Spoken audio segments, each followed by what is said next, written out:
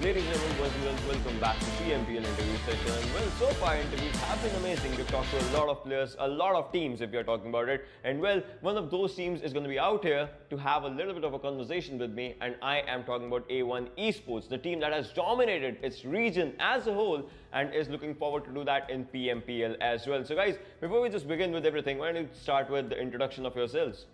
My name is Nauman Rafi. My Nauman Rafi Durlov, and my in-game name is A1EL Dante, and my role for the team is ElementriX. My name is MD Shakil, and I'm playing for A1 Esports, and my in-game role is Erangel and flanker. My name is Shahsanujamanobi. My in-game name is A1ES RXX, and my role is supporter of ElementriX. Okay, my name is Shiazuddaulah, and my in-game name is A1ES Shaikat, and my in-game role is support. Well, very good introduction. So, Shakil, आपसे एक सवाल मेरा रहेगा, वो ये रहेगा, पिछली बार का A1 Esports वर्सेस इस बार का A1 Esports, क्या डिफरेंस आपको टीम में लगा है, क्या डिफरेंस आपको प्लेयर्स की मेंटालिटी में लगा है? আগের A1 Esports বলতে যখন ফার্স্ট টাইম খেলতেছিলাম তখন হলো রোস্টারে ছিল আমি, ডান্টে, কাপসি আর স্ট্রেঞ্জার। সো এবারে রোস্টার আমি, সৈকত ভাই, জ্যাক্স, 6ix9ine আর ডান্টে। সো সৈকত ভাইয়ের সাথে এই পিএমসিও খেলছি, দেন ডান্টের সাথে আগের পিএমসিও খেলছি। সো সিনার্জি আছেই। আর নিউ এডিশন আমাদের 6ix9ine and Jacks. So 6ix9ine এর সাথে অনেকদিন ধরে খেলা হইতেছে, তো ওর সাথেও সিনার্জি চলে আসছে। জ্যাক্সও এক্সপিরিয়েন্স প্লেয়ার, ও পিএমসিও খেলছে পিটি থেকে। সো কোনো প্রবলেম হয় নাই, আগের টিমমেট থেকে আমার মতে এখনকার টিম বেটার। Well, डांटे की जैसे आपने बात की, तो मैं डांटे से एक क्वेश्चन पूछना चाहूँगा। Dante, how does it feel to be one of the best players अपने रीजन में? बिकॉज ऑब्वियसली आपकी ग्राइंड है, आपकी प्रैक्टिस है, so how do you practice for the game? Actually, every day I need to grind for like more than two or 3 hours, and like give times in practicing. And then I have to play classics because you have to get a good grip in your device, and a good mentality, a good mindset in your game. That's why we have to practice very hard. And I actually don't think I mean, every player is best, so I'm trying my best to compete with them and the whole region. Yeah, that's totally true. I would say बहुत अच्छे तरीके से आपने बताया. That was very well put. And then RXX, moving on to you for a question. Like जैसे कि अभी बताया हमारे IGL ने दैट कापशी थे, पहले कापशी निकल गए थे, फिर आप भी बाद में एडिशन हुए थे. सो डू यू फील कि कुछ प्रेशर था जब आप नए नए टीम में आए थे, जब कापशी जैसे रोल को आपको फिल करना था, या you were like already bonded with the team? So आपकी एंट्री किस तरीके से हुई टीम में? তো যখন আমি স্কোয়াডে আসি তো হালকা প্রেশার তো ছিলই, তো এটা ম্যানেজ করতে হয় স্ক্রিমস খেলে। তো ওদের সাথে যত সম্ভব হয়েছে আমি স্ক্রিম খেলছি, তো আস্তে আস্তে ম্যানেজ হয়েছে যে এই রুলটাকে আমি মানে ফুলফিল করার আর কি। অনেক ভালো। मैं आपके ऊपर शेयर कोट आना चाहूँगा for the next question, and next question is in finals, जो PMCO का फाइनल्स था, you guys had 47 kills. So killing department आप किस तरीके से इंप्रूव करते हैं अपनी टीम का? Like how do you feel like killing department it is important right? नया पॉइंट सिस्टम भी है, तो नए पॉइंट सिस्टम में किलिंग डिपार्टमेंट को आप किस तरीके से देखते हैं? किल के बिना पॉइंट नहीं है इस न्यू पॉइंट टेबल पे। अभी देखो चिकन में ओनली 1 पॉइंट है, तो उस पे कुछ नहीं होता। चिकन लाख से मिलता है, हर टाइम तो चिकन नहीं मिलता, तो हमें किल के लिए जाना पड़ता है हर टाइम। तो हम लोग फास्ट सर्कल पे कार लेके निकल जाते हैं किल के लिए। तो जहाँ पे गन साउंड आता है वहाँ पे देखते हैं जे किल कर पाएंगे या नहीं, तो वो स्ट्रेटेजी बनाते हैं। और अगर थर्ड पार्टी हो तो वो तो फ्री किल है हमारे लिए। अगर आप चारों एक एक करके बताना चाहें, whose your favourite player? Because हम बहुत सारे रीजन्स देखते हैं। हम अगर रीजन्स की बात करें, नॉर्थ अमेरिकन रीजन भी अलग है, साउथ अमेरिकन रीजन भी अलग है वहाँ पर, और बाकी एरियाज में अगर BTR RR की बहुत सारी टीम्स है। So which is your favourite player अगर आप बोलना चाहें तो? My favorite player was Scout OP. Is my inspiration. My favorite player is TS72 Jonathan from India and RR2 G9 from RR2, as they both play mind games with others, with enemies, and they have also very good gun powers. That's why. And my favorite player is BTR Ryzen. वो first aid मारता है ना, वो मैं भी करता हूँ। ये काफी अच्छा आंसर आपने दिया, काफी अच्छा आंसर आपने दिया। खैर कमिंग बैक टू IGL, मेरे को पता है मैं IGL से बहुत सारे सवाल पूछ रहा हूँ, बट ये सवाल इंपॉर्टेंट है। सब सवाल से इंपॉर्टेंट सवाल रहेगा, इस टूर्नामेंट के एंड तक आप अपनी टीम को कहाँ पर देखते हैं? कौन सी पोजीशन आप लोग एम कर रहे हैं और किस तरीके से वो एम की प्रैक्टिस हो रही है? How are you guys actually practicing? আমাদের এখন মানে কি এটা PMPL এর আমরা ক্লাস স্লট পাইছি, তো এই অপরচুনিটিটা আমরা নষ্ট করতে চাই না। সো আমরা টার্গেট করতেছি PMGC like global championship. So আমরা ট্রাই করতেছি, লাইক আমরা সবাই আমাদের বুট ক্যাম্প এর আগে ছিল না, সো আমরা নিউ PMPL এর জন্য বুট ক্যাম্প তৈরি করছি, আরো ভালো করে যাতে প্র্যাকটিস করা যায়, টিমমেটের সাথে সিনার্জি বিল্ড করা যায়। So we are trying hard to go PMGC।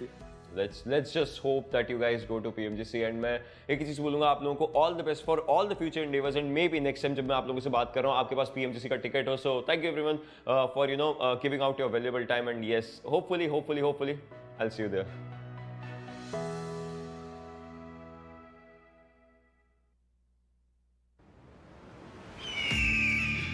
It's time again to conquer the battlefield.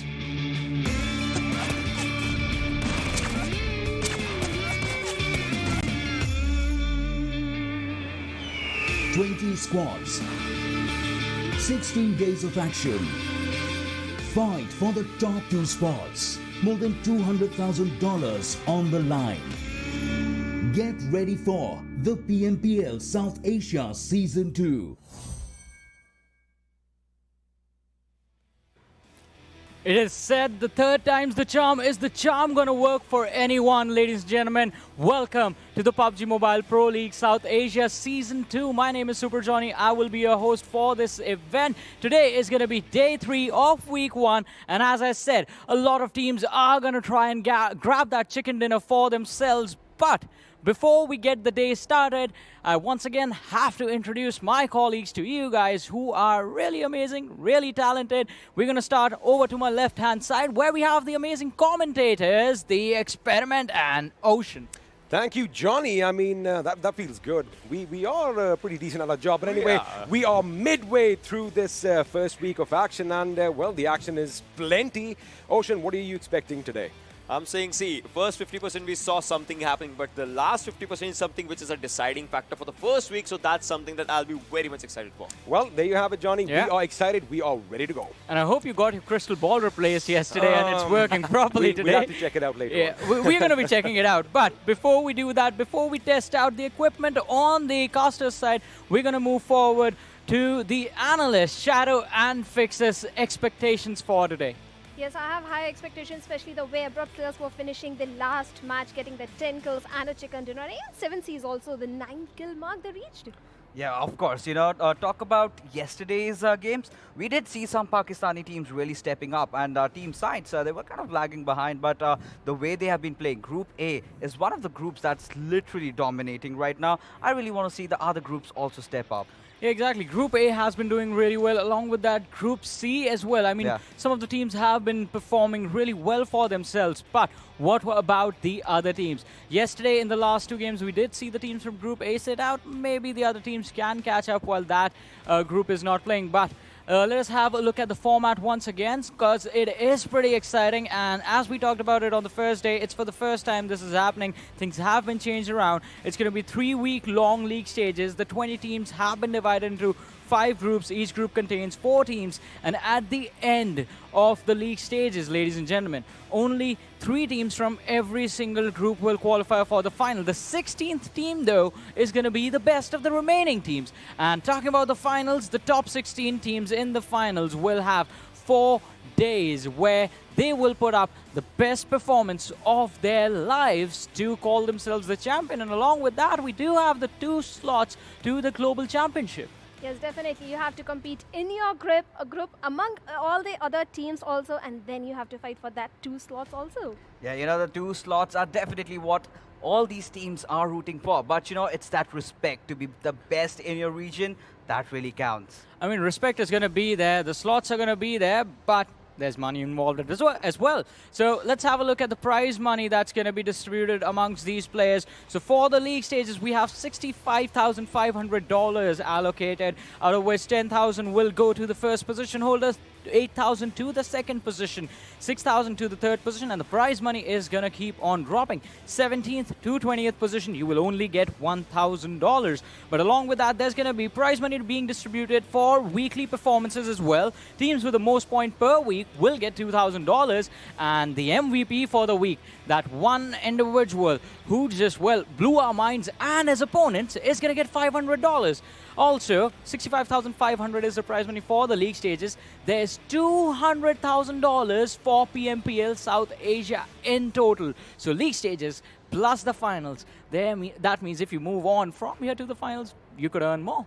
Yes, definitely. There is lots of money over there. But like Fixer said, with money comes the bragging rights also. That will also come. Money is going to matter. You can buy lots of things. You can buy a new device for yourself or for your teammates or anything, or buy something for us. Buy a car, buy a fancy car, buy whatever you please. But, you know, talking about the way the teams have been playing, and if we talk about individual performances, so far, blah, blah, blah, your favorite player and XP's favorite player, he is being ruling the charts, and you never know that he just might end up being the MVP for this week. Well, that might be a possibility, but you know why he's ruling the charts? Because he's earning a lot of points for his team. Let us have a look at the points distribution system, ladies and gentlemen, where the first position this time only gets 15 points, the second gets 12 points, the third gets 10 points, fourth 8 points. The points keep on dropping in the decrements of 2. But one thing that remains the same is going to be 1 kill, 1 point. Also, the thing that came in as a surprise is going to be 13 to 16 position. You get 0.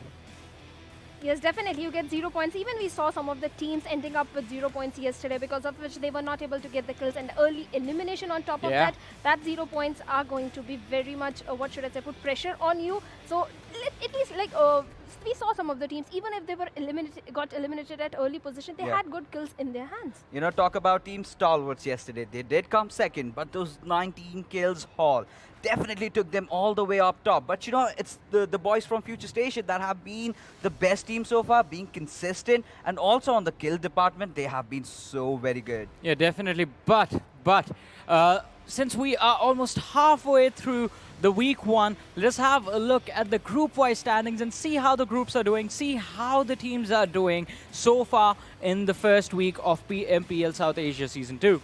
Yes, we have Group A. Assiduous Esports is here. If we talk about day 2, they kind of lagged on those position points, getting an early elimination, but they made sure they had at least 5 kills or some kills in their hands. On the other hand, if we talk about INES, they were lacking on the position points and the kill points. Also, that's where they are sitting at the bottom with just 54 points. Yeah, of course. You know, talk about INES, it has been Yashiro all along the line with just those 14 kills. He's been doing so good, but is that enough? But as we move further, you know, to Group B, let's take a look at that. Abrupt Slayers did end the day with a good chicken dinner all the way up top, and 7C Esports have also picked up the pace. However, BN Crew and R3D Esports, especially R3D, they have to step up. Yes, they definitely have to step up. Even PN Crew, in that Vikendi match they played, that was amazing. But after that, they haven't shown that same performance again. On the other hand, if we talk about Group C, we have FutureStation, the team that has impressed everyone with being consistent. And ElementriX, if you talk about ElementriX, ElementriX has also been consistent. And like you said, blah, blah, blah is a player we need to look out for. He can be the MVP. But 247 Gaming, this is the team I had high expectations from. But somehow, they are lacking and are sitting at the 4th position with just 42 points. Yeah, that definitely hurts. Just that one game, we saw them kind of outshining in Miramar yesterday. But as we move along further, Group D, A1 Esports, they're on the top, and we just saw in the interview, they did say that they want to get those kills. They are definitely bagging up all those kills. But Stalwart Esports, they've picked themselves up a little bit. But VTNxJyanMaara, PAINxELMT, despite the fact that it's just that two, difference. But, I expect to see a lot out of them, especially PAINxELMT. They really need to find their element in all these games. Yes, definitely need to work on their synergy. That's what I feel. Their rotations are good in Miramar. They showed a good performance yesterday, but after that, it wasn't good. If we talk about Deadeye guys are also struggling a little bit because they are being split out. But right now in their group, they are at a comfortable position. They are sitting at the top. But CZhigh-Voltage, this is the team that is also struggling. DRS Gaming had their ups and downs, but CZhigh-Voltage, they have been having their downs only.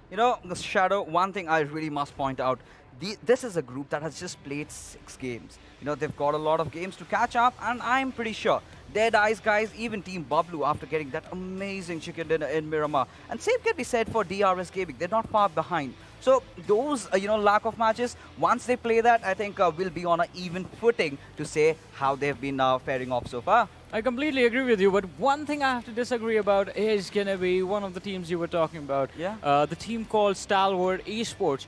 You said they stepped up. I don't think they stepped up. I think they just pushed everyone down. They had 16 placement points and 31 kill points. An amazing, amazing high fragging gameplay we got to see from them yesterday, where they almost went on to beat the one-game kill record set by PN Crew of 19 kills in a single match. But I guess we have sort of spotted out, as Experiments so wonderfully pointed out, we are a superstitious bunch, and we have spotted out a couple of curses. First is going to be the curse of 2 chicken dinners, and second is going to be the curse of 19 kills. Yes, definitely the curse of 19 kills. And if we talk about Assiduous Esports, they were struggling. They were having good kill points, like I said, but struggling on the position points. And like you said about Stalwart Esports, it was just one match yesterday, which kind of pushed them in the top of the leaderboard. Other than that, they were having a bad day, if I can say that. It was just match number 3, but what a comeback. And INES also, they were having a little trouble with the position points, and they were struggling, especially the Stalwart Esports kind of impressed in this particular match of Erangel. Yeah, it was just that one match of Erangel where we kind of witnessed them like really shining apart, showing what they're really capable of. But to prove your mettle, it's not just that one game. You have to be consistent throughout every single game. Please be on the 6th or 7th position. Get those kill points, 4-5 kills, that's enough. But I still think this team has the potential to actually make it in. That, but there's another team who is actually sitting on the 1st position as far as the leaderboard is concerned. And, well, I remember having a conversation with Ocean a while back about the new average points per match that was going to happen, and he said it is going to come down, and I think FutureStation have figured it out. An average of 11 points coming in every single game, a total of 110 points for this team. They have had incredible performances so far. I mean, look at that. 14 kills for Steel Shot in 10 matches played. 11 kills for Bad Rev in 9 matches. Yes, I agree to it. And the reason that FutureStation is at the top and Stalwart is not there is because even if FutureStation was getting eliminated at early position, they made sure at least they have 5 to 6 kills in their hands. Talk about FutureStation. There were games that they got the chicken dinners, and in the games that they could not get the chicken dinners, they made sure that they were in the top 3. We got a kind of an example, if you can talk about it, in the Miramar game, where Team Bablu Starwin just took down the players of FutureStation. However, one small thing, they could use a bit of more utilities. That is there, but having players like Steel Shot and you have Bad Rev, a lot of experience coming on the board, and I've got high hopes from this team. Definitely. I mean, even I have high hopes from this roster. As I said, Tamim, Badref, Machine, who is, well, actually a machine in game. They have been performing quite incredibly. Steel Shot, we do know him for performing those incredible plays wherein he does some things you can't even think of inside of the game, and is actually pretty successful with those.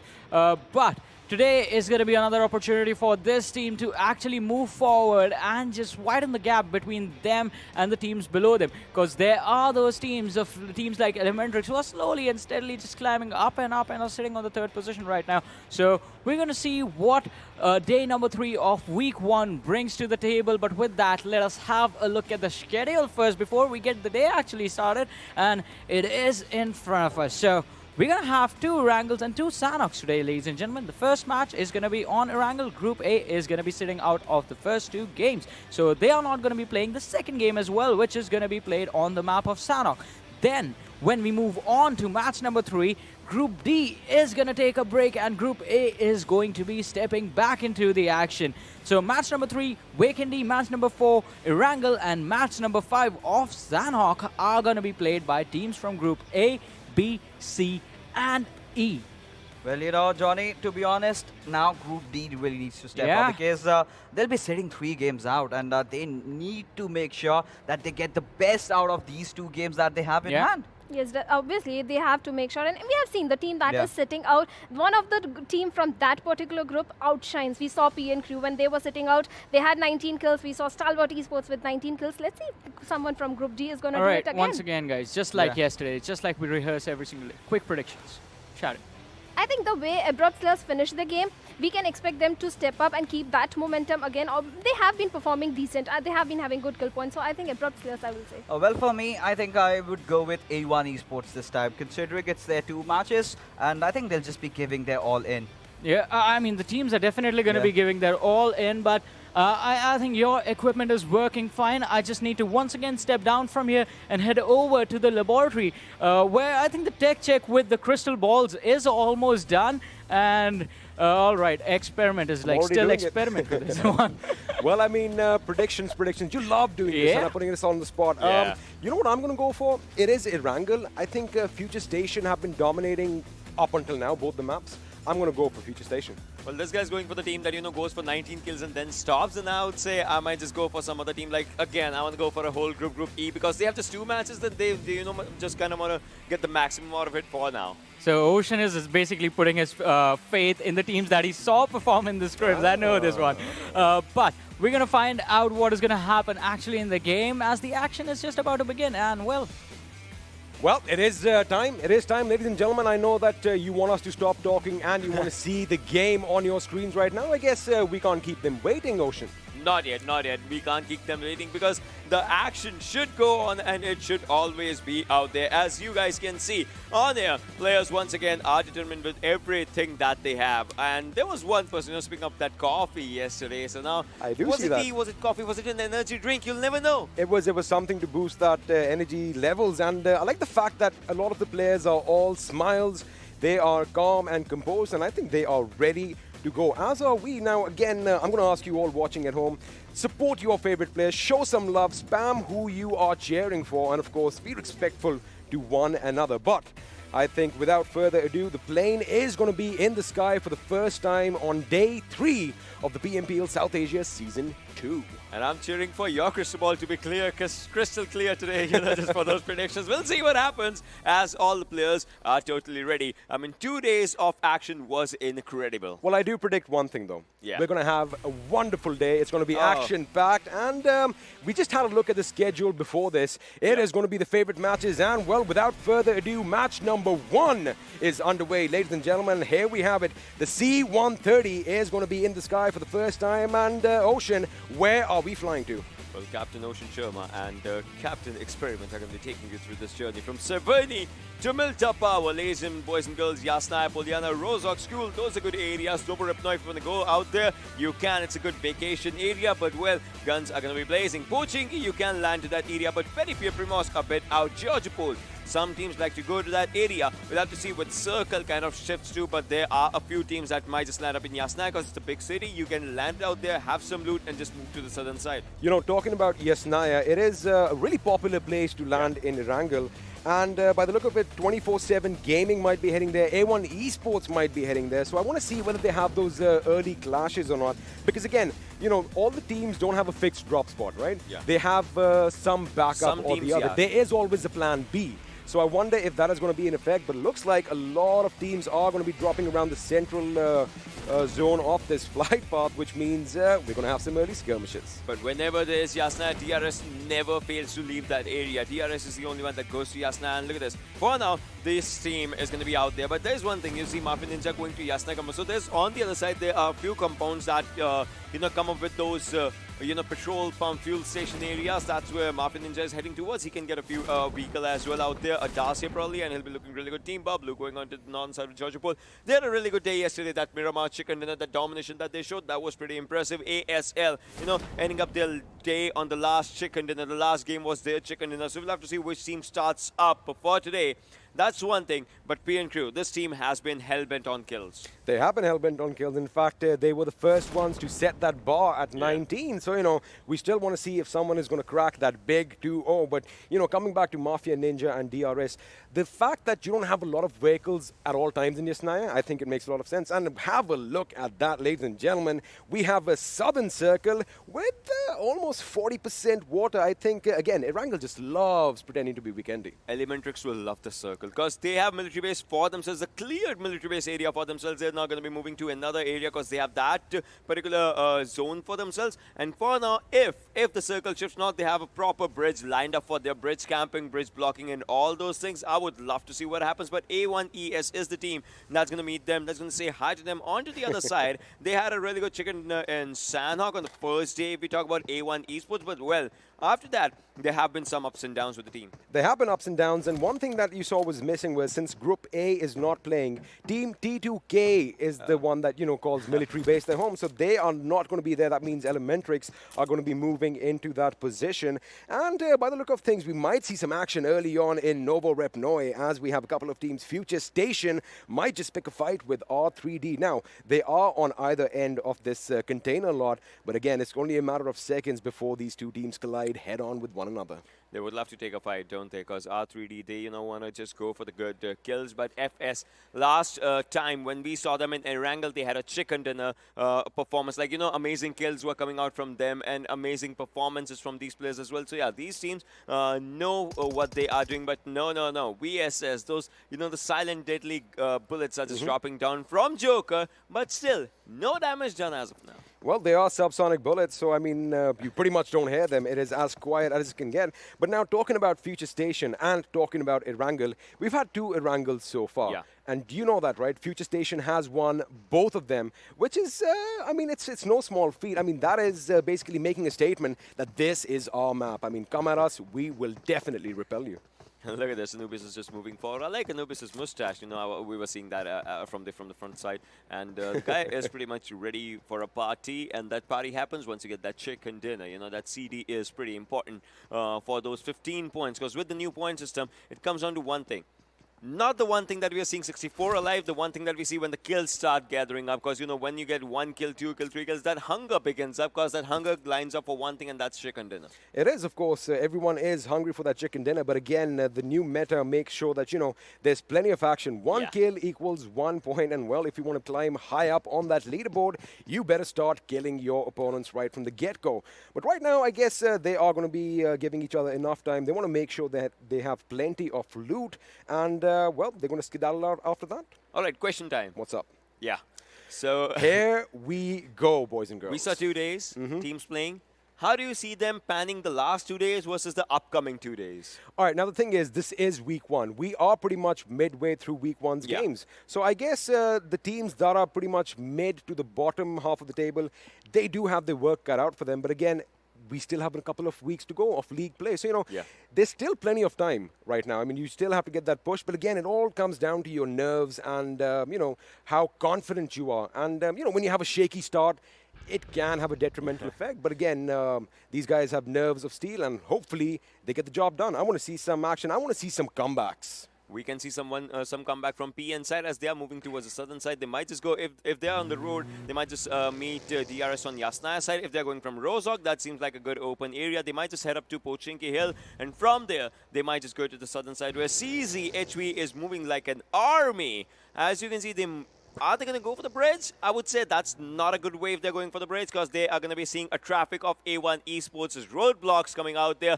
But DE, look at them moving good as of now, but will that movement be enough when we talk about the ending point? And the ending point is the center of the zone where DE is kind of, looks like that they're kind of going towards the central side. They were kind of heading a little bit west of Pochinki towards the Gatka fields. Let's see if they want to catch a high ground, a hill or something, or whether they're going to go for a compound. But right now on our screens, we have CZ High Voltage. Now, High Voltage is one of those teams that, again, they did phenomenally in the scrims, and, you know, we expect a lot from them, but we did mention that Group E has only played 6 games so far. So I guess there's still a lot of catching up to do. But again, if you do good in scrims, there's a lot of expectations from that team. And I guess that can be a little bit of burden at times, no? It can be a little troublesome. Yeah, because, you know, we call it. People like to say, you know, first impression is the last impression. If your first impression is pretty good, people start expecting a lot of things. And then you can say it like two things. There's a lot on your shoulder, or there's a lot on your plate that you have to fulfill. Now, you can eat the stuff off your plate, but what you're carrying on your shoulders, it kind of becomes a challenge. You know what they say? With great power comes great responsibility. So if you are good, I mean, you're going to have to maintain that form throughout, or someone is definitely going to be angry at you. But right now, Venom Legends, now these guys started off this tournament with a bang. I mean, they had 13 kills in game 1, and looks like we are going to have our first skirmish as 24/7 are going to be driving around the enemy. Raza almost got lit up a bit, but none of those bullets do connect, and now he has stopped, and he wants to see what all the ruckus is about. Well, Vegeta moves on to the other side. I would say Raza might have also had the call to move on to the other side, but no. Gaming might be the first one going down, and there it is. Blade takes one, and Blade will be the first person to have that first blood situation out here, as you can see on the screen. Stalwart, they're looking pretty good. Now they want to go for the loot as well. Vegeta's moving forward, but Malik is just out here now. Malik is making a U-turn. If Raza spots him, Raza can get one down, but Raza is a bit late into the party, but now he goes for the spray. Did not connect even a single bullet. Obviously, we might have done some damage to the vehicle, but still, 247, they are one man down. Might be 3 man stronger. We'll have to see how the strategies pan out. Well, the damage has been done, and in my opinion, that could have been avoided because Raza was the first one, you know, who came under fire. Yeah. He did go a little bit in cover, but elsewhere, Aussie has opened up on PN crew as Poison is going to be down on his knees. We are going to join that fight right now. Elsewhere, Dante knocks himself out with a vehicle, but that is going to be a little bit unfortunate. Now, PN crew are down 1 man as well, and, you know, coming back to that 24/7 situation. Yeah. Do you think it could have been avoided? That information could have been given out, and I think 24/7 Gaming just basically drove towards the enemy. Yeah, that was totally true. But A1 Esports is Dante. Did you see that? He got knocked out by his own self, and Mr. Hyosu took that kill. He got, you know, that one opportunity.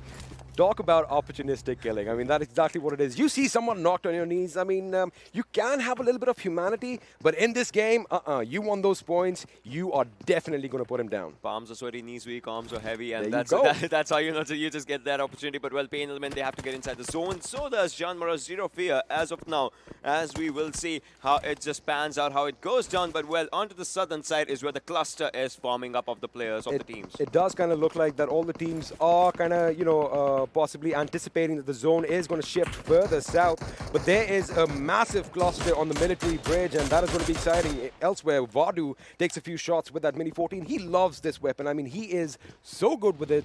Those quick taps, and it's basically he uses it like an automatic rifle. So that is pretty amazing to see. Now, Team Bablu, they also haven't had the best start. In fact, one game yesterday they did win, and I believe it was in Miramar. So I wonder if they can reciprocate that in Erangel. And, well, we have our first airdrop falling down, and, well, it is going to be kind of poetic. We have the M249 and we have the suppressors. Now, if you want to be a little silent, if you want to go for those pew-pews, that is what you want to attach to your weapon. Well, that's totally true. We'll have to see how the suppressor, you know, just pans up out here. And M249, if we talk about it, obviously, you know, the poetry is going to be out there. But, well, 61 players is live as of now. We'll have to see how this comes over. The first circle is going forward.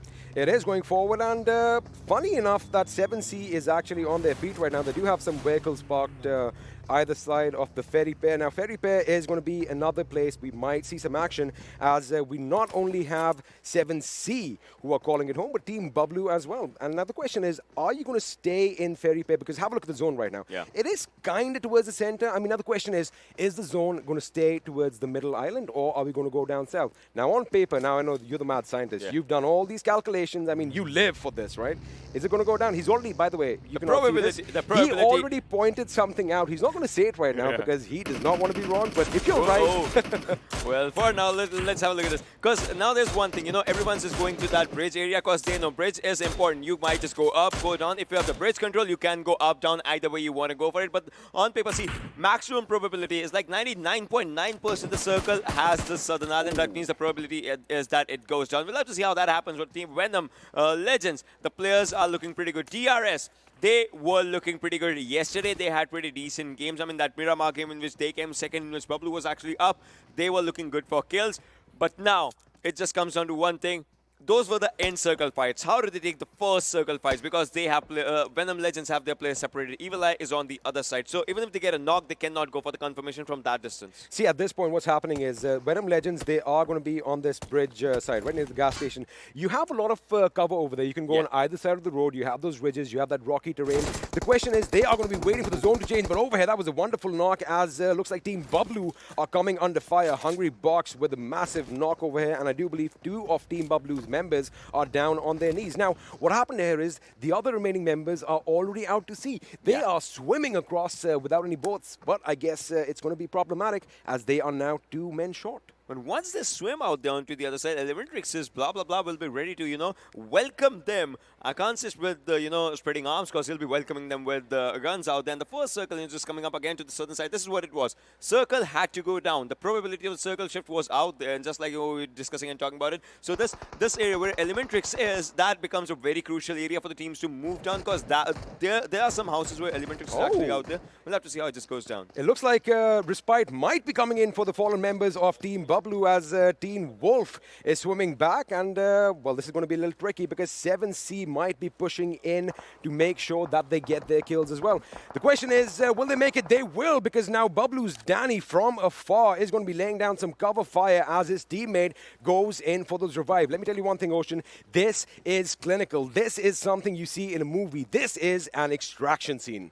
And now, well, I mean, let's have a look and see. Ooh, is that a grenade that they just lobbed? They did. It's just a bit too short. Now, Team Wolf is going to be in trouble as he gets knocked out as well. The question is, did that revive come in before? Oh, it looks a bit dodgy. And I think Team Bablu, they could have basically survived with 2 members, but it looks like they are going to be down to 1 last man. And Danny, you better swim away to safety if you want to make some points for your team. But now let's have a look and see what 7C is going to be doing. They are going to go in and make sure that they loot up because, of course, they have got 3 kills to their name already. So they are going to be happy, of course, that confidence is going to be rising as we speak. Now, the circle, if you did not notice, has kind of shifted towards the military island. We still have a lot of water in play, and the ferry pair is still in contention. But sooner than later, all the teams are going to have to move down to that Sosnovka military base. And you know, Ocean was just mentioning a little while earlier, look at blah, blah, blah's position. Now, Danny might want to grow some gills because he is going to get spotted out once he pops up for some air, and that is when a person with precision, a person with good spotting prowess like blah, blah, blah can spot them out. But elsewhere, DRS is opening up on Venom Legends as AJ, again, with that Mini 14, is taking those pop shots. And in fact, quite a few shots are connecting as well. Well, let's have a look and see what's going to happen here because, again, let me just give a little bit of a disclaimer. I know that you can only hear my voice. We're having a little bit of a tech issue, which is going to get sorted out within a minute. So bear with me. Hopefully, you do not get bored with my voice. But over here, DRS Gaming. Now, again, they have that position, but they've got to be careful because, you know, you have a team that can come in from behind as well. Elsewhere, DE's Shifu Sir comes under fire as P and crew are going to be opening up. And then have a look at this angle. I mean, that's what this game is about. There is no limit to the creativity that you can come up with in this game. You know, the angles that you can kind of make up. It is just brilliant. And now, I think everything is tickety-boo. Let's hear from Mr. Ocean Sharma. Well, ladies and gentlemen, boys and girls, for now, 10 more seconds for the second zone to come up, and that means a tricky situation for DRS and Venom Legends because they have to, cross this area. As you can see from the backside of farms is where they have to cross the bridge. Otherwise, the circle is going to be the one that's eating them, not the bullets. But onto the other side, a cluster is forming up on where ElementriX is Mr. Hughes, because that's a very brilliant area to stick around in the circle. Shaikot on the other side, as DE Warusa is also spotting him. And, in these areas, if you have DMRs, one peek, one wrong peek is going to pop off your helmet, and that's not a good thing for you because, you'll lose your helmet, you'll lose a first aid, popping up those bandages or first aid, whatever you want to go for. I like the fact that this is Erangel 2.0. The building is kind of different. Earlier, it had a blue roof. We never had that lighthouse behind it. I think it just makes it such an amazing, such a beautiful picturesque scene. But anyway, right now, it is beautiful, but it is a whole different game because these teams are trying to put each other in the ground. Now, A1 Esports, they do have that high ground over there.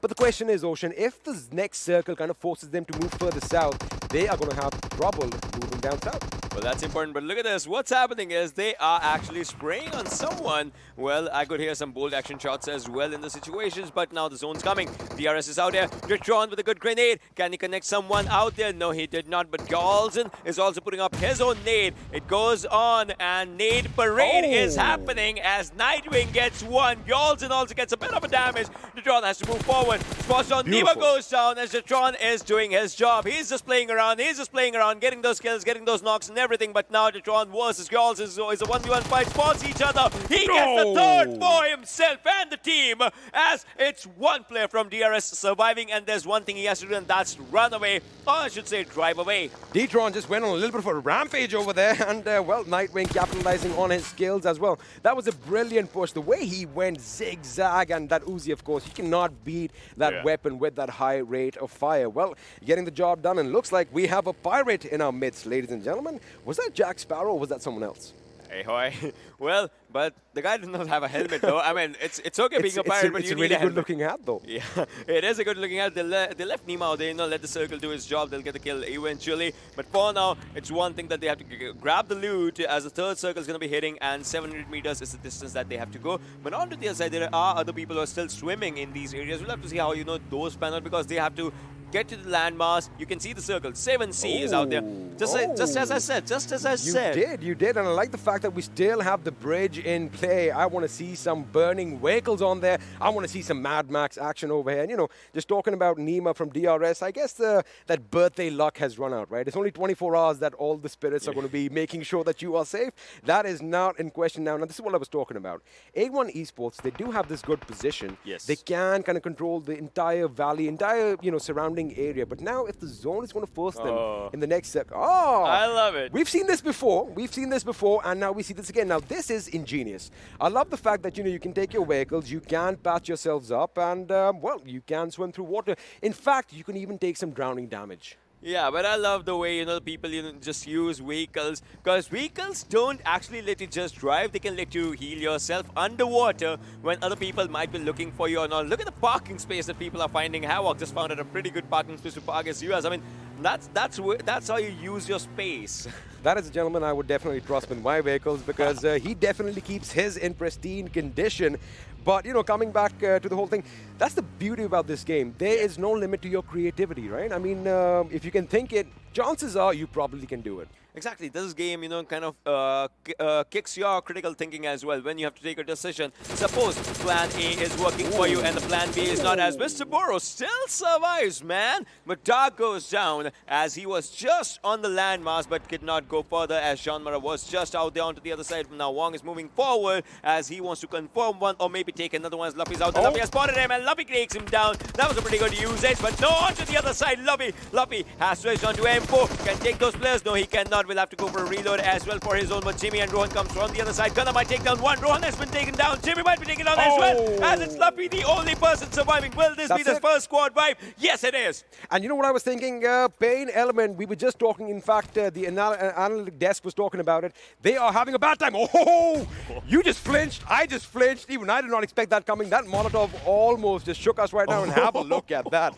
I mean, talk about the floor being lava. Havoc is, wait a second, Aussie is the one inside over there. Mr. Boro with some M4 shots down range. None of them connect, but that was amazing. I loved it, the way it happened, right? Two Molotovs just cooking out there. He saw his back, he shut the door. I don't want to be here. I don't want to be here, and luckily, you know, when you do open a window, you open a door, the oxygen is actually going to make the fire a lot bigger. Well. That did not happen this time because, you know, we already have open windows, so that's all good. Lucky that that did not happen, but now, Aussie and Cooney, they do have their work cut out because have a look at the minimap. They are pretty much just outside the circle. They do have some land, but they are going to have to swim at some point. All right, so we have 4 throwables, right? Another question time. Okay. Which is your favorite throwable? Like, you can say smokes for the information, or maybe, you know, smoke walls and all those things. You can say nades, you can say stuns, you can say Molotov. So which is your favorite? No one has that, right? Them all. All right, That's this what I'm going to say. This I guy mean, says if Molotov. you know where that's from, burn them all. This guy says Molotov. I'm totally sold on that one. Well, Monopoly and crew. So these teams are playing by the edge of the circle. But JyanMaara, all right, JyanMaara, they wiped out a squad, but now they are taking fight against another one. But CZ is taking up a fight against P and crew as well. But JyanMaara, let's see what happens as they are moving on towards the side of R3D as Anubis is out here with a good grenade in his hands. He might just take one down. Was it a grenade? Yes, it was, as it speaks on the kill streak out there. Xenofear has been taken down. Joker has to move forward. They might just take this fight. Xenofear finishing the work that he has, but no, Joker, take him down, can you? Yes, he does. Well, Ganak does get taken down by Joker, but there was a little bit of a mishap over here as JyanMaara accidentally blew up their own teammate. With that, they were the first team to get a squad wipe as far as PAINxELMT goes, but they are going to be following suit in the 15th position with 4 kills to their names. Now, I don't know if you saw this, there was a little bit of a mishap.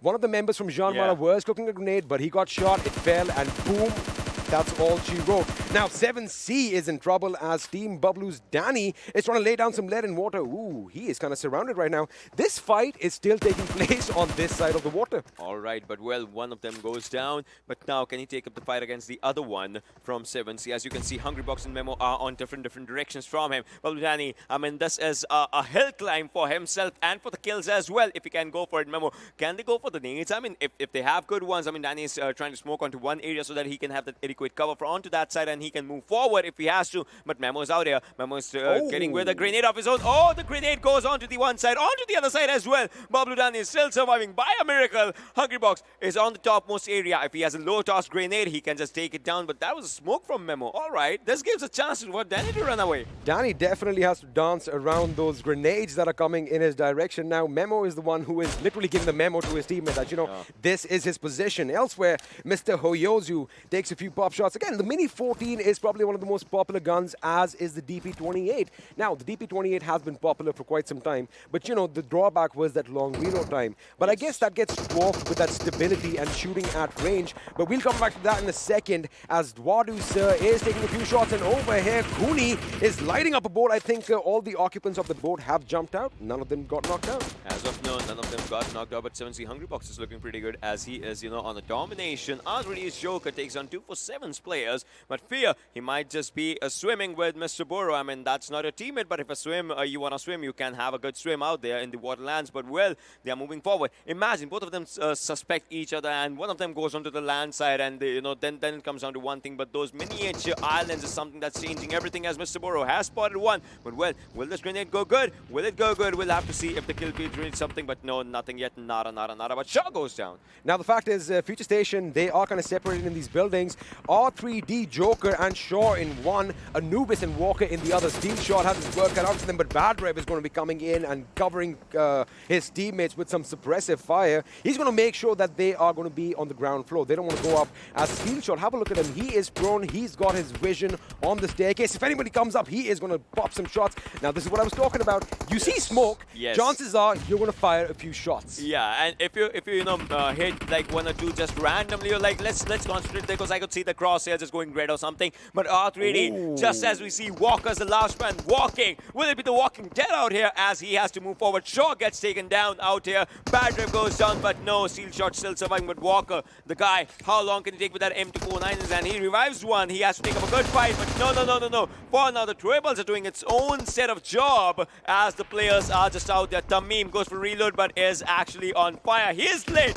with the gameplay as well. But can he just go with that gameplay? PNG on the other side gets eliminated, but Tamim is like, let's finish the job one by one. But Walker still standing with an M249. Tamim and Seal shot on one side. Walker, he'll have to reload as well, as he's just missing out on those shots. Moves up, just going for a reload, but no, he hasn't reloaded yet. 30 fun bullets. This takes it down to an M4 size. Now the question is, we were talking about The Walking Dead a few minutes earlier. Is he going to make a last stand over here? Now he knows that there is going to be a horde of enemies coming in from that door. No, that was a low-toss grenade, and he has to come out. That's going to force him out. He jumps, but that is not going to be quick enough.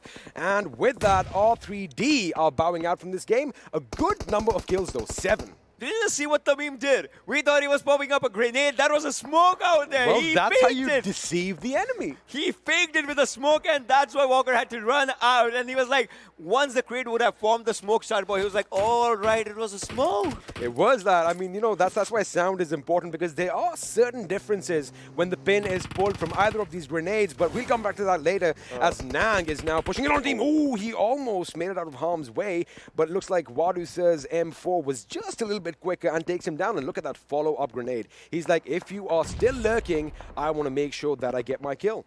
Well, the Sirs are ready, but can they teach a lesson out here, as with the circles moving outside those military base areas and going to a bit north, you know, where I was circling. And that's where the fight is kind of going out. We'll have to see how it just goes down. Tamim is out here. Seal Shot has 2 kills, so both players of FS are still alive and kicking, so they can, you know, just actuate their kills to a bigger, better number if we see and we talk about it. But ASL, can they just, you know, continue what they did yesterday? The last game was their chicken dinner. Can they just take it up again, because they have all the players surviving and they have A1 Esports right next to them? Now, you were just talking about ElementriX a little while ago, and they were in one of the best positions in the circles. However, when you are in the center, or if you're on top of a hill, all eyes are going to be on you, and well, you can only take so much. They go down. Meanwhile, Venom's Nightwing gets a shot as Steel Shot gets taken down, and look at this. The way he just goes prone to avoid all those bullets as they whiz past above his head is phenomenal. I mean, that's what it's all about. It's pure reaction time. It's your skill. It's your accuracy.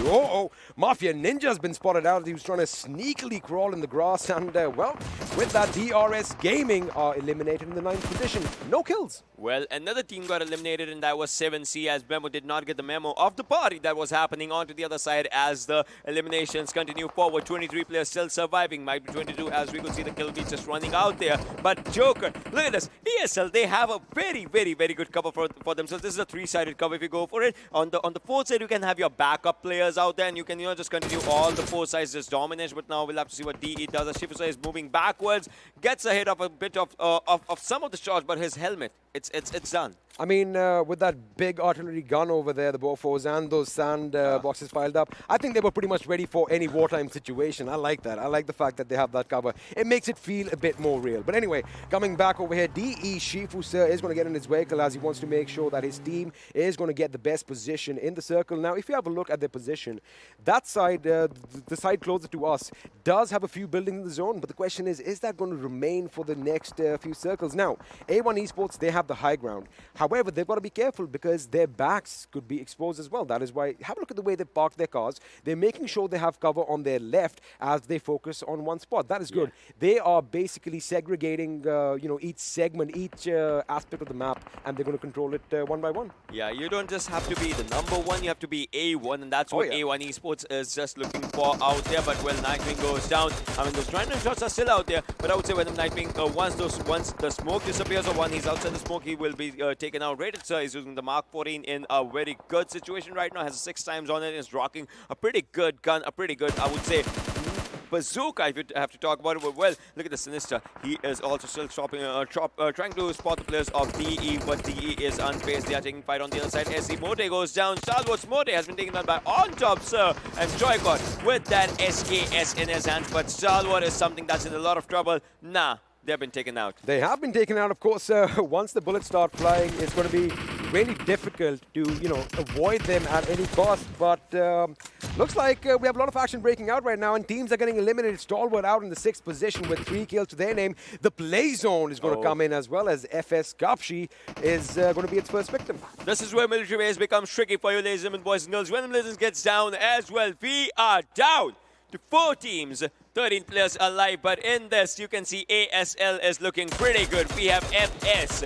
Let's see if they can get another chicken dinner. We have DE. Let's see if they can get the first one for themselves. Abrupt Slayers, they have had a chicken dinner. Can DE be on the top and be the first team out there to have that, the first chicken dinner, while every other team has enjoyed that chicken dinner, but HeavenX is looking good. Oh, he's got him from his position up in Heaven. Heaven does get the knock and the meme goes down. Now FutureStation reduced to a one-man army in the form of Badrev, and well, when he gets going, we know that this boy can actually do a lot of damage. But I like the fact that the remaining teams are pretty much whole. We do have 4 teams, 12 players alive. Abrupt Slayers has all 4 members alive. Deadeye's Guy has all 4 members alive. A1 Esports are a 3-man squad. They did lose Dante earlier on, but let me tell you one thing. If FutureStation pull off a miracle over here, if Badrev some way or the other gets the win, let me tell you one thing, Erangel belongs to this team. If DE gets a win, it will be their first chicken dinner. Well, every other team has had 1 or 2 if you talk about the numbers, and not for this PMPL right now. Since the last 2 days, he did not have a chicken dinner, so yeah, that's one of the things. But well, we'll have to see what happens. But if Badrev,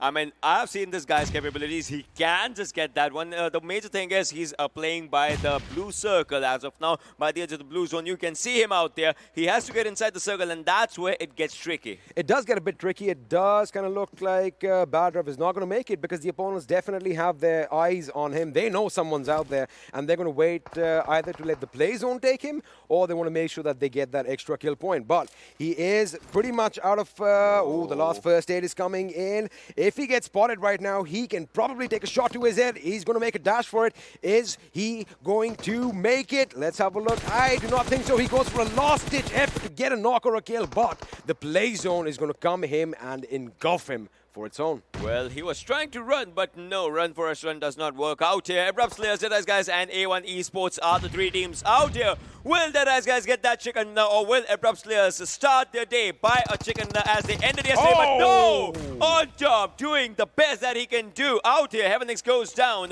Radix has to move forward as well as Bablu is out there. They know the call. They know where the players are, but they have to save 1 3% as well. Whereas onto the other side, it's the other team. That's A1. That is actually, doing every bit of their own mental games just to pick out the players, but no! Again, grenades are so involved in the meta nowadays that they are basically exchanging knocks with that. They're not really going to go to one another. Ooh, firing through that grass. I mean, that is some perceptive skills on his part, but Chari does get taken down. Courtesy of A1 Esports, Sinister, who were a bit quiet while the other 2 teams kind of just clashed it out. However, Chari does get taken out instead. Now, that's the thing. In these situations, if you fire a shot, you are giving your position away, so you can expect to get shot at. That's where your teammates come and have a look at Nova's position. He is pretty much central. He wants to make sure that his team covers as much ground in this circle as they can because they want to get the job done. We and the players are so much engaged into the game. We are down to 33-minute marker in this game right now. On to the 9 seconds, slowly, but 6ix9ine takes down 1. Will this be the start of A1 Esports? Are they bringing their A1 game? As 6ix9ine shoots up, reload, shoots, reloads. That's what he's doing with that Uzi right now. But D, they have to move forward alongside the players. But ASL is in a bad situation. But Joker takes down 1. Joker goes down as DE and A1 are the surviving teams out here. DE, will they get their first chicken dinner? Right now, Sinister low on his health, but Shifusa is the one taking all those fights as 1 more goes down. Sinister does get taken down. However, 6ix9ine's position could be devastating for Deadeye's guys. If they think that all the team is going to be concentrating behind that tree, they are going to go in for it. This is where 6ix9ine comes in. He does get a few shots off. However, he gets spotted first. Rated gets it. And with this, ladies and gentlemen, we have a new winner on our screens. Deadeye's guy with their first chicken dinner of this tournament. That was impressive. That was amazing. These players, I would say that if you're sipping up a coffee or maybe an energy drink, whatever you are doing, it's working now. It's showing that immense work out there, and 11 kills, my man. They came with a game plan. They executed that game plan to perfection. All 4 members were alive till the final firefight. That is unprecedented, but that is how the cookie crumbled, and Deadeye's guy with the first chicken dinner of the day. However, this is just the start of the action on day 3. We are going to take a little bit of a breather. You are not going anywhere. Stay tuned. We'll be right back.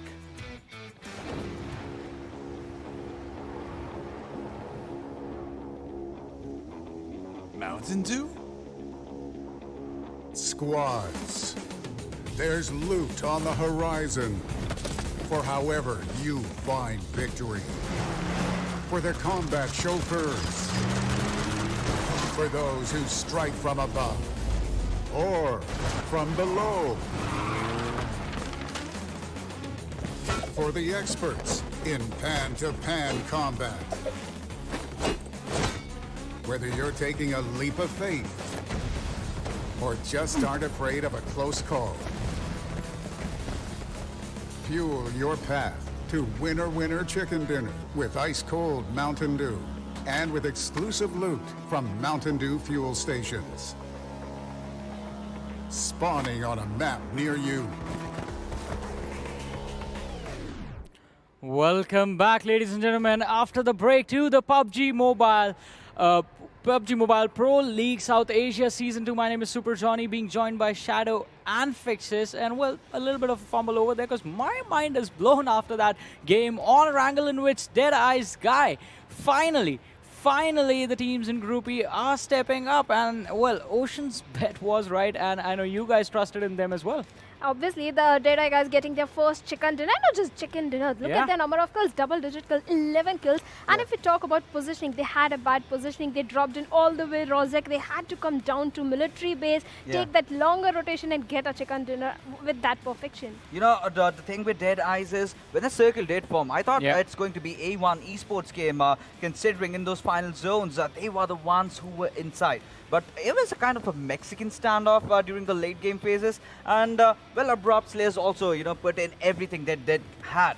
But, you know, it was the guys from DEADEYES that were really confident. You know, talk about stopping FutureStation. They were everywhere. They had their players well placed. And every single fight, they did take with a lot of caution. And that did reap them a good chicken dinner. Exactly. The chicken dinner was pretty awesome for them. But there was this one individual player whose performance in this match was even more awesome, ladies and gentlemen. So let's have a look at the MVP for this match and see the individual player who's going to be there. And it's going to be, well, a player that has been considered by many the best Nepal has to offer on top from DEADEYES, ladies and gentlemen. 5 kills coming in, 3 assists, 526 damage in total. But look at that survival time. 32 minutes, 07 seconds. That is amazing. On top, if we talk about him, he has been there.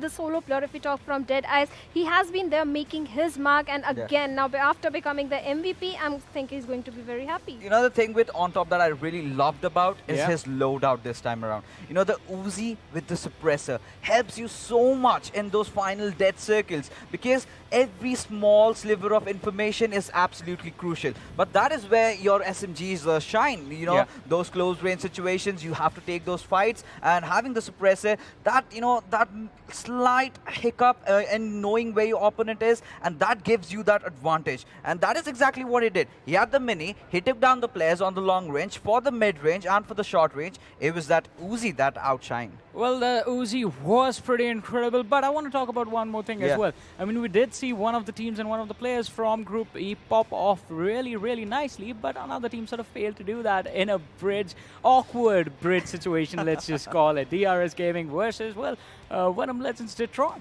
Yeah, of course. You know, Johnny, not just that. Team Bablu as well.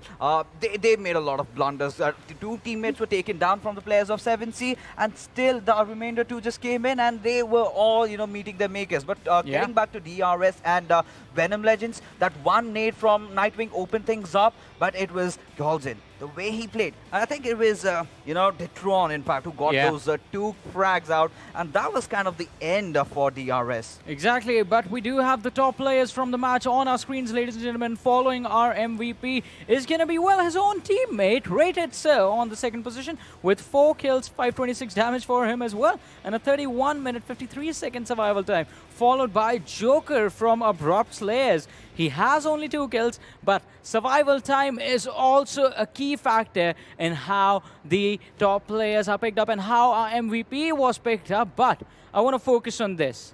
R3D, they had a really nice fight, they had a really good performance, and they are finally showcasing what they are made of.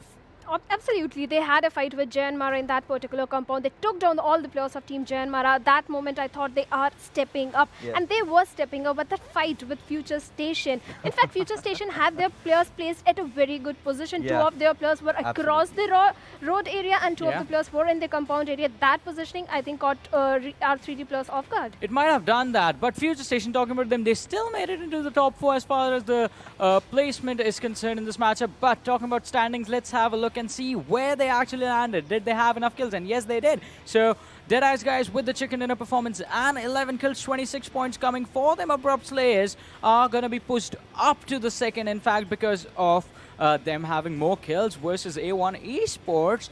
16 points coming in for Abrupt Slayers. A1 Esports with 15 points on the third, and FutureStation 14 points coming in on the fourth. This one team, FutureStation, they always somehow seem to manage to stay within the top 4 and get a good average for themselves. As I talked about during the start of the day, their average right now before this game was 11 points per match, and even in this one, they do get 14. Yeah, of course, on the upper side, in fact. But, you know, talking about disappointments, Team ElementriX.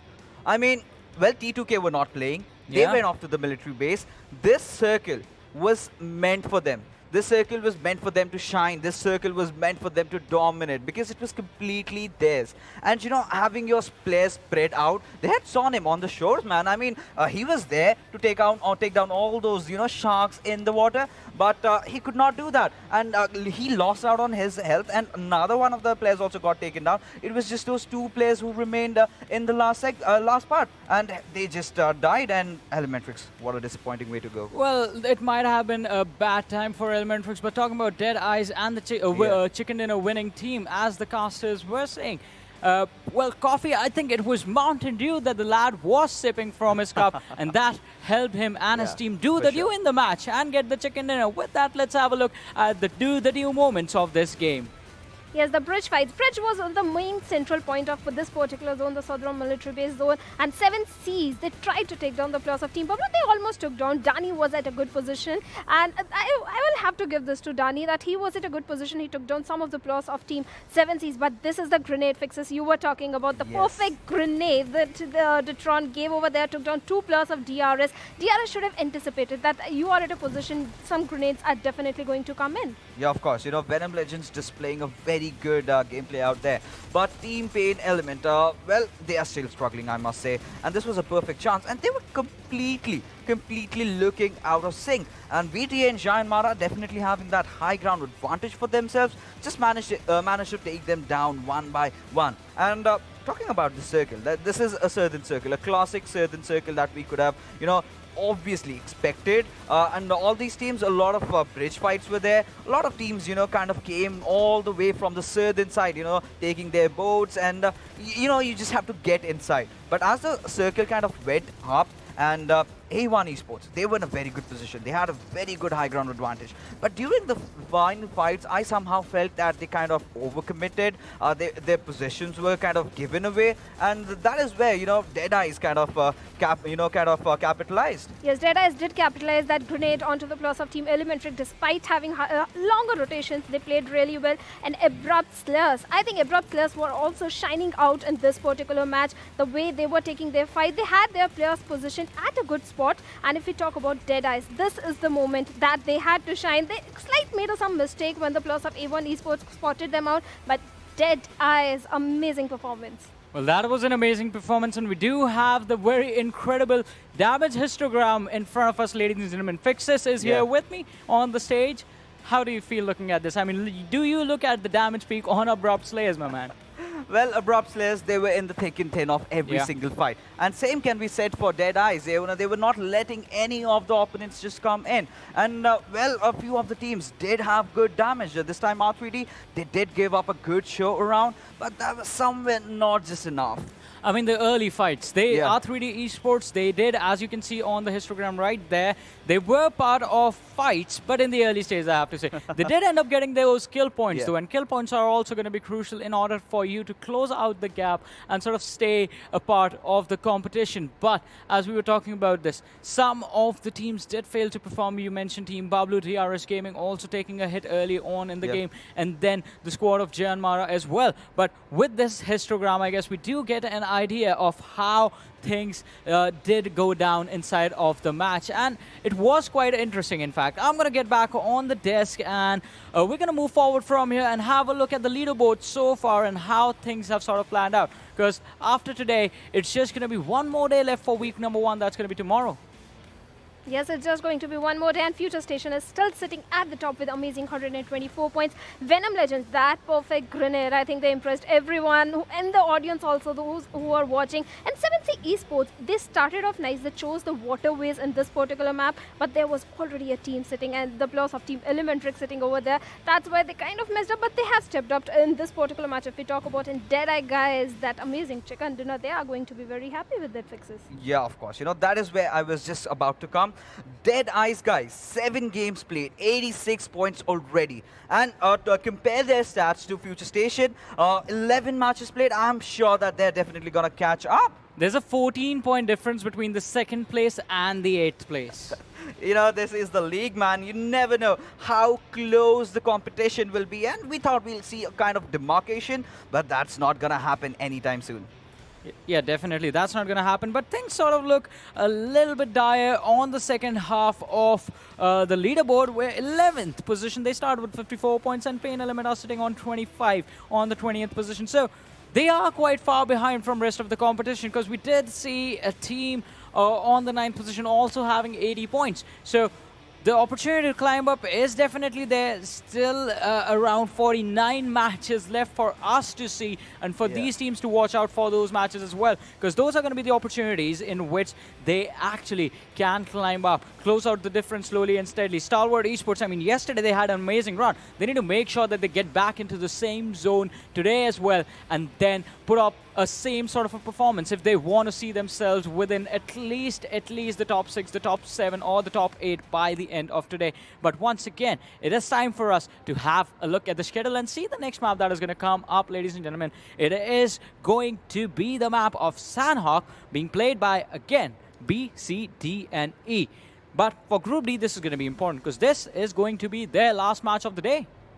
Yes, it's going to be their last match of the day, so let's see if they are going to make a mark over there or not. And since it's Sanhok, it's going to be pretty aggressive. We know in the last Sanhok also we saw the teams were going super aggressively. We saw some boot camp fights also. Yeah, quick predictions. Once again, quick prediction. Shadow, I think Team SCYTES can perform good. I would like that. Well, what about for you, me, Fixes? I would still stick with A1 Esports, because provided that run that they are having, I think they're good to go for this game. I have to say I agree with Shadow over here, because I would love to see Team SCYTES perform once again. This is a team that calls themselves, well, they have earned the right to call themselves the champions of Pakistan. And on the first day, they did showcase the sort of champion-level performance, but we've seen them slow down a little bit. Yeah. Let's see what is going on over there, and it is going to be quite interesting to see if the team performs. On the other hand, teams like Team Bablu, DEADEYES guys, DRS, they are slowly getting into the zone, but the performance is still not what we expected after the way, after the sort of momentum, in fact, they came up with during the scrims. But moving forward, as the games keep on happening, as the days keep on going forward, things are going to get a little bit tough for the teams, because now, as we did see, the gap is going to keep on growing. FutureStation, they are the only team so far who have crossed over the 100-point mark and sitting at 124 points. The teams below them still stuck on the high 90s, mid-90s, and then moving on to the 7th, 8th, 9th position team stuck in the 80s. The fight is going to keep on getting tougher. Sanhok is going to be an aggressive one, and we do have a few people who definitely love the aggression that the teams bring along with them, because otherwise, well, these guys, they just want to see the fights. Am I right or am I right? I think he is right. We just want to see all the action. Yeah. And again, we love the action. You love putting us on the spot. We need to gang up against him at some point or the other. We'll put him on the spot next time if it comes down to that. But if you're asking my predictions, I'm telling you something. I'm speaking it. Someone's getting the third chicken dinner. Oh, all right. He thinks that number 3 in the CD department is going to be on our screens. I think it's going to be a new team. I think it's going to be somebody else. I want to see Team Bablu do something. I still expect a lot from them right now. Well, XP, I love you, but I have to go with Ocean over here, because I would really, really love to see the third chicken dinner come in. And it is going to be quite intense, but talking about the intensity, I guess the people who make the matches more intense are you two, so I'll just leave it right here.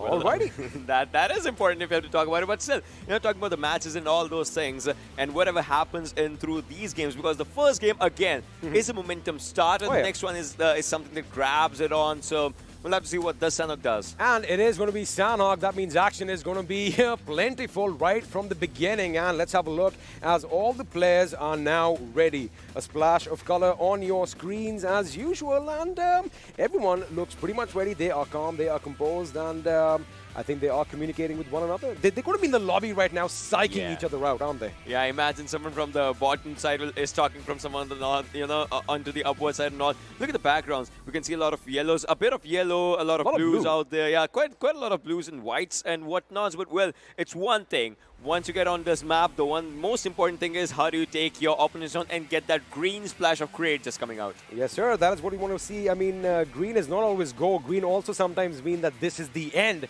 especially when it comes as a puff of smoke from one of those crates. Well, they don't want to be the crate. They want to make sure that they make their enemies the crates. I think the game is almost going to be ready. I love the fact that you can see the confidence on their faces as match number 2 is finally underway, ladies and gentlemen. And as usual, the big bird is in the sky. XP Sullenberg is going to land this plane with a total ease. But well, for now, you can see from Hatin to Bantai is where we are going. Camp Charlie, Painan, Boot Camp, Ruins, Camp Alpha as well are in the bounds of this area. Sami, Nakam, Tamban, you name it, you go for that area. Paradise Resort onto the other side, Tatmok. We have seen a few teams, just going out in these areas. But for now, if you talk about it, DE, they had a pretty good first game, right? So how do you see them performing in this one? Because it's like a momentum shift. First game went for 33 minutes. This one will not, so we know it, not so much. Not so much, and of course, it is going to be a lot fast-paced action. And well, as talking about DEADEYES, guys, they are heading to Hatin. That is, of course, their preferred drop spot in Sanhok, and looks like they are not going to have any opposition, especially in the initial phase. And yes, I did kind of notice that they are spread out, and looks like that is going to be a bit of a problem as Rated and Wadu are already knocked out. Oh, this is going to be devastating for the game winners of the first game. I mean, that's a big blow, isn't it? That is a big blow if you're talking about it. And both the teams, CZ and DE, are from Group E, right? So CZ High Voltage, they were just sitting out there. They were like, let's get something on our plates. We saw the kills, we saw the players out there, and we have guns, right? So we can just take those fights out in our hands. So in this temple area, CZ, HV, they got 2 already. Right off the bat, right off the start is what they have. Havoc is just moving forward. He's like, all right, I have a shotgun. Where to kill? All right, so there's no one. You guys killed them all? All right, that's good. Well, that's a pretty much, that's quite a late landing for 24/7. Of course, that is all the way down south. But, ooh, we have some action over here. Vegeta lands into trouble as Evil Eye gets him out. And again, 24/7 looks like they could be in trouble. Gaming does take a few shots. Evil Eye is going to be moving in. They shoot, they connect. Gaming goes down as well. And, well, 24/7, they are following kind of a similar pattern as with DEADEYES guy. Wasif is, in fact, going to reciprocate as well. Gets a knock off his own. And, well, he is going to be on the back foot right now. But is it enough? Kampong, a good area for now if you talk about it, about Steve and Raza. Again, as the game started, we saw players losing 2-2 of their players in quick succession. That's Sanhok for you. Yeah, exactly. That's what you're saying. 33 minutes, no, it's not going to touch that. It's going to be a fast-paced thing, and that's what fast fights are for. They actually challenge your critical thinking and quick decision capabilities, where to move, where the circle is, and looking by the sides of circle has central side as Paradise Resort. Like, the central eye of circle is in Paradise Resort, so we'll have to see what happens. But circle still is going to shift a bit north to Paradise, and that's where it all comes down. Khao, Tatmok, Mongnai are completely empty. It's really important. You need to know your dropping distances. You need to get down on the ground first, as Venom Legends did. And of course, they have the advantage. Now they are going to try and eliminate the remaining members of 24/7. Raza has been spotted. Rafa goes in. He gets taken down from either end. And with that, looks like 24/7 are now going to be a one-man army. And I do believe the last man standing is the guy who got a knock, Wasif. All he can do right now is run away to fight another day. Look at this. He's just sitting. Look, you saw his cam, right? He's just sitting out there, just playing the game. He knows running is the option as of now, because otherwise, if he takes up a fight, it's going to be a pretty difficult fight for him as well. As Team Venom Legends, they are looking pretty good. They already have the number of kills for themselves. And look at this area, Painan. This is home for Team Bablu for a reason. No one challenges them there, but Nang on the other side takes on Kuni, and first of all, a good spray, then good tap and burst coming out, because he knows his skill is his. And no one, obviously you can see, no one's near him. him, that's a kill granted. Well, Cooney is going to bleed out. He's going to lose a lot of blood. And, well, I don't think he's going to make it to his teammates. He is still trying to crawl his way back to a little bit of safety. You know, maybe he wants to give his teammates his loot. But there we have it. Now he realizes that this is the end. And now he's going to make peace with all that is left on this earth as he is going to meet his maker. And there we have it. Whoa. I mean, whoa. Wait a second. 10 meters. Maybe had he kept crawling, he could have survived. 10 meters was the distance, and that's where it all just went down. Well, Havoc's just moving backwards, but ElementriX are like, let's check out on that loot. What was in that as they're also moving forward for now. But little they'll have to see that, right? You know, Havoc just took everything, and he's moving backwards, but the first circle will be closing in another 1 minute and 30 seconds, or 35 seconds, so to speak. But, well, Nang is just inside one small hut for himself. Now they're just moving outside. So ElementriX, they're looking pretty decent, but we'll have to see which team, you know, just grabs up their opportunities and just goes forward. CRS is looking pretty good. If we talk about them, their rotation is pretty decent. ASL's rotation is pretty decent, but the first airdrop is out there in Paradise. Smack center. I like that. It's like an invitation. It's calling all the players that, you know what, we are going to have some rumble in the jungle around the Paradise Resort. You all are invited. Let's have a party. I wonder what's in the drop, though, because, again, I know it's Sanhok. I get it. I still want the AWM. Is that weird? Well, not so much, I would say. FS is a team, you know, that has had their 2 chicken dinner runs, if you talk about it. But now we'll have to see, can they have a third one today? Just as we were discussing about the stuff, MK14 is a good gun. You know, put on that AR suppressor. If you're a sniper suppressor, that too works. And just lie down. Lie down and get those 20 bullets. 3 bullets, 1 person, 3 bullets, another person. You can actually wipe a squad with an MK14 if you utilize your bullets correctly.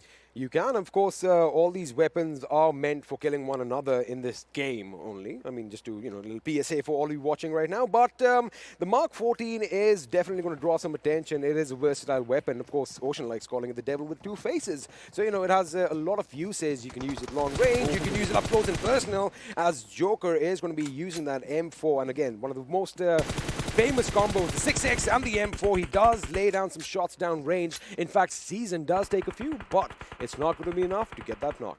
Not yet, sir, but then we'll have to see how the pressure builds. If you see, those players from PN cannot even go down because they know they'll have to take a fight, and their rotation has been compromised by ASL. And ASL has been doing decent. Their last chicken dinner was yesterday in Vikendi's match. Let's see if they can just go for another one this time. Their first game was decent, not so bad, not so good, I would say, but well, this is a good start. Still has 0 kills for them. They still have 0 kills for themselves, but for now, calls will be coming. You can see Nova as he is moving forward left and right and center, but Season, now the players are one with the ground. They are one with the ground, and, you know, we are in the jungle. It is hunting season. However, Season and his teammates are on the opposite end of the battle. They want to be at the dishing out, and as Mr. Boro now tries to lay down some covering fire for his teammates, you know, they do have an option still to jump in the water and kind of be on the back foot. However, they want to make sure that they hold this position, because it is going to be vital as far as the next zone comes in, because I do believe we're going to have a little bit of an eastern shift. So we are going to be heading towards Paradise Resort, but the fight is still going to take place as Joker lays down some lead, almost getting Mr. Boro, but does take some damage in return. Well, he does take some damage in return. Heavenex is just out here. But, all right, so the most important thing, if we talk about it, is the rotation. Ooh. Exactly, this thing. The rotation of the players that are using both, because they are, you know, away from all the action, but they are moving quite differently. Look at where the team is. Look at how far they are from any other team. I mean, the closest to the closest team that is to them is A1 Esports. That's onto the northern side of Paradise. It's still not on the cows area. Oh, and now, you know, if you think about it, Stalwart Esports, they actually have a lot of area to, you know, loot up or to fortify themselves in, because it does look like the circle is going to be shifting in their direction. But on our screens right now, ASL. Now, that is the beauty about Sanhok, right? It's one of the only maps that you see people running around willy-nilly through the forest, because you can get cover at any given moment. You've got to be quick, because you have plenty of bushes, you have plenty of rocks, you have plenty of trees. Now, have a look at the western aspect of your maps right now. ElementriX are in a collision course with high voltage. Are we going to see some sparks fly over here? Well, we might just see some sparks out here, as ElementriX already had a one name in their hands from CZ. As we saw, you know, one of the players, Cooney, just fell down and was finished. DE is moving forward. That's pretty good. 7 C's players are onto the southern side. R3D, Team Bablu. Those teams are still going for a southern rotation as of now. They are trying to go from the right-hand side, where they might just meet Team Venom Legends. 2 for 7. Wasi was the last man surviving as of now. 2 for 7. they have had made plenty of mistakes as of now. You know, there have been times when there's one final player surviving. If you remember yesterday's Erangel, they went for a fight and Khan was the only person just moving back. I mean, not just yesterday's Erangel. Let's just go back to the first game today when they were one of the first people to get knocked out and finish when they were rotating. Now, Raza was the first guy to come under fire, and he did go into cover, but I think there was a bit of miscommunication as his teammate came in the same thing. But have a look at this. Season does finally get knocked out, but we have retaliation coming in from Mr. Boro as he gets knocked on ASL Nova X. Now, they are going to go for the revives. A lot of distance between them, but you got to be careful. In Sanhok, when you fire shots, everyone is going to hear it around you, so you've got to be careful. You've got to be ready for someone to come onto your position. Yeah, that's true. That's true. Well, Sandesh, Mr. Boro, they are again moving forward. Boot camp, an important area, one of the most important places. Plus, if they stay, they'll be rewarded by an airdrop as well. But they don't know it. We know it. It's just we know it. But well, we'll have to see what happens in the fights and the movements as these players are moving. So boot camp becomes an important and interesting area. You know, if any of these players from PN crew are like me, you know, whenever I hear a plane in the sky, I'm the guy who's just looking up all around. Yeah, same. So they might have spotted it, and well, we have a machine in this airdrop. Of course, the poetry of 100 bullets, but also it's like cutting through butter with a hot knife. That is what this gun can do. It can melt the opposition. It can melt the opposition, but the circle's going up. And look at this circle taking up a central chip for now, but still not so much central as it is moving towards one side of Paradise and Boot Camp. And we'll have to see what happens with the fights. Imagine if the circle goes onto this island. Imagine if there's that middle central island. Well, let's see if we can make it happen. You might want to shine that crystal ball of yours a little bit. Look in the future, but have a look at DEADEYES, guy. Now, they were in hot in. They did lose 2 members who, of course, you know, they were split up, and they basically died the moment their feet touched the ground. But I like the fact that they've already moved onto the main island because they can't afford to make any mistakes right now. Now, they are coming hot off a win, so I'm sure, you know, they have that confidence infused in them. But the question is, can they use that momentum? Because when you are 2 men down, the work is pretty much doubled. Yeah, it is troubling. It is troubling. So it kind of comes down to one thing. But imagine 247, they are 3 men down. So that's, you know, an extra source of trouble just lined up out there. If one wrong mistake can be end. We've seen 247 in this position time in and time out. Yes. At least this is the 3rd or the 4th time that they have been survived by 1 member early on. But somehow he does manage to make it maybe in the top 10. Yeah, and so that's one thing. Previously, with the previous point system, if you're making top 10, you'll say, yeah, we had a good game. But now kills are as important as the position as well, because 13 to 16, already you're getting nothing. Then you get 1-1. So those things kind of, you know, just add up to kind of like no points when you have a look at all the others. Yes, sir. Now I want you all to focus on PN crew right now. Now, we did mention that, you know, they had the option to jump in the water if, you know, the proverbial something hit the fan. But now they are going to swim up north, because have a look at the compounds that they are heading to. They have a lot of options available for them on the main island, and I think it's the right decision because they're going to move quick, they're going to move undetected, and if they reach that position, they can actually fortify it and, you know, hold it against a horde of enemies coming in. But right now, Steel Shot, let's see if he has that steely demeanor towards his enemies. Is he going to get a shot over here? Smokes are being deployed. Ooh, that was quick. That was quick. He heard the gunshots before they even hit him, and that was really quick thinking on his part. And that was really quick thinking on his part, but right now it all comes down to FS. I mean, there are 3 players just out here, but Wasif is coming from the back ends. He might just take down Steel Shot if he's close enough, because Steel Shot, his whole, I would say, concentration is towards Hungry Box's side, so he's just moving and looking out here. But well, this team, they lost 1. FS, they lost one of their players, one of the most important players, I would say. Tamim is on one side, Bad Rave on the other side as well, and Steel Shot onto the other side as well. We'll have to see what happens when the situations just pan out. But 7C, so this team, I mean, it's one thing about this team is, like, you know, even if they go down, they don't just fall down. There's fear. We know what fear is capable of, but Memo takes down Tamim as well. We know what Memo is capable of. We've seen that time and again. And Hungry Box, that guy stays hungry for a reason. Now, these guys are also, they're not ones to back out from a fight unless they absolutely have to, unless their survival depends on it. You know, the zone is not forcing them out. Yes. So they have that confidence. They have that, they have the cojones to basically hold down the ground. And there you have your luxury weapon, as you like calling it, the AUG A3, and yet another suppressor. I guess the gods of PUBG, they want it to be silent warfare. They want all those pew-pews in the bushes. I would say somehow pew, AUG that sounds more like a laser, doesn't it? Pew, pew. Yeah, pew pew is kind of that laser tag thing when you just go for it. But all right, so I would say somehow AUG is pretty much made for Sanhok only. Pop in a suppressor, and you kind of, you know, is pretty good with AUG, because first of all, recoil not an issue. 5.56 you get pretty much, and 6 times. pretty good. Also, if you don't have a skin for the AUG, it comes in green, so it kind of matches the environment perfectly. I mean, I would say green is the skin for AUG. It is. And, you know, again, it's the perfect camouflage. Oh, dude, if you have like a ghillie suit over here and you go prone with an AUG, game over. But right now, Anubis, the god of war, he has to make it to the circle. His teammates are a bit behind him, and I did see one of them was on his knees. Now, you can get those revives in these earlier circles in Sanhok because A, they do move a little slower. The damage isn't as drastic as later on. So I think we might see a few revives. We might have a little bit of a first aid being patched up, and then they can make it into safety. Look at this guy. He's the solo survivor as of now from his team. He has to take out some more damage. He has like 1 kill in his name. That's team skill number. But he has to get inside the circle. The major thing is it's just 30 meters away.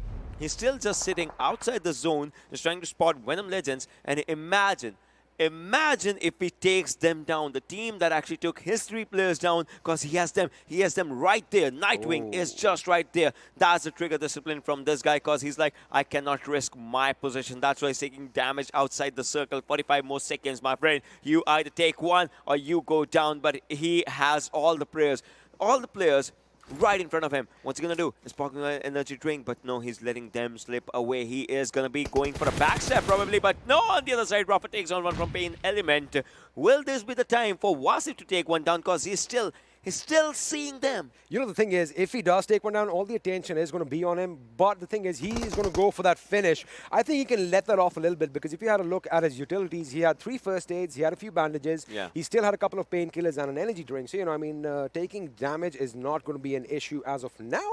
He can still kind of, you know, sneak in behind his prey, so to speak. But let's see if that happens elsewhere. Luffy takes down R3D's Anubis. But right now on our screens, Venom Ruffeth is going to be charging in at the enemy, and 24/7 Wasif is still in the background.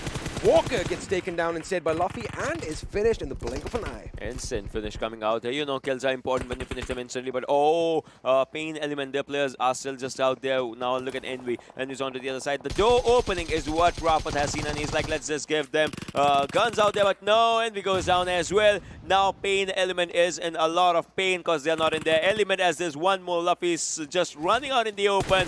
Goes for an M4. That's what Rafa's doing, but a good cover for now, but for how long? He did react quick enough. I think he is going to deploy a few smoke grenades over here, trying to get out of harm's way. But I must say that Luffy has been, well, I mean, PAINxELMT haven't had the best of days so far. However, he has been instrumental to get his team whatever points that they've got. I'm not taking anything away from the others. However, more often than not, this guy's the last man standing, and well, that was it. That was all she wrote, and with that, the first team to be eliminated in Game 2 in Sanhok is going to be PAINxELMT. 48 people, as we can see. Might just head down to 47 as there are other players going down. The Ishifuzo was the one who just went out right now. PAINxELMT becomes the first team to be eliminated. As you can see, they get 2 points for this one. That means no for the placement, but 2 for the kills. ASL Joker is surviving, and he is the last man surviving. It all happened so fast that things are going down, but Morte is trying to get a kill for his own name. Blah, blah, blah is low on his HP, but well, for now, he's still breathing. Well, although Stalwart Esports did open up on ElementriX, ElementriX got the better of Deadeye, guys, the last 2 remaining members. They have finally been put out of their misery, and with that, the winners from Game 1 are going to be bowing out in the 15th position. Again, it was a bit tragic for them because they did lose members. Basically, they were the first 2 guys to get knocked out, and well, that is all she wrote. Now, the question is, where is the next zone going to take us? Because any second now, we are going to have a drastic shift, or it's going to be pretty much central. Looks like it's central. Now we are going to be coming around Tatmok, so we have a central urban area, and we have hills and cover on the outside. So a lot of options for all these players. Well, when Stalwart was rotating in the waterlands, as I told you, the circle should be going to the northern side of Paradise, and that's where the circle is heading towards. Zebian on the other side takes on one from FS, but Tamim is ready for his own gunpowder, and therefore he takes on one from Team Bablu. But look at this, Paradise Resort is becoming a hard drop as of now, as Team Bablu is looking pretty good, but no, grenades from Badrip takes on one, but Teen Wolf takes on Seal Shot. So Nade Parade again going strong. Dani puts a 1 nade onto the side of the movement, and look at that, the nade just blasts up. Now it's Badrip's time. Badrip moving on with the grenade. Oh, almost was taken down, but no, Zebian falls down from this grenade. Will he take another one? Tyrant's out there. Can this grenade take one? Oh, the grenade is pretty good out here, but it takes down Tyrant and Teen Wolf. as FS is looking pretty amazing. FutureStation knows how to take their kills, and they are moving for this one as Team Bablu goes down. We said it last game, when Badrev gets in his element, this man is nigh unstoppable. And those grenades were lobbed to perfection. And that ratatatata coming in at the end, sealing the deal. Team Bablu, I did kind of pick them, and well, my crystal ball is defected. Following suit, R3D Esports have been eliminated as well in the 13th position with just a kill to their name. Oh, this is going to be a big, big issue. Now, you know, these teams, they haven't been doing so well. They need to definitely step up to the plate. Now, Stalwart Esports, again, we did mention that they're the only team currently in Tatmok. They have a lot of pressure on them because they are going to have enemies coming in from elsewhere. Smokey, meanwhile, with a grenade knock and kill of his own. When he gets a tag of Grenadia, but look at the 7C, they are moving forward. Shoygot's just sitting out there. Shoygot was not spotted. He's not spotted yet. Now he is, as another team goes down. A1 Esports, they have been taken out of the game right now. A1, they were looking pretty good in the previous game, but this one was not just theirs. Well, another one bites the dust. That's how they say it. And with that, another team is going to be out of this game. Again, Sanhok, you are going to miss out on a lot of action because as the teams come closer to one another, they are going to be snuffing the lives out really quick. But right now, Venom, ooh, he does get spotted. And down goes Kashuf.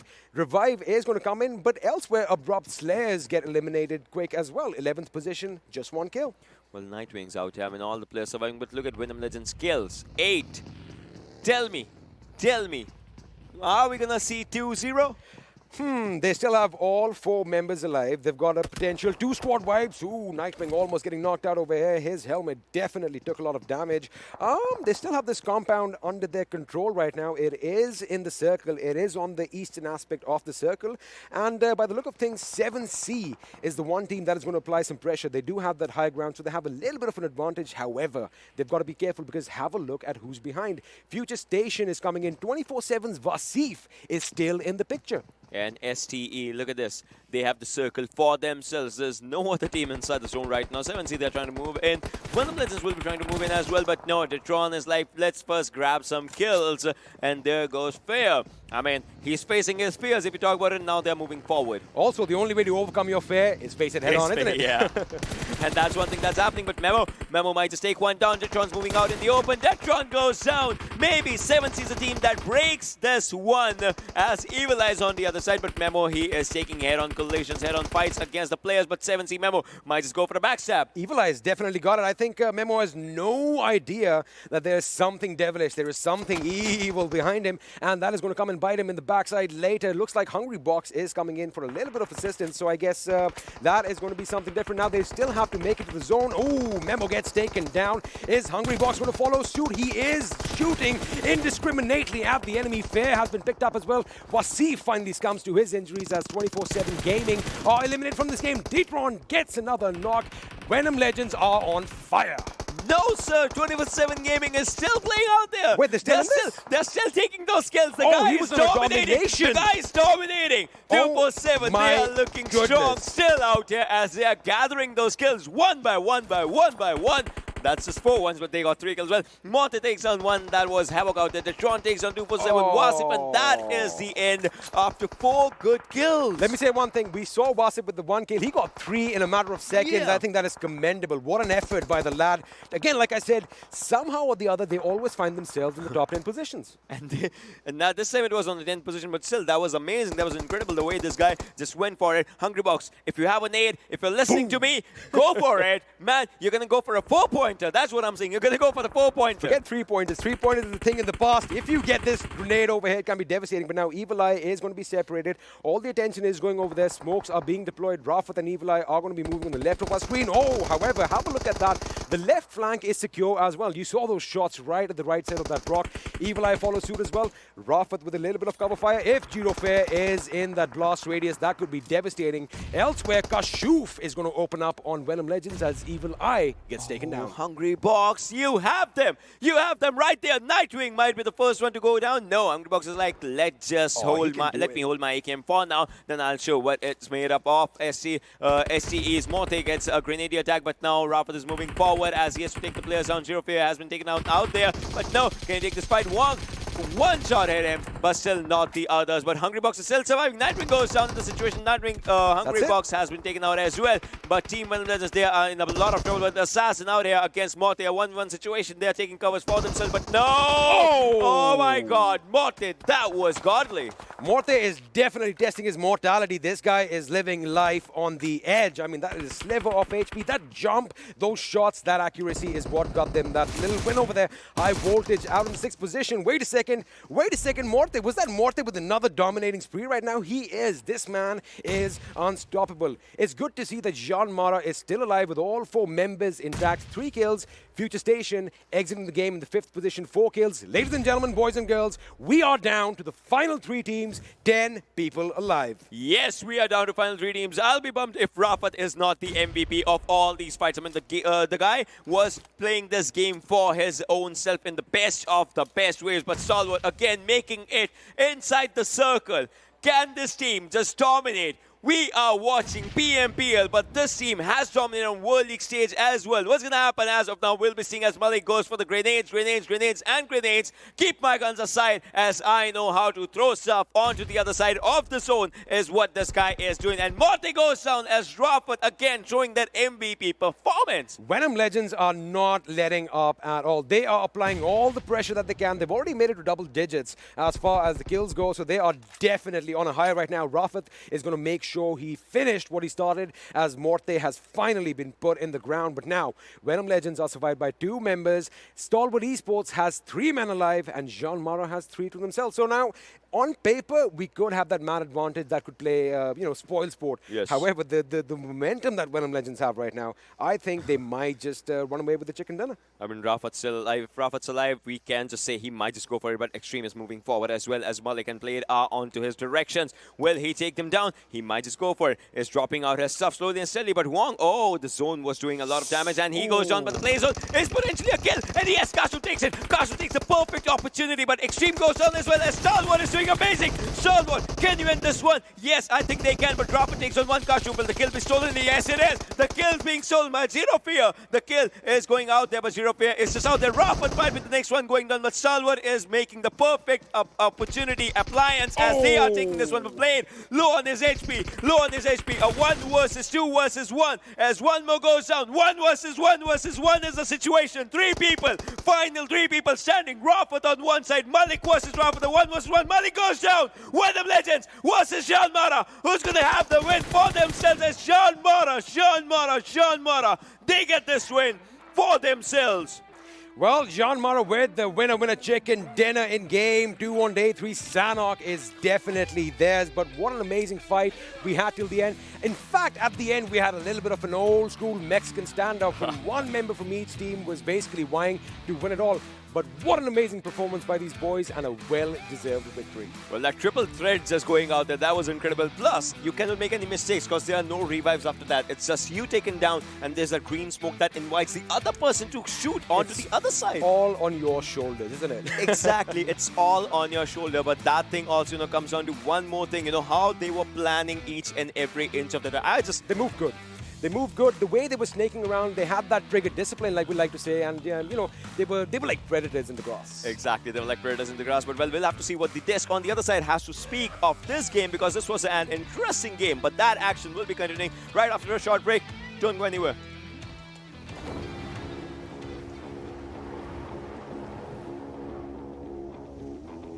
Mountain Dew? Squads. There's loot on the horizon for however you find victory. For the combat chauffeurs. For those who strike from above or from below. For the experts in pan-to-pan combat. Whether you're taking a leap of faith or just aren't afraid of a close call. Fuel your path to winner chicken dinner with ice-cold Mountain Dew and with exclusive loot from Mountain Dew fuel stations. Spawning on a map near you.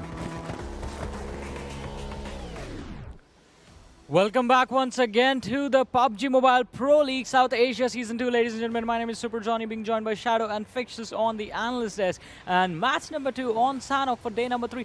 It was pretty intense. I mean, started out with a few early engagements with the players of DE being punished for the split drop that they did on the Camp Alpha Island. But then we had an interesting thing. 2 for 7.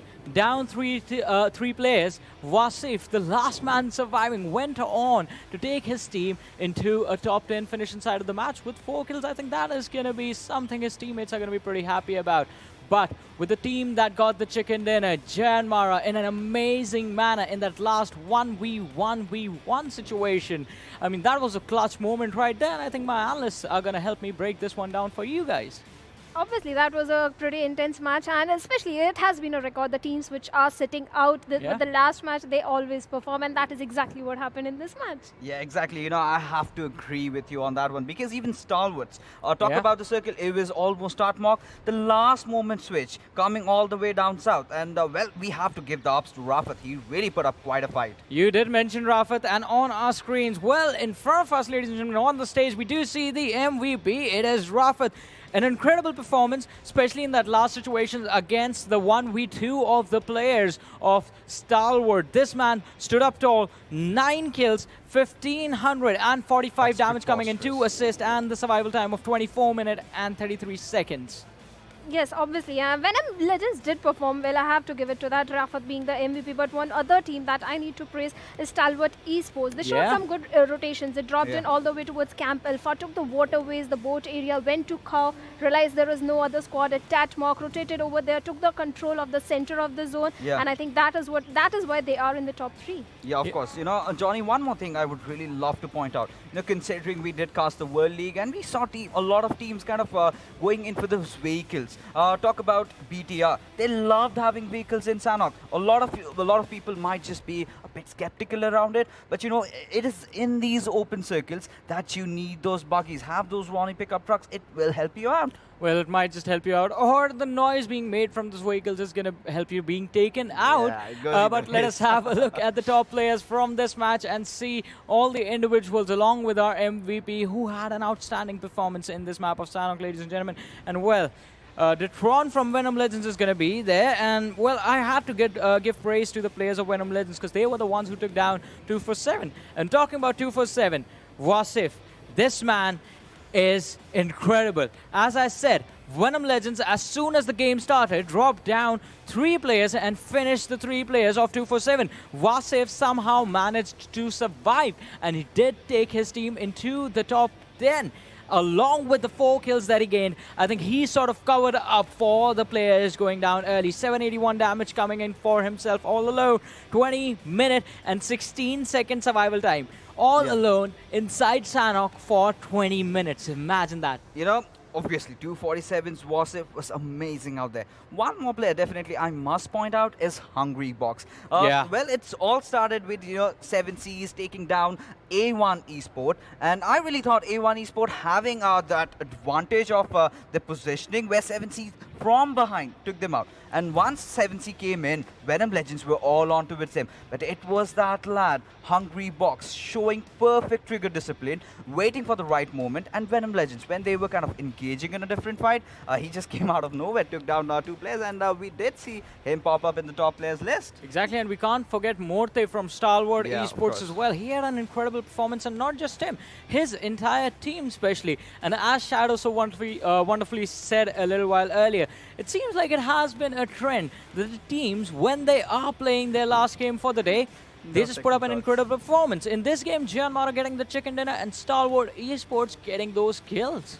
Yes, obviously the Stalwart Esports getting those kills. And if we talk, another team followed the same path, that was CZxHIGHVOLTAGE. They also tried to do the same thing, rotate all the way from the northern side, you make the boat, but somehow they failed to do that. Exactly, they did fail to do that. But I mean, I'm going to see where the teams are in terms of the standings of this game and how many points did everyone get along with the placement points and the kills. Venom Legends obviously did not get the chicken dinner, but they had 15 kills in one match. sort 9 of getting from close Rafith. to the record. Yeah, I mean, Rafith is an incredible performance for him. 27 points for them. JyanMaara, 5 kills, a decent kill game, but if you get the chicken dinner, it doesn't even matter. So 25 points coming in for them. And 8 kills for Stalwart Esports.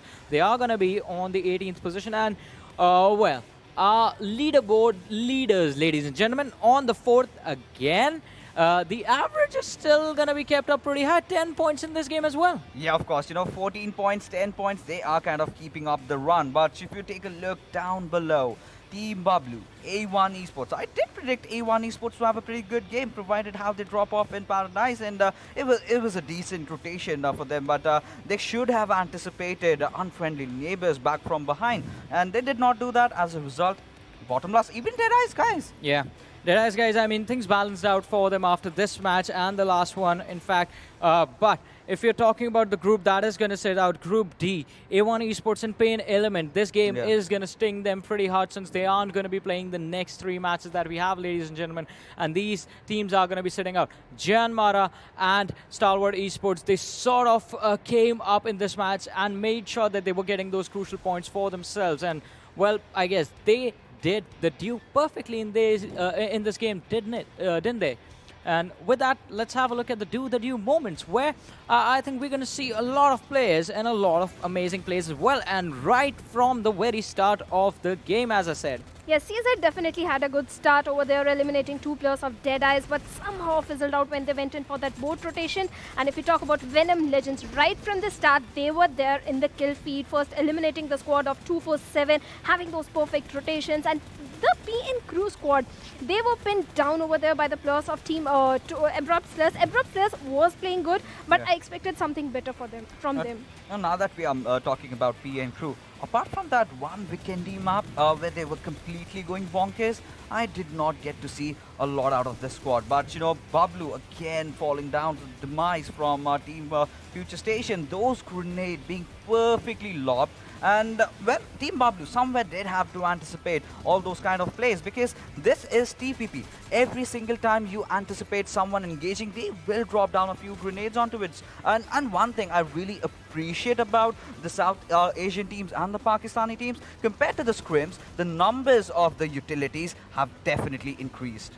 Obviously, utilities are going to come handy. We saw that with FutureStation. They lost that match because of not having those proper smokes and grenades. So utilities, even Sanhok, you get a little less smokes and grenades. That is also a disadvantage of Sanhok. You don't get your hands on smokes that easily. And Venom Legends, I think they were super aggressive. I'm quite impressed having those many kills. And Stalwart Esports, they had a good positioning. They were right in the center. Good rotations were there. I wish they could have gotten that chicken dinner.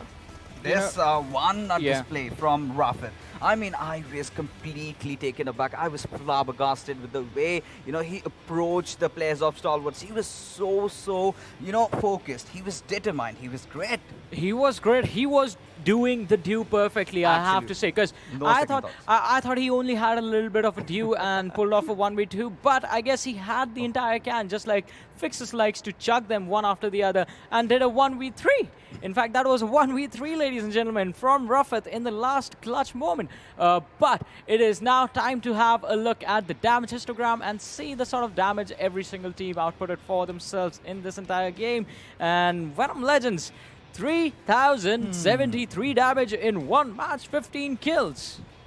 Yes, Venom Legends, 15 kills. Look at the number of the damage. And compared to Sanhok having a 3,000 damage, even in the day one we had 2 Sanhok, we saw that the damage was somewhere around 1,200 or 2,000, nowhere near 3,000 mark. But Venom Legends outplayed everyone, and they didn't give a chance to other teams to go for those kills. They were like, we are going to get all the kills. Yeah, of course. And out of those 3,000 damage, 1,500 were from Rafith only. And that really cements how crucial a player he is for his team. But Stalwart Esports, this is also a team that ended the day on a good note, and even JyanMaara getting that victory, much needed. 70, one thing I really appreciate about them, they are not getting those chicken dinners, but they're being consistent.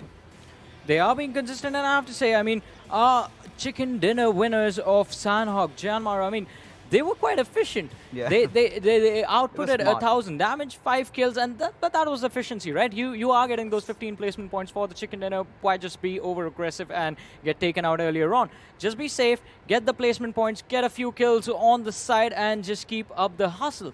Talking about keeping up the hustle, the teams have managed to do that, and that is going to showcase in the group-wise standings that we have in front of us right now. So Group A. Group A is going to be coming back in, so not any changes over here, where Assiduous Esports were sitting on 91 points, Team T2KSG on 90 points. SCYTES, me and Shadow, we are waiting to see them step into the battleground again with 81 points so far, and INES lagging a little behind, but not so far behind. 54 points for INES. Moving on to Group B, ladies and gentlemen. Abrupt Slayers, 84, really far behind, really far ahead, of the competition within their group. Yes, within their group, they are they have a good lead over there. But if we talk about overall standings, Abrupt Slayers don't have that good of a position. And R3D, they showed some signs in that Erangel match that they will step up but fail to do it. But FutureStation outperforming everyone, 134 points. Well, talk about centuries being made over here. Venom Legends, FutureStation, both of them crossing that 100 mark out there. Even ElementriX is not far behind, but 247 had 47 points. Does resonate with the name. But you know, as we move further, Group D, A1 Esports, I called for them 2 times, but they did not manage to get the chicken dinners. But still on the point, they're there. 94 points, and they've been consistent. The last game was a bit too shabby, but Stalwart Esports definitely have managed to pick themselves up. VTNxJyanMaara, much needed chicken dinner. Yes, that chicken dinner they really needed. And if we talk about DEADEYES, guys, they had a bad start in the first, in the starting only when they dropped in towards Camp Alpha, losing out 2 of the players. If they had gone for the same approach of 247, Vasif being a little silent, have a good positioning, try to get your team in the top 5 somehow, that would have been a much better approach towards the game.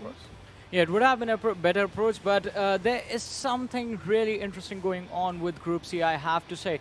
2 teams from that group have crossed the 100-point mark. 134 for FutureStation, Venom Legends sitting on 122, and well, how can I forget ElementriX sitting on 96 points? So that particular group, Group C, they seem to have everything figured out. Yeah. They've had a lot of Mountain Dew on them, and they are doing really well for themselves. But with the change in the schedule coming in right now, as we're going to have a look at it, ladies and gentlemen, we are going to see Group D step out of the action, take a back seat for a little while, and then come back in tomorrow. In the meanwhile, Group A is going to step back into the arena, and that is going to mean the comeback for Assiduous Esports, INES, D2K, and SCYTES in this map of Vikendi. That's going to happen next, followed by Erangel. That is going to be match number 4, and Sanhok, which is going to be the last game for today.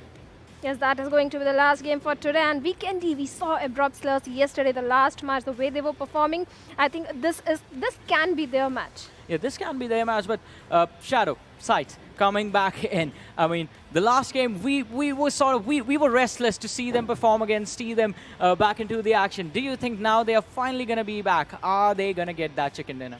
I think I'll change, considering that it's a Vikendi. Now I'm going to change my vote. I'll say Abrupt Slayers, because Vikendi, I think Abrupt Slayers performed really good. All right, Abrupt Slayers is going to be the prediction of the analyst desk, but I have to, well, move on to the Mad Labs with the mad scientist himself and the experiment and put them on the spot again. I mean, we can't get away from this, can we? We have to do this all the time. And looking at the predictions, I've been completely off track, completely wrong. But I'm going to start with you, Ocean. Who's winning Vikendi? See, Group A is coming back. I'm once again saying someone's going to get their 3rd chicken dinner. Yep. So I will say ASE or T2KSG, any one out of those 2. See, the thing is, when a new group comes in, there's a little bit of a shuffle as far as the meta goes. It doesn't go according to plan. I think INES is going to do some damage. Ooh, that's going to be an interesting one. Well, coming back in for their first game of today, I expect INES to step up as well. And for you, Experiment, I think it's time to get a refund on that crystal ball. Get a change or go to where I think Ocean made his own. Where he goes shopping, right? Yeah. Well, anyway, ladies and gentlemen, we've seen battles in the fields of Erangel. We've been to the jungles of Sanhok, and now it's time to walk amidst the snow-capped mountains and the frozen rivers of Vikendi. Well, yes. But yeah, exactly. But the major thing comes out there is, Group A coming back. You know, they have seen all the matches. They were just laying back on their seats, you know, having those coffees and whatnot. And they were like, all right, let's see what happens, what does not happen, and all those things. I can see Mr. Hughes out here on in the mid row. You can see him on the third person. That's him. And then you can see DE's players as well onto the last row and whatnot. So players are ready. Teams are ready. It's just one thing. Will the game go as they expect? Because everyone expects, like, right off the bat, all right, this chicken dinner is ours. Oh, yeah. I mean, well, that's the kind of mentality you have to have. If you want to be a winner, you got to think like a winner. One thing that kind of stands out right now is one of our players is engulfed in darkness. Now, the question is he going to be devastating from that shadows? Or, well, there he's back. He is back. And as he's back on time because match 3 is now underway and the big bird is going to be in the sky once again. And by the look of things, we are flying down south this time. We're going to be crossing the Cosmodrome. We're going to fly over Podvosto. The cement factory is going to be right below the plane path. And we finish off at Kantra. Now, if you have a look at the plane path, it is kind of towards the eastern aspect of the map. However, we have plenty of vehicles in Vikendi. I mean, we have the fastest vehicle here, Zima. That's the fast vehicle, but the easiest to damage out, the easiest one to get blasted on itself. So those are a few things we'll have to see. Goroka, Krichas, Dobromesto, Vihar, those are going to be some important areas. If the circle goes there, then the teams will have to, from the right-hand side, teams will have to go to the left-hand side. I mean, from east to west is where they'll have to go. Well, INES is dropping out with its players just in a split direction. Orochi on one side, T on the other, Yashir on the other, and Entry onto the other side as well. DE goes to Trevno. They are going Trevno. ElementriX, they like to go to Dobromesto. Let's see where they take a vehicle and where they actually go for. CZ onto the other side, but the circle is a central-ish circle. And we see Castle as one of the major areas inside the zone. I mean, that's a lot of surface area this time around. This is not your typical Vikendi circle. I mean, there's hardly any water except that little river next to the castle. Now, the thing is, we've got Group A that are going to come in right now. So we've got Assiduous Esports, we've got INES, we've got the Giants, T2K, and of course, we have the SCYTES. Now, Assiduous and T2K, these guys were off to a fantastic, phenomenal start. And up until recently, Group A was the one that was leading as far as the points table go. Now, FutureStation and a couple of others have crossed that 100-point mark. Very consistent gaming. But I want to see what's going to happen now because these guys, in my opinion, are going to come out all out aggressive. I mean, that's important, right? But, oh, Venom Legends. They were driving, and they were driving pretty fast because they had to take this vehicle. They stole this vehicle from someone else, I would say, and they just ran away. Well, that's something pretty good. But right now, Evil Eye is the last man away from his team. But no. Uzi, the thing goes, and he actually was about to take one down. Goes for reload, another one's in his hands, and there goes one. Goes for reload, there's another one, and he'll be taken down or not because he has a gun of his own. Is that a gun? Is that a pistol? That is a pistol. That's a bad luck. Well, he's moving for another Uzi and takes down 2 players already. Well, Assassin Sneaky Like gets the first blood in this game. And I just talked about Assiduous Esports. They are in a world of trouble. Ooh, that was a statement. That was a DBS to their head. And that is execution style over there, basically. But now, Venom Legends, again, off to a flying start. 2 kills in basically under 2 minutes of the game. Well, if you're talking about the last game, right? Venom Legends was looking pretty good. They had a lot of kills for themselves in the last Sanhok, right? 3,000 damage. Yeah, and they want to, I would say, they want to continue that. And a serious Group A's team that has had back-to-back chicken dinners, again, they are stopping them from not having a third chicken dinner. That's one thing I would say, because we are down to just Crazy and Hanil through 2 players from ASE. So it comes down to one thing. Will they play a bit passive now, or what's going to be their strategies? Now, here's my question. This fight, this little exchange that we just saw on our screens moments ago when ASE lost a couple of members, it took place somewhere in midpoint between Dino Park and Castle. Now, the question is, why did Assiduous Esports land so late? That was very late as far as, you know, these guys are professional players, right? They've got all the experience. They know exactly at what distance to jump and, you know how it all goes. Yeah, I mean, I'm sure all of you watching at home know this as well.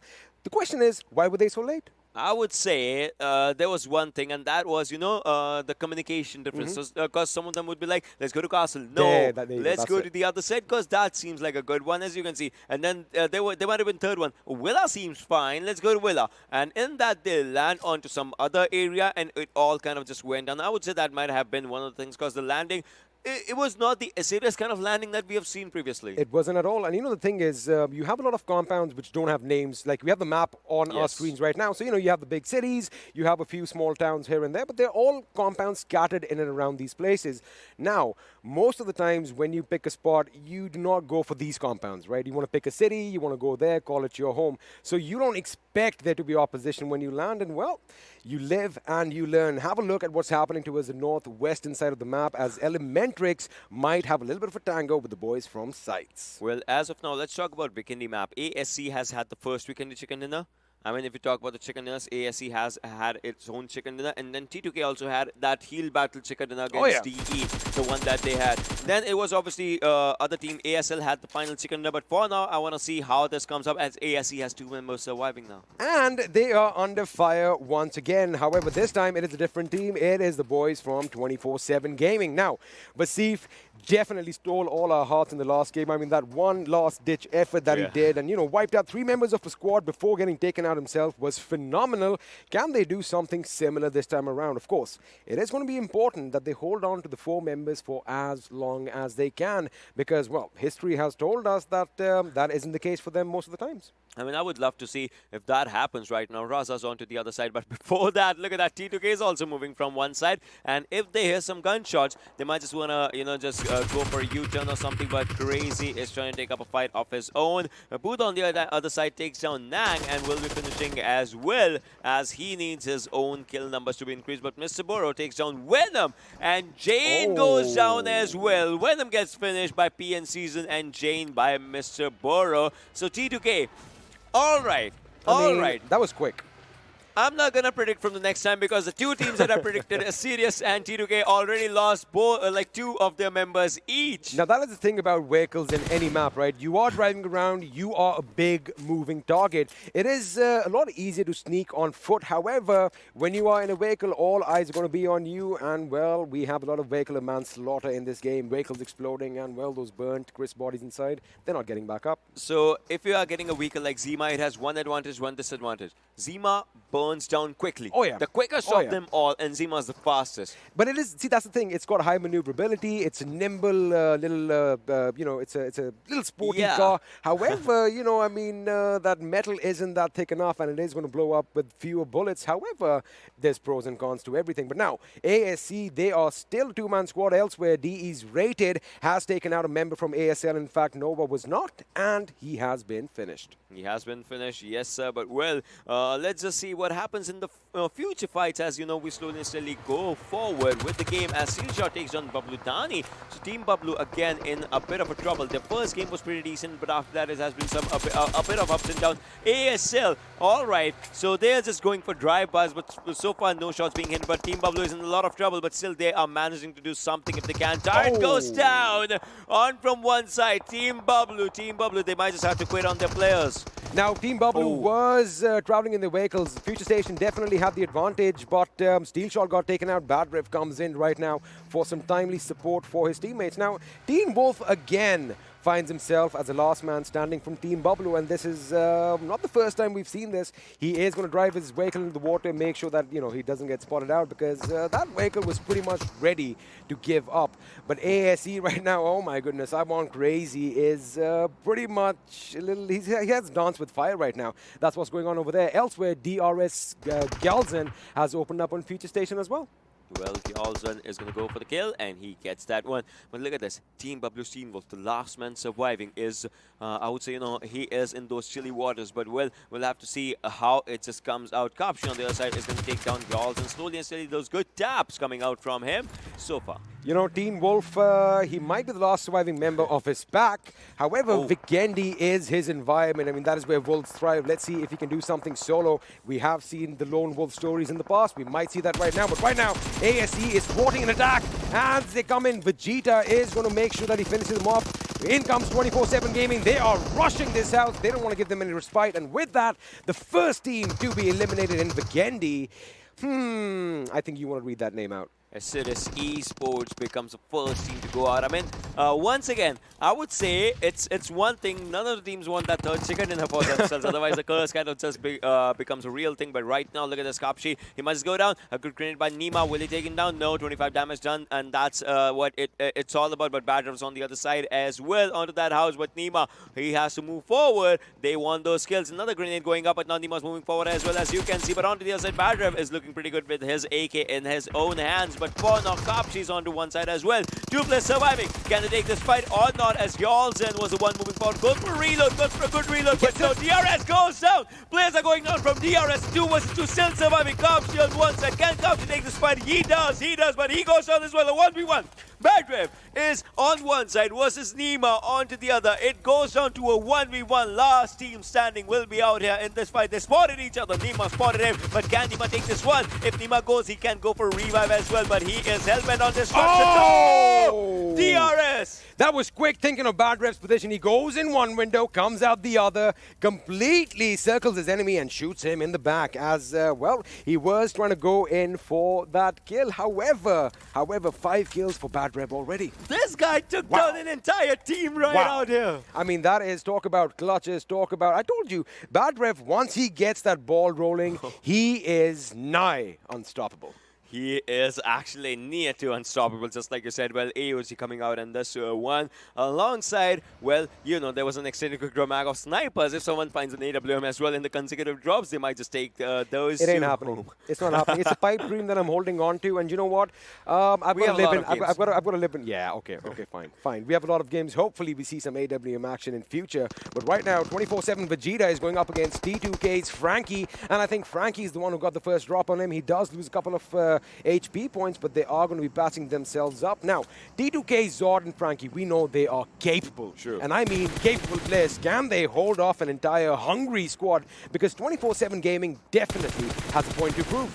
Well, again, this is fight of a 2 versus 4. We saw 2 fights, 2 versus 4. First, we got 2 versus 7 against Assiduous Esports. Then we saw FS going against CRS. But one fight, 2 people lost. The other fight, 2 people won. Let's see what happens as Zord is one man standing as Frank is also down in the situation. Will Zord run away or will he take up a fight? He's choosing to run away right now because he wants those survival points for himself as well as Zord is on the backside of that rock, that particular rock. Vegeta switching out to that FPP view just so that he can move forward. And that's what he is doing. But still there's one thing. Will they find that last man? I like the fact that they are thorough with their search right now. I mean, they didn't hear anything. Vegeta went up, switched to that first-person perspective just to make sure he's a bit quicker. And now he's still going after it. He knows the enemy probably scattered off in that direction. But now talking about the enemy, Zod's got to be careful as ElementriX would have definitely heard the shots. Ooh. And wait a second. Zod is not a man to back away from a fight. He spots an enemy. He's like, you know what? I am going to take you down. And he takes down Wasif. Do you think he's comfortable? No, he's still under a lot of pressure right now, and he's just taking the fight. But Frankie goes down right in front of him. As you can see now, 247 Gaming is out here. As you can see, he is just sitting out there as well. But they need a revive, and the revive will be coming on that. But Gaming has to move forward. He might just go on to that ridge area just to spot someone if he can. CZ, I mean, all the players are alive. They have 1 kill for themselves. But the players where they spotted, it is where the fights are happening. ASL is out there, but 247 against Venom Legends. Both the teams have had their good share of kills. They wiped out entire squads, but now Gaming goes down as Venom Legends is looking pretty good. 24/7 Gaming thought their work was cut out for them, and you know they had a little bit of respite, but here comes Venom Legends, and one of them is already down. Vegeta goes down as well. 24/7 Raza is the last man standing for his team yet again. Can he pull off a miracle over here? He gets one. Can he get another? He shoots. But he does not connect. He is going to be out of this game. 24/7 out in the 14th position. 3 kills to their name. This makes Zod happy, right? Because 247 was behind him only. But Venom Legends, I mean, they have had 6 kills for themselves. All the players are surviving. So right now, again, the same question that I ask you. 20 kills. How are we going to see that this time? Ask me again in 5 minutes. Then we'll have a little bit of an idea, because we saw that yesterday. 19 kills was what Stalwart Esports had with all 4 members alive. However, they could not get that one to enter that big 2-0. All right. And so the timer starts. The timer starts? Okay, the timer has started. Also, I've got to say one thing. Have you noticed all the circles haven't really played spoil sport up until now? They've been pretty much concentric circles. Yeah, so I would say, all right, I'll tell you one thing. With every update, there are some circular metas, right? Some circles go onto the landmass side, some circles go to the watermass side, but it's about how the circle shifts. And with every update, they kind of, tweak it a bit. So now we are down to the centric circles, because you saw first circle, second circle, third circle. Those are centralized. Fourth circle kind of goes towards a hard shift onto left or right side. And this is where, the different gameplays come in, because if you get a centralized position early on, you can dictate the game around you. Also, it is also good for players who like playing zone to zone, who like playing at the edge, because all they have to do is, cover a few hundred meters, get in the next circle, make sure they solidify their position, and then move forward. So, you get to see both kind of gameplays, static and dynamic. So I'll tell you, if we talk numbers, right? Suppose if the first circle is around 4.5 kilometers, second circle is 2.5 kilometers. That means the central point of the first circle is always there in the second circle. So even if it's a hard shift, the team that is actually acquiring the central zone, they'll still be in the next circle, right? So they still have that area.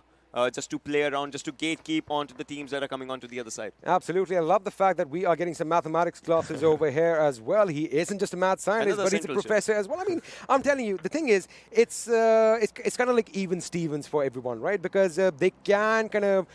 If they expect this happening every game, they can plan accordingly, right? Yes. And that's what we see. See, the teams that are pretty much in the center of your circle right now, teams like PN Crew, teams like R3D, and even DEADEYES Guy, they really haven't moved since they landed. So again, they can fortify themselves in a compound and let hell break loose all around them.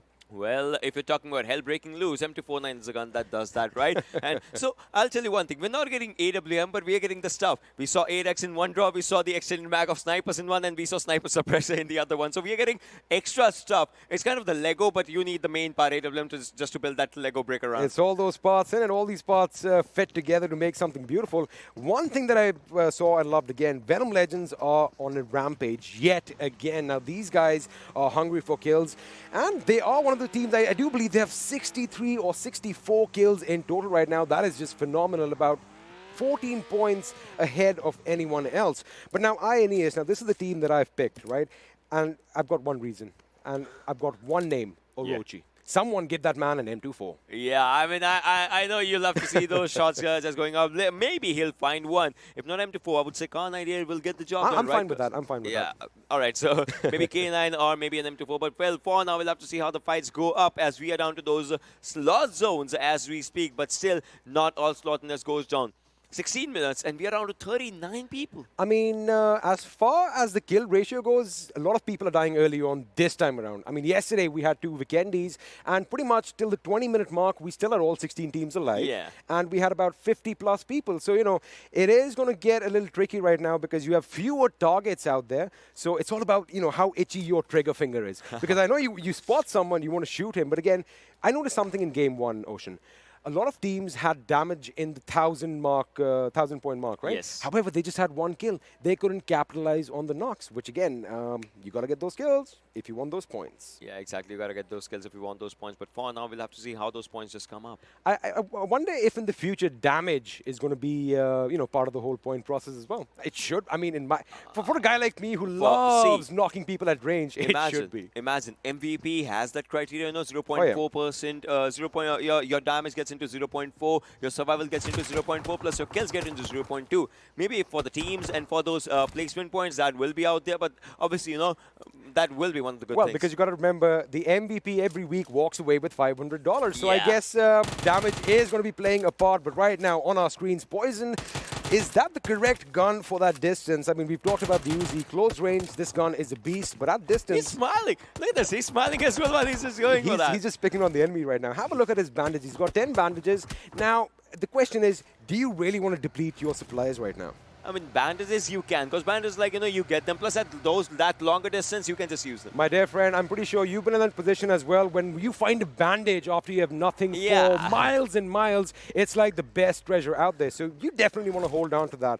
But let's see what happens over here. FS Kapshi and Badrev are the last surviving members from FutureStation. They do have 6 kills to themselves. Of course, 5 of them came from Badrev once he took out that entire squad. Yeah, that was incredible by Badrev, I would say. And he is one of the best players for reason in the region when we talk about it, right? But look at that. Bablu Teen Wolf, the only king of the castle. But for how long can he just stay there? Yeah, exactly. That's how Teen Wolf will be out there. He is in the castle all by his lonesome. I mean, that's a lot of rooms, man. That's a lot of upkeep, just to let you know right now. I'm pretty sure someone is going to be coming in his direction sooner than later. But right now, Venom Detron, he's just trying to, I guess, trying to confuse the enemy a bit. Of course, he is trying to spot it. I like the fact that all the members have their vision or they have their eyes in different directions. That is important. Like, we always keep talking about the fact that, you know, it's important for a team to keep a 360-degree vigil around them.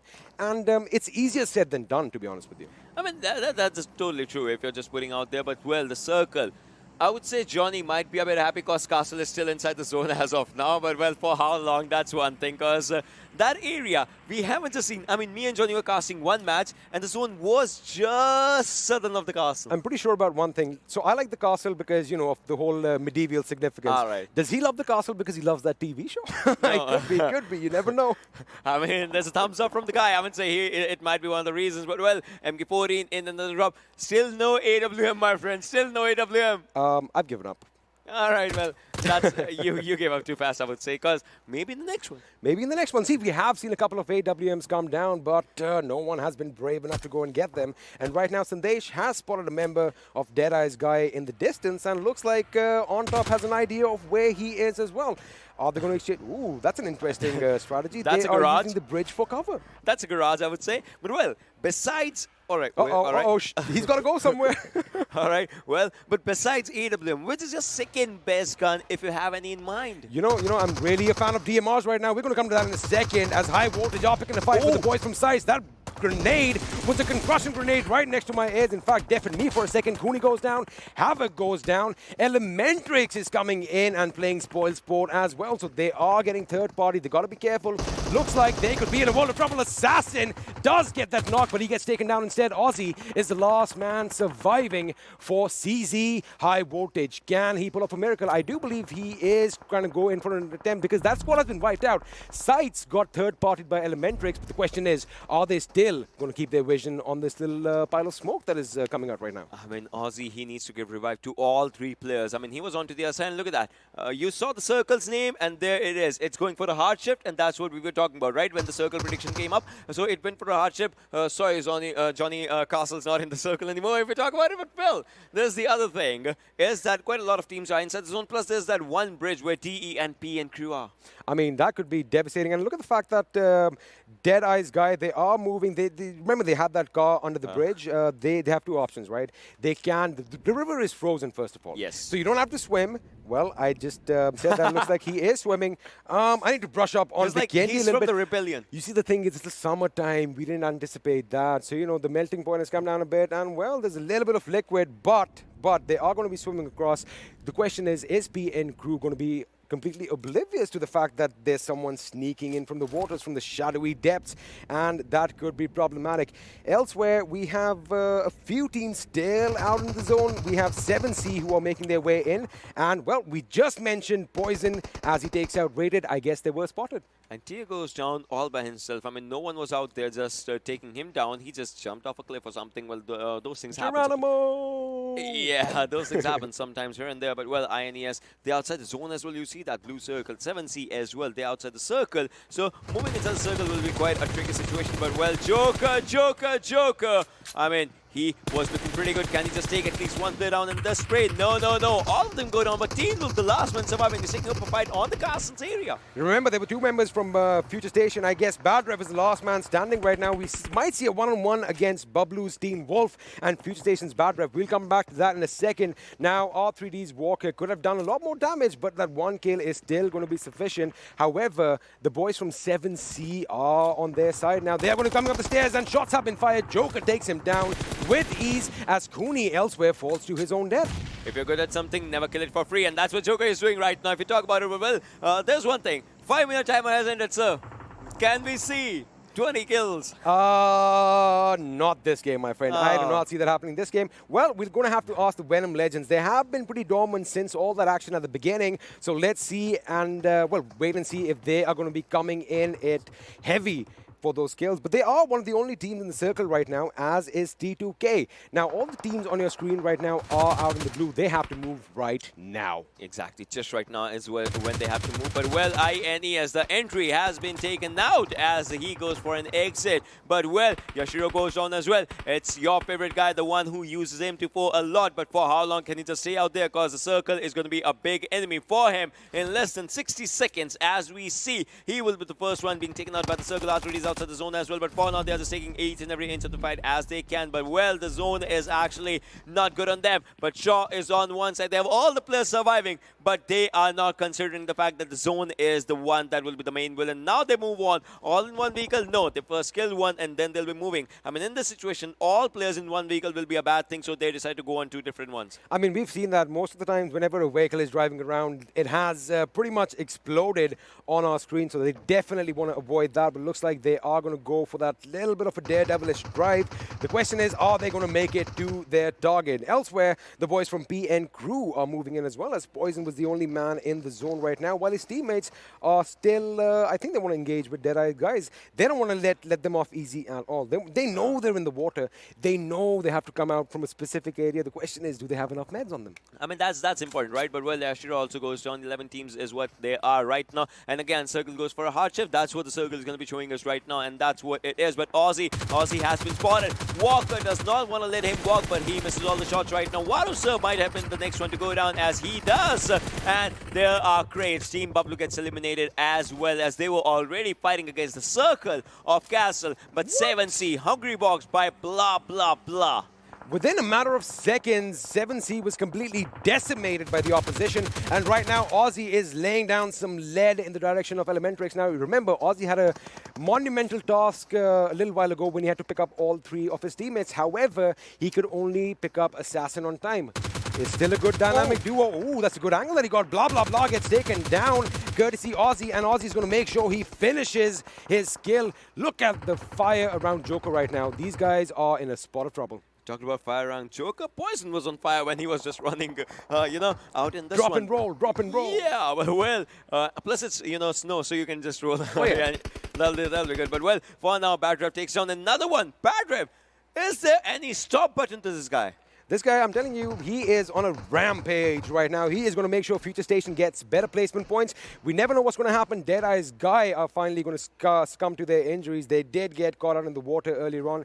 They are out in the 9th position. Quickly following suit is my pick for this game. INES out in 8 with 0 kills. Well, that is a bad thing. I mean, kills are important. Kills is what you need, but PN's on this goes down as we speak. As right now, Season goes down as well. Mr. Boro will be the next one. Following on, and another one. PN Crew. They will be taken on. FutureStation gets eliminated as well, as we were speaking. Down to 5 teams and 12 players. 6 zone is what it is. And Venom Legends is inside the circle. The only team as Jetron takes on 1.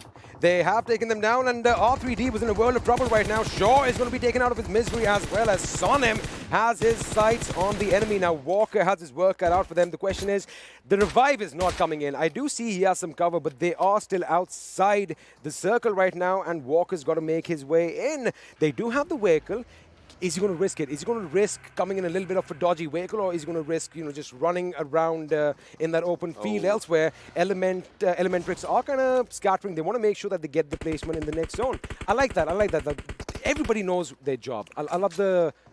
I forget the word. Go on. All right. Well, in the last game, Venom Legends was amazing with their own kills, but now it's hard work that's paying off. They have all the 4 players surviving. They might just go for their first chicken. Now look at this. 3-3-2-2 is the number of kills that every player has. And Mr. Hyosu goes down as Rafford gets another one for the team.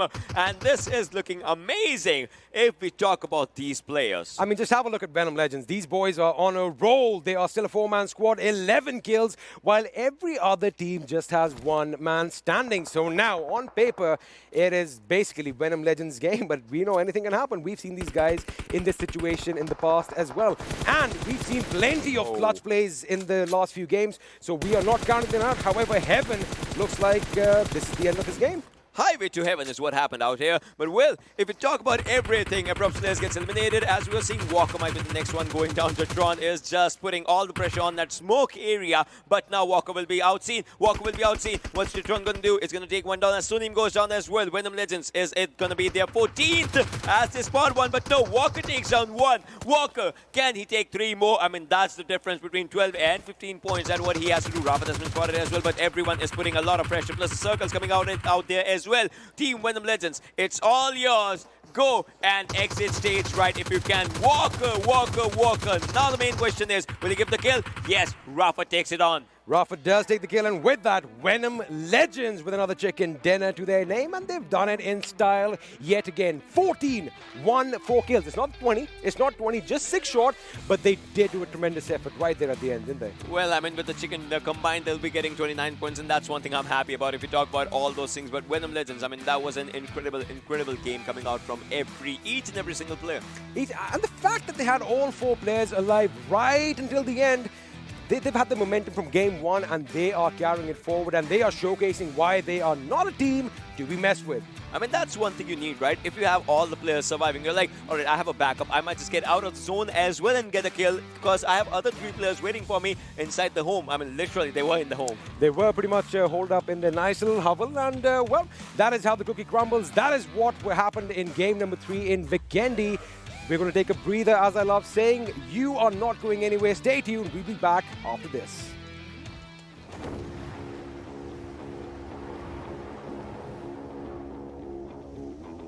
Mountain Dew? Squads.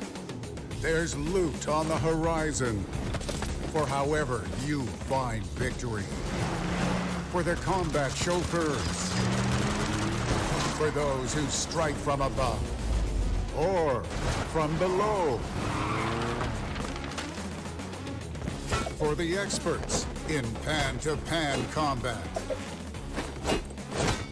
Whether you're taking a leap of faith or just aren't afraid of a close call. Fuel your path to winner chicken dinner with ice-cold Mountain Dew and with exclusive loot from Mountain Dew fuel stations. Spawning on a map near you. Welcome back, ladies and gentlemen, once again to the PUBG Mobile Pro League South Asia Season 2. This is Super Johnny, joined by Shadow and Fixus on the analyst desk again. And it feels like Venom Legends, there is nothing today that is going to stop them from getting those points on the leaderboard. Obviously, they are going to go for it. It's their day and they are living up to it. They dropped all the way towards the eastern side. They were playing towards the edges. First, they eliminated 2 of the players of team Assiduous Esports. Yeah.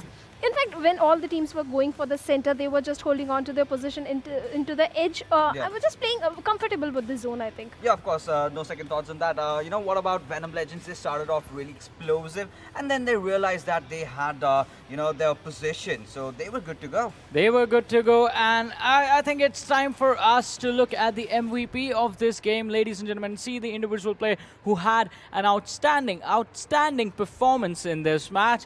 And it is going to be, well, Rafat again from the squad of Venom Legends. Even in the last game, I mean, the 1v3 towards the end on Sanhok and the performance in Vikendi, they started the action in this match and they made sure that they were the ones ending it. Rafat, 6 kills coming in, 841 damage, 3 assists, survival time of 26 minutes and 41 seconds. Yes, and I think Rafat wants to be the MVP of the week, being consistently MVP again and again in 2 continuous matches. And look at the damage taken. I think for now, he is the person who has taken least damage, just 63. Yep, I mean, 63 damage being taken from this lad is pretty incredible, especially looking at he dished out 841. Oh boy. This man seems pretty deadly, and he is pretty deadly as well. And I think he is the most venomous out of his squad, just stinging his opponents and making sure that they go down slowly or in an instant. Well, that's up to him. You know, when Vikendi started, when the circles were being formed, we did see that castle almost over there. It was a beautiful vision right out of Nani, I felt. We might get to see those water fights also. But, you know, Venom Legends, like I mentioned earlier, you know, what they did right, went off explosive. And after that, they knew that the circle was coming. But, you know, huge ups to the lads from R3D. Right from, you know, they were having a troubled time. And the way they picked themselves up and they were consistent today. But so far, Venom Legends are doing absolutely great. And by the end of the day, I assume Rafat might just tussle over, blah, blah, blah. I agree with you on that. That might be an actual possibility. And as Shadow said, the way this one individual player is playing so far in week 1, that is an incredible performance from the squad of Venom Legends and Rafat especially. He might just go on and call himself the MVP of the week. I mean, 2 games back-to-back. Venom Legends in the second match secured 27 points. In this one, 29 points coming in for them, along with the chicken dinner as well. And that, I think, was what they needed to take away the lead from FutureStation, because the distance between them and the toppers of the leaderboard wasn't that much. Venom Legends, talking about this team, they had sort of a slow start on day number 1, but they picked themselves up from there on out. Game 1 was pretty good, as we were talking about it. Day 1, game 1, they had a good run, but then they sort of fell off, came back in, and now I think they are just playing with all cylinders, firing on full blast and just giving us an amazing performance. Let us have a look at the top players as well, ladies and gentlemen. And here they are. Venom Legends, Rafat leading the charge over here for the top players, followed by Bad Rev on the second position for FutureStation. 6 kills for him as well. The damage of 541, survival time of 24 minutes and 41 seconds. Yes, Badrev, if we talk about him, FutureStation, they started really good by eliminating the players of Team DRS. Even CZ looked pretty promising when they were eliminating the player. They took down one of the player of Abrupt Slayers, and I'm predicting. I predicted Abrupt Slayers, and they got eliminated. You know, the best part about, Aussie, I must mention that fight that they were going against.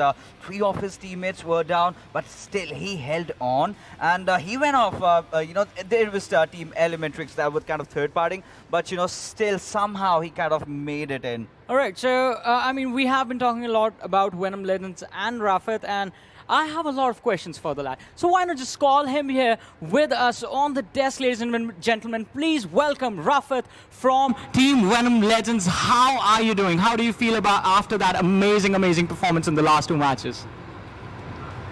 We're doing great. We are confident now after 2 matches. Both was very great for us. Let's see.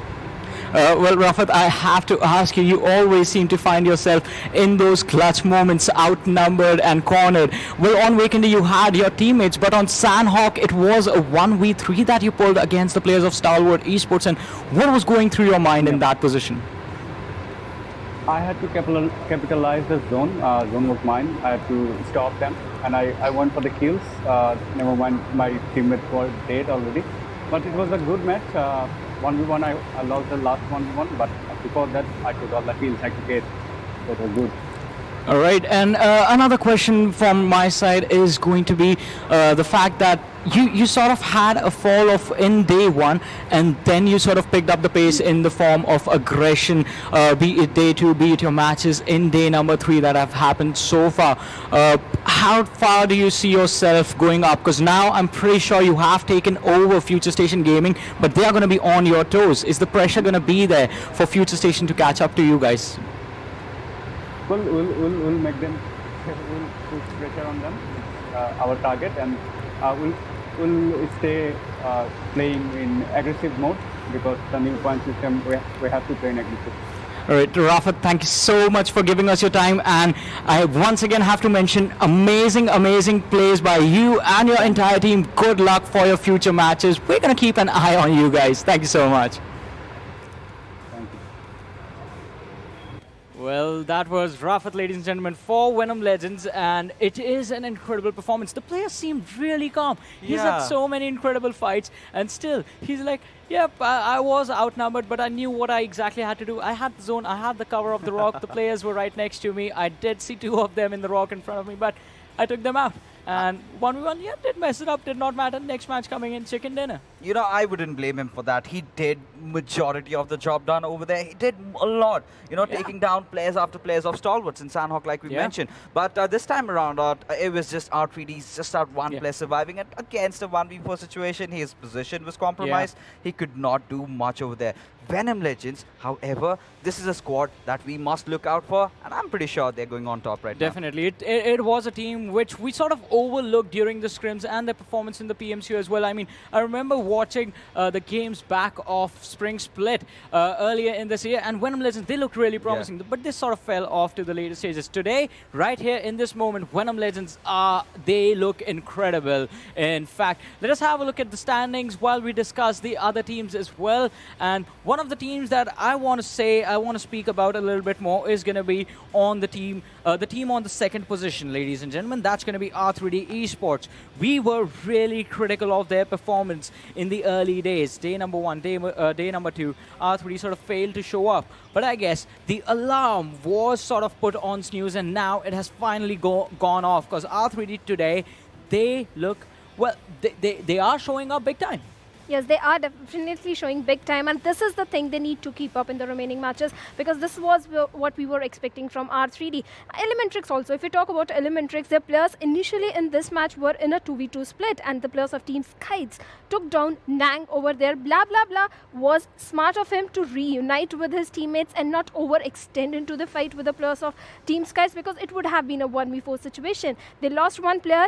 That was the smart move from Blah, blah. That's why they are at the 3rd position. Yeah, of course. And as we move along and take a look at the teams that are a bit shaky right now, Assiduous Esports, they've created quite a cushion for themselves, so they can live with it. One bad match, they can come right back in. But DEADEYES, guys, they start off really well, and somewhere down the line, back to back, kind of a lowly performance. That's something that I'm not expecting out of them. And same goes for DRS Gaming. Team Bablu did also have a tough time this game around. And consistency.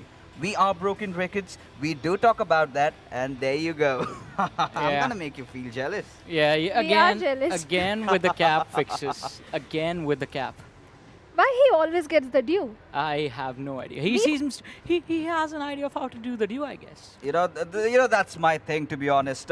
Initially, I really thought, I'll just go Stone Cold Steve Austin, and I'll just do this, and then I realized, a lot of due might be wasted. Something I did not want to do, and now.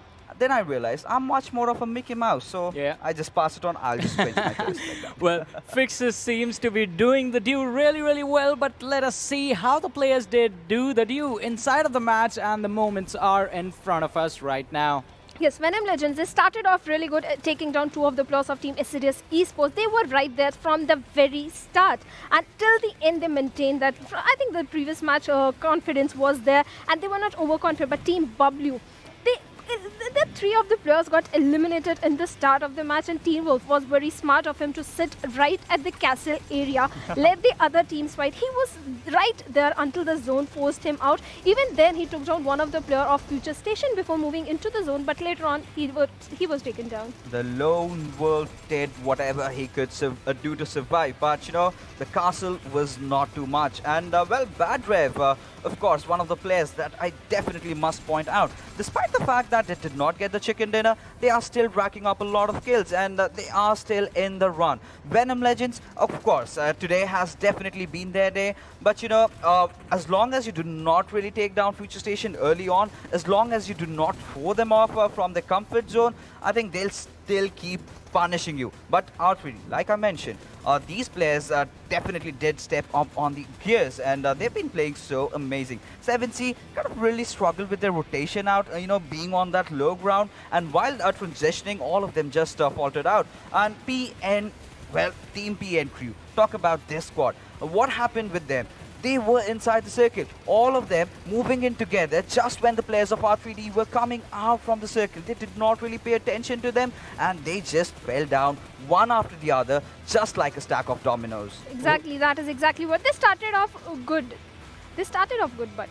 Well, they had a good start, but did they have a good end? Well, the answer is going to be yes, but one team that had a good start and had a good end is towards my right-hand side, ladies and gentlemen. Venom Legends, right there. You see the bar as high as it goes. 2118 damage coming in for them with those 14 kills as well. Followed by R3D Esports, a team that had a slow start, but now as the bar rises, as the damage bar goes up, so does their performance. 1670 damage, 7 kills coming in. But I want to talk about this team, a team that has been consistent, a team that is going to give Venom Legends a run for their money, because they are in the same group. After all, it's going to be the team on the 3rd position, the 3rd bar that you see right there, FutureStation. had 7 kills, 2 placement points coming in, 9 points in total. So they are still managing to keep the average of 11 that they have so far in their favor. And if they continue with that sort of a performance, it is going to be an incredible run towards the finals that we're going to see from these teams coming in. But I think this Vikendi was a little bit surprising, you know, because usually when we do see those extended fights towards the late stages, we do see all these graphs over towards 1,000, 800, 900 damage. But this time, the damages were sort of not there. Why? Because the teams were taken out a little bit earlier on. But that was just game number 3. We still have 2 more matches remaining for the day, and it is going to be quite interesting to see how those go out. It's going to be very interesting because the way Venom Legends have been performing consistently in the 2 matches, that is the team we need to look out for. But ElementriX, they kind of had struggled in this particular match. Having that 2v2 split didn't really work out for them initially, but later on, they composed themselves, they calmed themselves and played the match well. You know, Johnny, I would like to add one point to it. ElementriX, a team that gets the best of the positioning, but as the circle takes a curveball, they somehow kind of mess things up, losing out players early on. This is what they should focus on. Try to keep all 4 of your players alive, play the circle well, position yourselves, get whatever kills you are, and you'll be good to go. Well, position points are going to be important, as you said, and you need to keep calm even if you're outside of the circle. But with that, let's have a look at the leaderboard as well and see the points that are going to be displayed on our screens right now. How many points did the teams get for themselves? And Venom Legends, as I said, taking over the lead from FutureStation, sitting on 151 points, 75 placement points, 76 kill points. Just 1 chicken dinner, but the amazing consistency that they have. That is incredible. The kill leaders as well. You know, talk about Venom Legends. Well, they definitely have adapted to the recent latest meta, of course, that I can certainly say. But FutureStation, they're not far behind. Team ElementriX, obviously, in the race for the top spot. You know, it's still the first week, so it's quite open. The fields are quite open. But as we move down below, well, PAINxELMT, I do not know what has happened to them. 12 games and 27 points, that's not acceptable. That's definitely not acceptable, especially when you have played 12 matches over there and sitting right at the bottom. I think this needs to outperform really well. And if we talk about team Bablu, they are sitting at the 17th. They have stepped down with just 51 points. And if we talk, they have got even a 1 chicken dinner. Despite that, they are sitting at the 17th position. You know, Team Bablu, Johnny, let's just talk about them.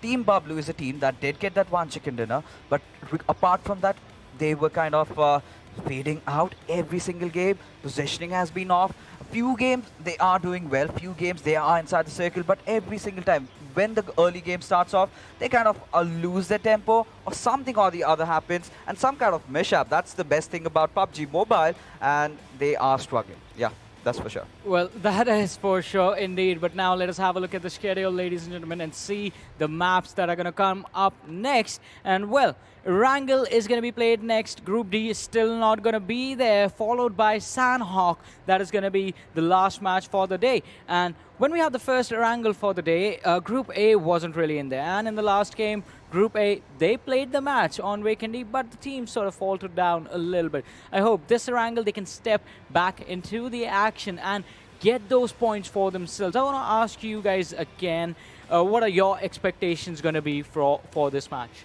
Well, it's Erangel, so everybody is going to outperform everybody. They are so comfortable in Erangel. We have seen teams, even teams who are sitting at the bottom, come up in the Erangel match. But Venom Legends, the way they are performing, I think they are going to beat everyone.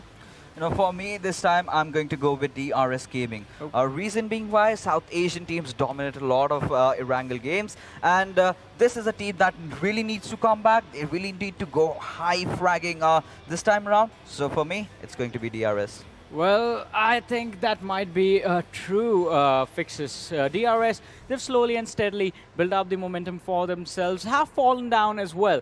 So, need to go with the balanced flow. But I think the momentum that Venom Legends and FutureStation have sort of gained today, they would like to keep that going. So I'm going to go with Venom Legends again. I mean, the performances in the last 2 games and the first game as well. In the first game, they had 10 points. Not a shabby performance. In the second game, 27 points. Did not get the chicken dinner, but Rafat with that clutch made sure that the points were coming in with the kills themselves. And the third game, well, as I said, when the day started, 3rd time's the charm, right? They did get the chicken dinner. But with that, time for me to step down from the analyst desk again and head over to the big lads. And across this map of Erangel right here in front of me, well, Experiment and Ocean, Erangel expectations. Go ahead. I mean, first of all, let me just say, I love the fact that we are in Erangel itself right now. Properly. And I can even hide behind the bushes. I don't have any cover, man. You don't have any cover. You are in the open, man. Get in the zone. But anyway, let's talk about predictions real quick. I'm going to do what Ocean does. Yeah. I think the third chicken dinner is coming in. It's going to be FutureStation. He stole my line. But well, I'm gonna stick to the same thing. I'm gonna stick to my thing, the one that he stole. Yeah. But yeah. We're going to cross our fingers and keep them crossed. Or, well, Venom Legends, they are leading the leaderboard with just one chicken dinner, so might be they just get the second one and be a part of the curse. I mean, 76 kills, 70+ placement point. Venom Legends are definitely on a roll. Well, it is time, Ocean. It's Erangel once again. What are we going to see different this time around? And I mean, obviously, best fights that are happening, we're going to see those things. But the rotations, all those things might be out there because the first game was a southern circle. The first Erangel was a southern side circle. But this time, I want to see something different, something onto the northern. Because it's rare we see North Georgia circle. It's rare we see Zarky maybe just picking up a pinch on it. We do actually see that, and let's see if it's going to be different this time around. But one thing that is definitely going to remain the same is all our wonderful players on our screens right now. Again, a splash of color, and looks like a couple of the players have changed positions. The yellow background has now gone in the last row. Well, they were like, we'll just play from the sidelines and we'll just try to do the best of the damage and all those things. Those are going to be the things out there, but the amazing thing is, after 30 minutes, also, we might just see which team stands on top. Absolutely, and talking about the 30-minute mark in any game, it was kind of funny that we didn't even realize the first game in Erangel went on for 34, 35 minutes. I mean, that's one of the longest games that I've had the pleasure of casting. But right now, without further ado, match number 4 on day 3 is going to be underway in just a few seconds. It is going to be Erangel 2.0 once again, and the big bird is going to be in the sky. Here we go, ladies and gentlemen, strap on to your seats as we are going to bring you all the action in game 4. The plane's flapping its wings, as per se, if you want to talk about it. Well, from the sides of Georgia Pole. Whole of the Georgia Pole area is on the flight path to Novoripnoi military base. I mean, onto the Novoripnoi tower. In the middle is what we are seeing right now. Ruins, Ghat, Kapolchinki, School, Rose are good areas if you talk about landings, drops and all. But Yasnaya will be a problem. We know which team goes to Yasnaya. It's DRS Gaming, and the team would like to drop to Yasnaya if we talk about it. DRS guys is going to be moving as well. Well, if we talk about VTNxJyanMaara, all those things, I mean, the teams are not just out here, but well, those are teams that like to go to Lipovka and all those things. But for now, we are just away from that conversation. But Team Bablu, they drop at Northern Georgia Pole. That's where they are going. And on to one side, PN Crew likes to go to Severny. That's where they are going as well. But southern side, that's where ElementriX and all this outshine. That's exactly what I was going to brush up on, because now Group A is going to be playing this game, which means Team D2K are definitely going to be dropping down at the military base. And one thing I've noticed, every single time they were playing along with ElementriX, ElementriX never came around that place. So the question is, are they going to go for their famous split drop as well? Because, ElementriX likes doing that. They either go to the ferry pair or they drop down on the military base. But by the look of things, they are splitting up once again. Mr. Hyozu is going to make sure that he keeps those compounds a bit to the northwest of the base under his control so that, nobody falters in his terrain. This is one thing. So, all right, another circle, onto the same area. Oh, I mean, definitely exciting. And we did kind of see a fraction or a little bit of a bridge fight in Vikendi. I wonder if we're going to see that now because, well, the fortune are definitely in our favor because it looks like any of these bridges could be in the center. Do you think we're going to have a little bit of a waterish last circle? Talk about deja vu, it's PUBG vu if we talk about it. I mean, think about it. The first Erangel happened in the same area. The same zone was the first Erangel zone. Now, same thing is what we're going to be seeing out here. And just like you said, water fights, I mean, what players use it for? We remember Team Bablu came all the way down to Ferry and they started, just swimming out from that area. So, yeah, we can see some rotations from the water sides, but fights, I wish I see those. One thing that I definitely noticed is, yes, we have a similar circle to what we saw in Game 1. However, the teams have not made the same mistakes because if you remember, a few of them, especially if you talk about Team Bablu, they did kind of lose out early on. They lost those two members just south of Ferry Pair. So, they definitely aren't making that mistake again. And I want to see action on the military base because if you remember, Mr. Hyozu is separated by his teammates by quite a distance. I wonder if they are going to regroup on the military island or they're going to head north. I mean, those things, you know, kind of create a lot of impact, a lot of differences as we speak and as we are going to be seeing out there. But Gatka is one of the areas where you can see that little white line. That's where the circle's edge is just coming up. How, circle's edge, right? Circle's boundary, what I should say. A circle to, yeah. So, well, it's just going out from this area to that area. But the players, first zone is not a trouble at all. It's like it's already 1 minute and 18 seconds on the clock as the circle has to move backwards. But if I have to ask you, I want to ask you one question. There's one group that's not playing this one, right? We talk about Group D.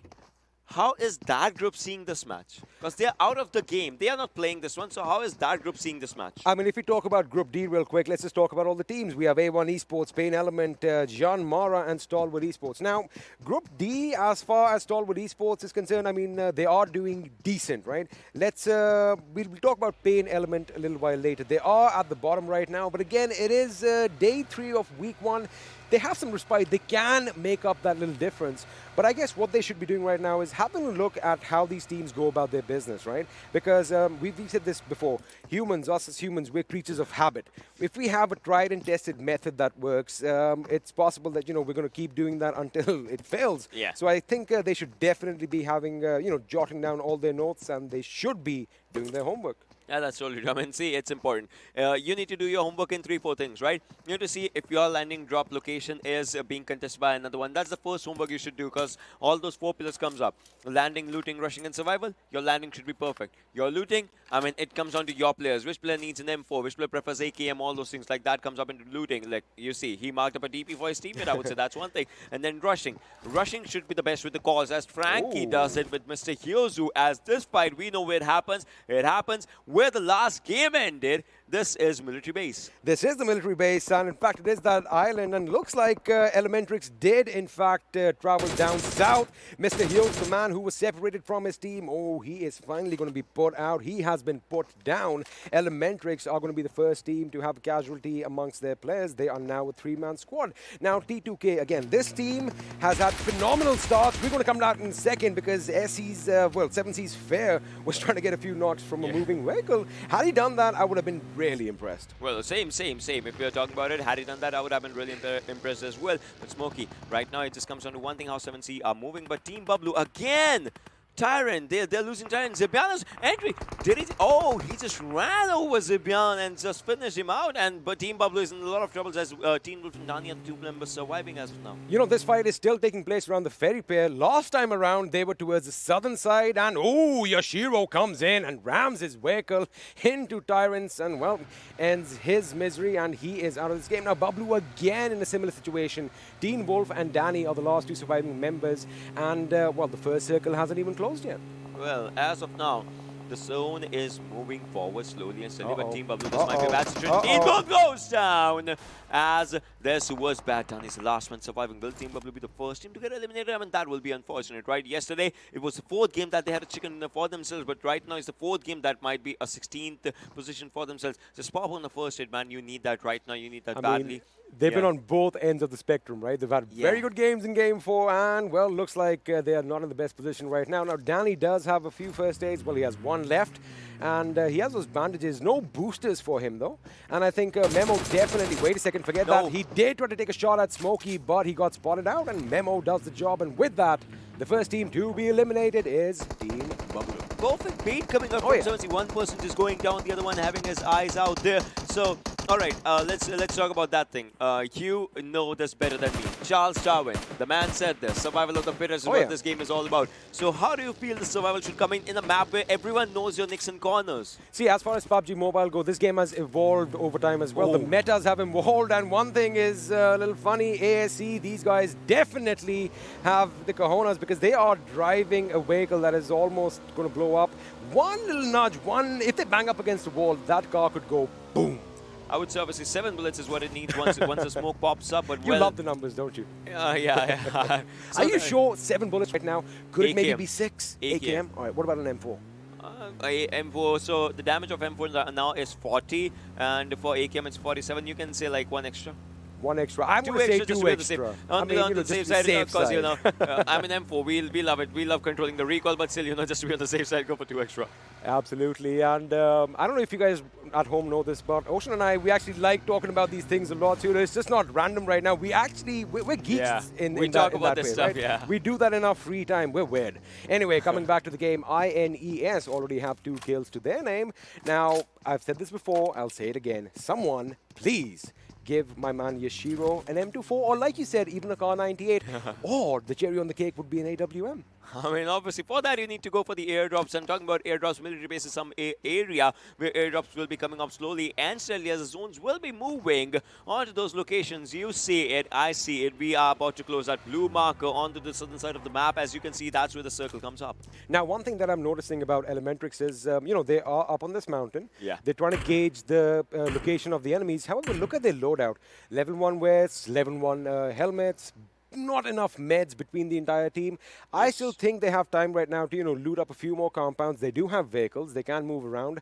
So again, let's see if it comes back to bite them later on, because again, you know, I love saying this, ifs and buts. These two words in the English language are problematic, right? Yeah. But let's see what happens as the circle is going to be changing, is going to be shifting in a matter of seconds. Is it going to be central, or are we going to have a draw stick northern? Or, well, I mean, it is pretty much central, but it is on the eastern aspect. All right, so once again, I've talked about this before as well. There's the same circle. Imagine you go into a sniper training.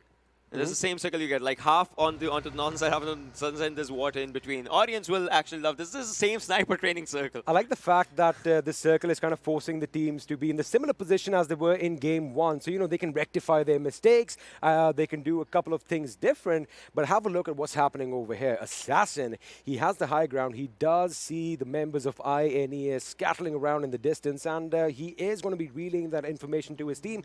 However, have a look at your minimap. His team is at least 200, maybe 150 meters away. Orochi under heavy fire. Is he going to make it uncover? Yes, he does. That was quick driving, quick thinking on his part. However, his position is now exposed. Yeah, Assassin has been exposed. Well, imagine about the circle. Imagine every team goes south and the circle gives a drastic northern shift. Imagine if that happens. That's going to be a game changer for quite a lot of teams, as they'll have to, you know, cross those bridges and all those similar CCs actually taking a fight. Those were some good shots connected.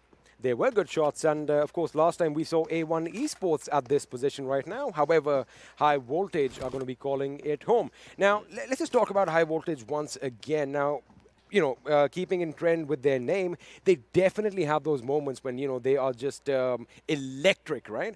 But something is not working out for them. It's like they get caught up in the rotation, especially towards the end. Yeah. Why do you think that is? Is it miscommunication? Is it they're not scouting enough?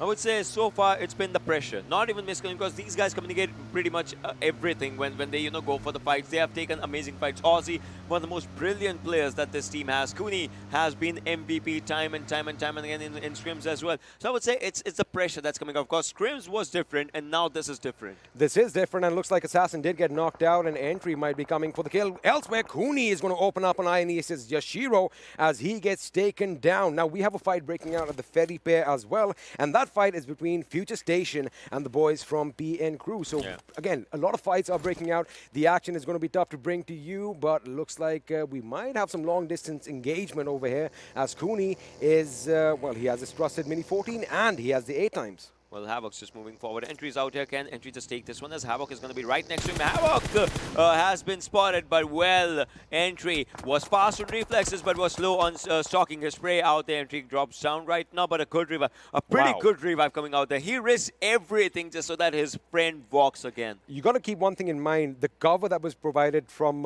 Cooney back there with the Mini 14 switches to the AR, and have a look at this. He is still going at the enemy right now, just making sure that he keeps them suppressed. Oh, this could be devastating. If he connects a few of his shots, the boys from INES could be in trouble, as now they are split up in pairs of 2s. So they've got to be extra careful right about now. Yeah, they will have to be extra careful, but the second zone's coming up. And second zone again becomes a decider zone because there's a big river in between. If you don't pay attention to that one, I mean, you are obviously going down with the game. But right now, Tia has been spotted. Tia has been spotted out there. He might be torn apart, but no, as of now. That was amazing. Assassin hitting 3 good bullets. I like that nice little flick at the end. The last bullet finding its way to the enemy's head. And looks like Yashiro and Entry could be in a good position to lay down some fire on Havok. Ooh, that grenade, almost knocking him off his feet. He reciprocates with a grenade of his own. Yashiro could be in a world of trouble. He makes it out. No, he doesn't. He gets knocked out. And with that, looks like the boys from High Voltage could be mounting up an assault. Well, Havoc wants to create, and Havoc and Assassin wants to assassinate. Now they have the damage stat in their hands as they took down 2. Another grenade was just going down the Molly as well, but the grenade is not going to do anything as it was really close to Assassin himself. But Molotov was on one side. Can they just take the players as they know there is someone else onto the other side as well as INES. They have a perfect curve, but look at Aussie. Aussie is back. Yeah, Aussie can do a perfect backstab out here. I mean, he has literally snuck in behind the enemy, and he could be devastating because INES, they are going to be focusing up on this cliff over here. Have a look at Havoc. He wants to lean a bit to his left and get that shot elsewhere. Wasif from 24/7 is opening up on FutureStation. Again, a lot of fights are breaking out. We are joining in action over here as Poison takes out Machine as he was trying to patch himself up.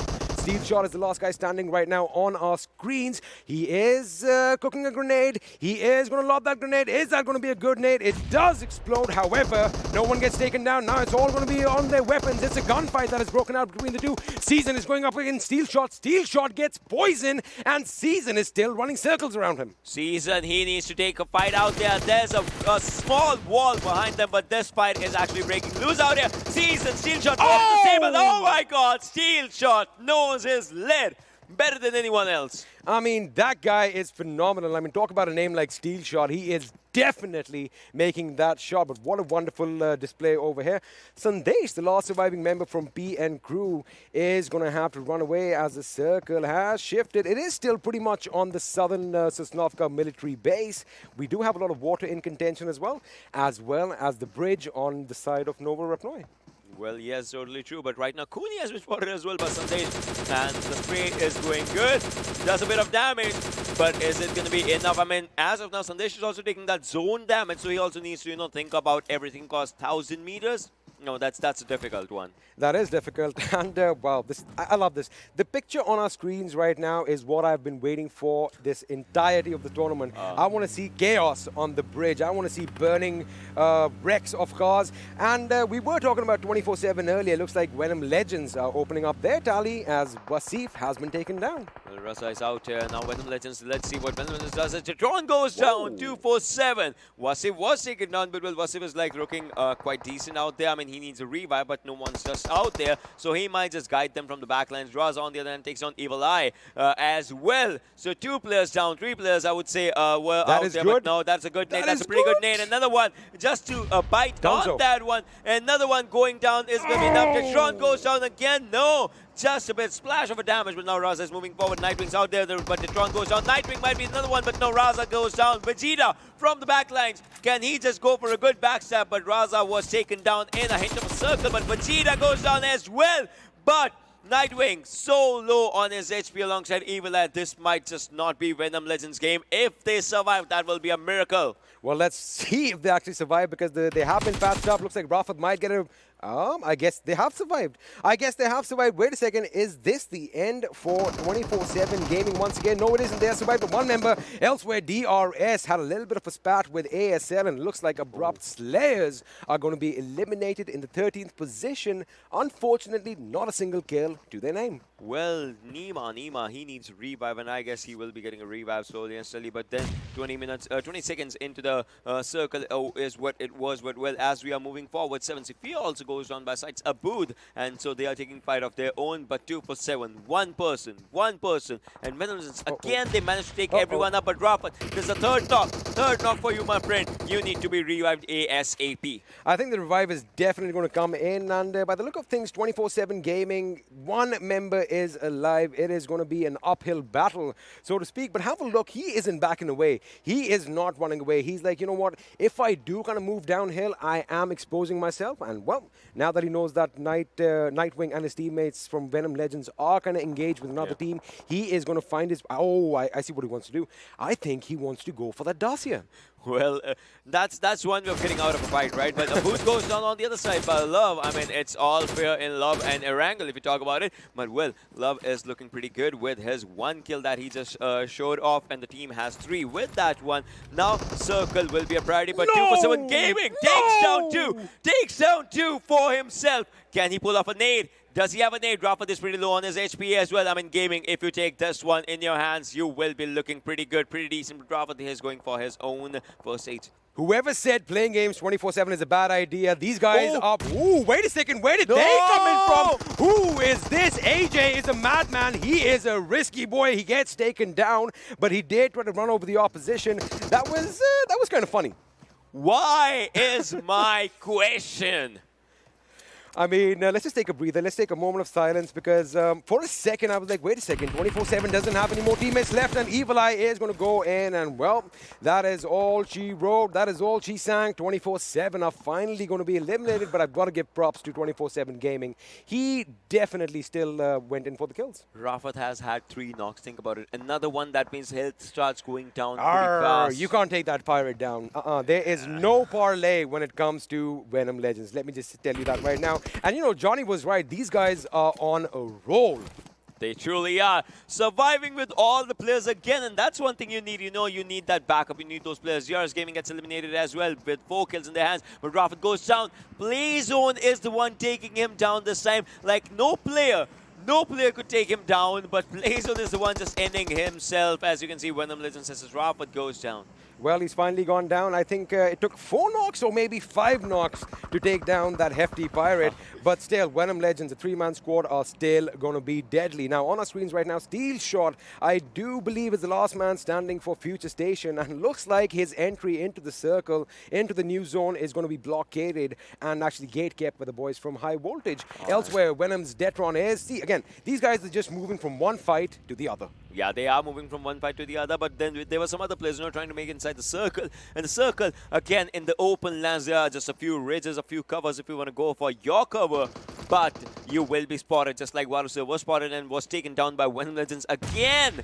Venom Legends, they lost 1, but still not all hope is lost. They have 6 kills for themselves. Can they just take 7 and 8 as Utsarka and Shifusar are right in front of them as Jetron. He's moving in and out of the circle, but Jetron goes down. Oh my god, Utsarka has been spotted as well as Evil Eye is making a perfect use of that higher area, but Evil Eye goes down from the other side as well. Utsarka, last man surviving from DE, is going to go for the revive, and again, Venom Legends, their players are moving back as well, but there's one thing that's moving forward, and that's going to be Circle. The Circle is definitely going to be inching in closer and closer. It's going to be that inevitable death creeping up on you from behind. But now Utsarga and Shifusar have been picked up. They are the winners from the first game of Erangel on this day. By the way, can they do something again? Ooh, Shifu gets taken down again. This time it's courtesy of Assiduous Gaming, Assiduous Esports, I beg your pardon. Muffin is the one who took him down, and Muffin still has his crosses set on Utsarga. He is going to... Wow! That was just beautiful. That was perfection. That spray was technical. It was clinical, and with that, DEADEYES guys are out of this game in the 9th position. This Muffin needs chicken. That's what he is going for, but he's not going to chicken out of a fight, as you can see out here. But Nightwing is out on that area, but the Circle is going to be a villain. If you're not paying enough attention, he's outside the zone, and that's where it all comes down. Nightwing, can he just heal himself enough to be safe? I mean, talk about Muffin. He also has to get inside the circle, but he's not the first one who gets in contact with the zone. Nightwing goes down by the play zone. He does get taken down by the play zone. Venom Legends, well, their rampage has finally been ended. Not a bad outing for them. 6 kills, 8th position. Decent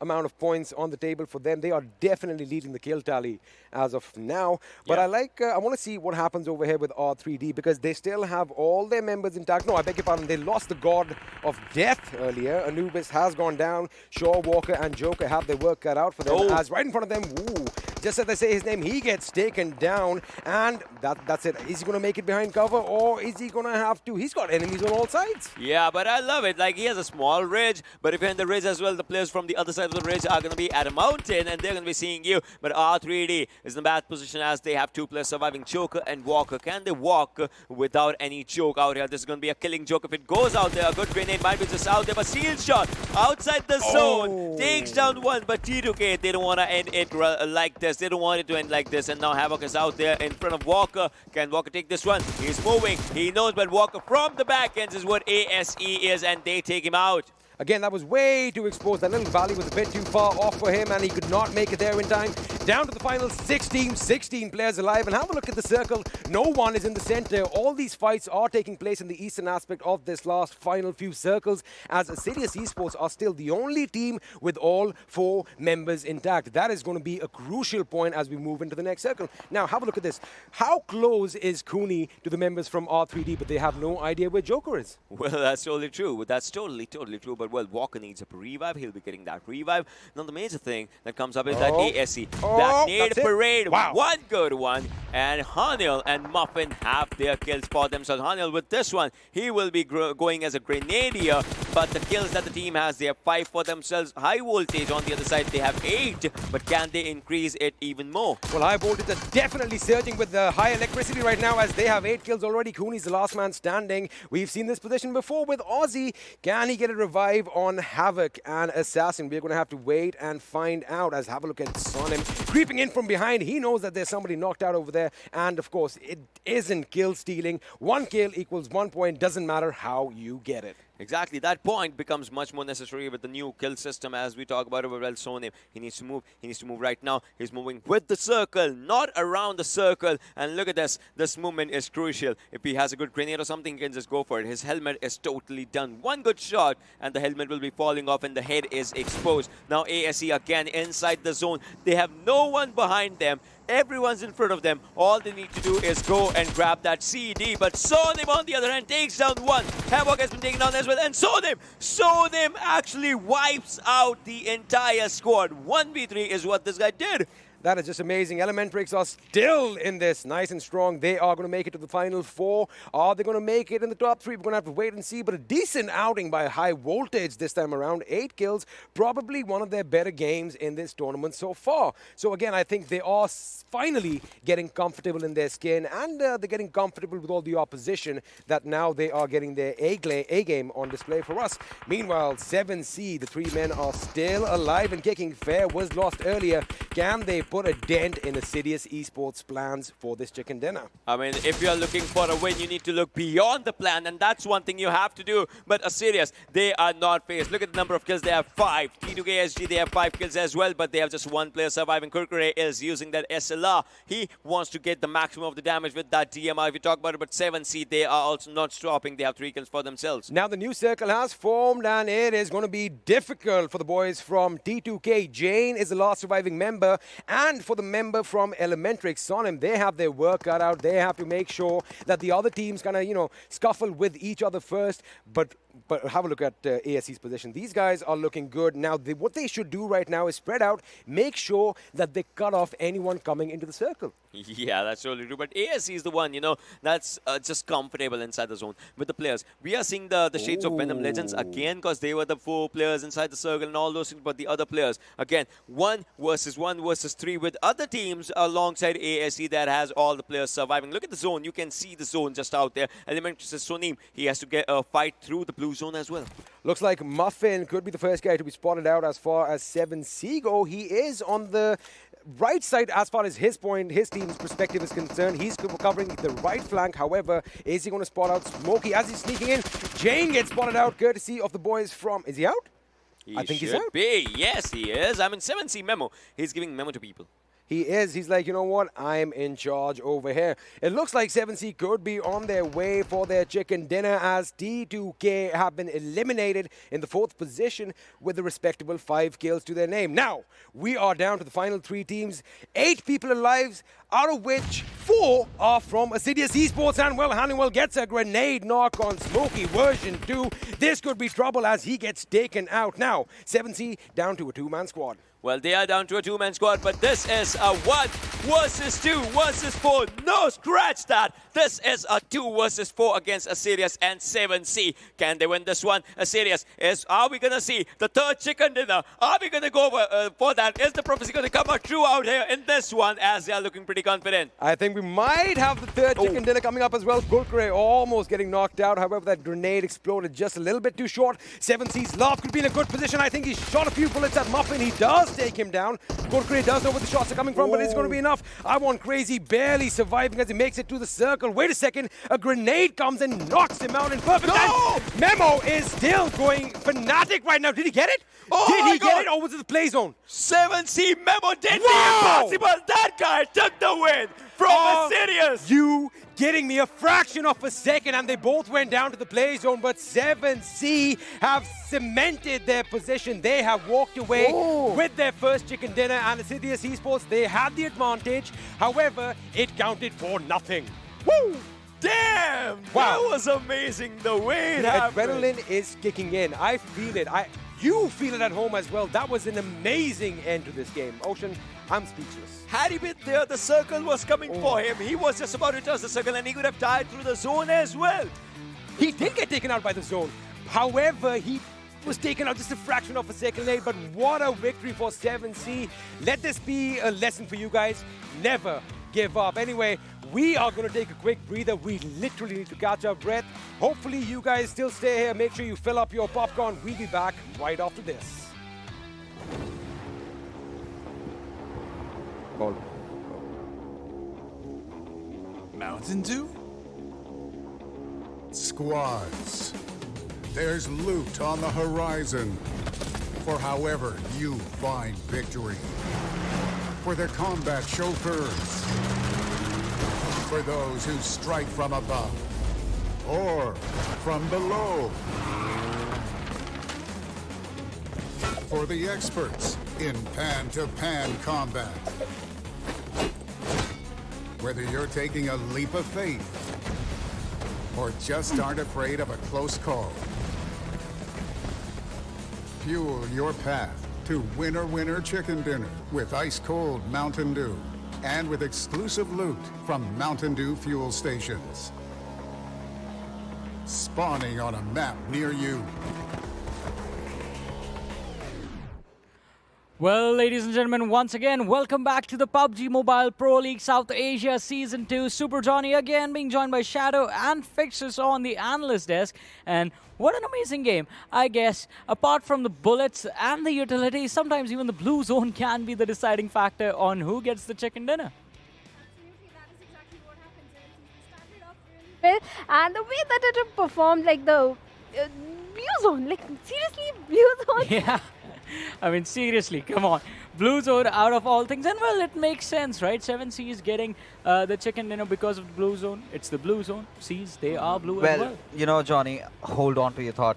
If I have to break down that final fight, right on my notes, I had already written ASE. And then suddenly, out of nowhere... Even I wrote ASE, man. we thought it was an easy game for them, with the way they had rotated it, with the way they were kind of getting into the fights. But you know what, talking about that last particular fight, those two players from ASE going in from the edges to take down that one player out there, they kind of revealed their position, giving enough space for Mimo to go all in. And you don't talk about Mimo, there is a very, very, you know, have you seen this series called Young Sheldon, Mimo? Yeah.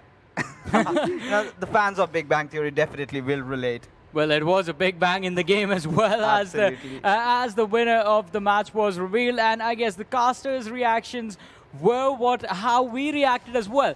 It was completely a mind-blowing moment, like trying to figure out in that chaos who got the chicken dinner. And well, 7C's Memo just making sure that his name is going to be on the memo that was being sent out to everyone inside of the server, that his team is going to be going away with the chicken dinner in that matchup. And well, that was the second last match of the day, and we did see a few of the teams from Group A after their break coming back in, sort of starting to perform. Assiduous Esports, T2K as well, being part of that top 4 performance. But now let us have a look at the MVP for this game, ladies and gentlemen, see the individual player who had an outstanding performance. And well, it is going to be Steel Shot from FutureStation. Yes, Steel Shot with amazing 6 kills and survival time. They had an early elimination if you talk about FutureStation, but the team that performed, the player that performed really well was Steel Shot. Look at the damage. He has got 911 damage, but 0 assist. That's okay. You can have 0 assist as long as you are getting the kills. There is no points for assist, so it's all right. He is a happy man out there, but take a look at the graph. He's got the most kills, that's certain over there, and that's the reason why he's the MVP over here. Damage taken, 249, a very good stat, considering how he takes all his fights through covers. Yeah, so damage, he has 911 damage, but I want to see who was the individual player who outperformed him. He was taken out a little bit earlier on in the matchup as well. Maybe Son. 1v4. Yeah, exactly. 1v4 and the last player for surviving for his team as well. And in that clutch moment, in that crucial moment, he did sort of outperform his teammates and stood up tall. Getting those points is always going to be crucial, but you always have to convert the damage into kills. You have to convert the damage into the kills, but let's see, Johnny. I think you have something else to say. Yeah, exactly. I want to see the top players of this matchup and see if there is going to be anyone outperforming our MVP, and there it is. It is going to be Assassin who had the most damage on the server this time, 952, ladies and gentlemen. It is on the big LED right beside us. Apart from that, there are going to be a few names. One name that we were praising and one name that did get the chicken dinner for his team. It's going to be Memo on the second position for the team. 7C had 6 kills as well. Following up on the 4th, High Voltage, they are going to be represented again by Cooney joining his teammate right next to him, in fact. And then we were talking about him. ElementriX, Sonim is going to be there on the 5th position. Survival time, look at that, 24-minute, 32-second, 4 kills coming in, 498 damage. Talk about Venom Legends. What an amazing performance by the lads, taking down fights one after the other against 247. However, we did witness some funny moments, some, light breathers. What was AJ doing with that US? Just, kind of driving through, and I thought that would be a complete squad wipe, but he just went through that one area where there were no players. Had he gone a bit left or a bit right, could have gotten 2 frags out there. Well, I'll come back to what AJ was doing a little bit later, but now we are going to have a look at the standings for this match, ladies and gentlemen, and see the points, how they went out in this game on Erangel. So 7C, we know they got the chicken dinner, but I think for the first time we are seeing sort of an even spread in the number of kills. So 8 kills to 7Cs with the chicken dinner, 23 points for them. Assiduous Esports as well, 8 kills, 20 points coming in. High Voltage, they had an early exit, but with the 8 kills, they get 14 points, and 14 points are going to be tied by ElementriX. Yes, there is definitely a tie between the kills and the total points also. But 7C Esports, if we talk about this team, they have been playing very smartly, especially Nemo. If we talk about in the last match, they left their one of the player at the water area so that he can take down the teams coming in from the ferry pier. Rest of the players had already rotated. And this time also, they anticipated Team Bablu will come to the bridge and took down Team Bablu. I know where you were, dragging this conversation onto it. Bablu, the first Erangel. It was a certain circle. They chose the waterways. Got down by 7C. This time, they changed themselves. They thought, maybe let's try the bridge route. And, well, 7C did anticipate, did outsmart them, and they took them down. The team is called 7C for a reason. They rule the seas. You can't, if there is water involved in a team fight. Yeah, and the lands as well. But, I mean, Team Bablu, we remember watching them in PMCO Pakistan. They dropped towards the North Georgia City, from there on out rotating towards the military base island. It is quite a hefty task, but they seem to do it perfectly and at every single time. And you were asking a question, what was AJ doing with that US? He was trying to do the do. He tried his level best to do the do, but, well, sometimes just a little bit extra Mountain Dew in him and he would have done it.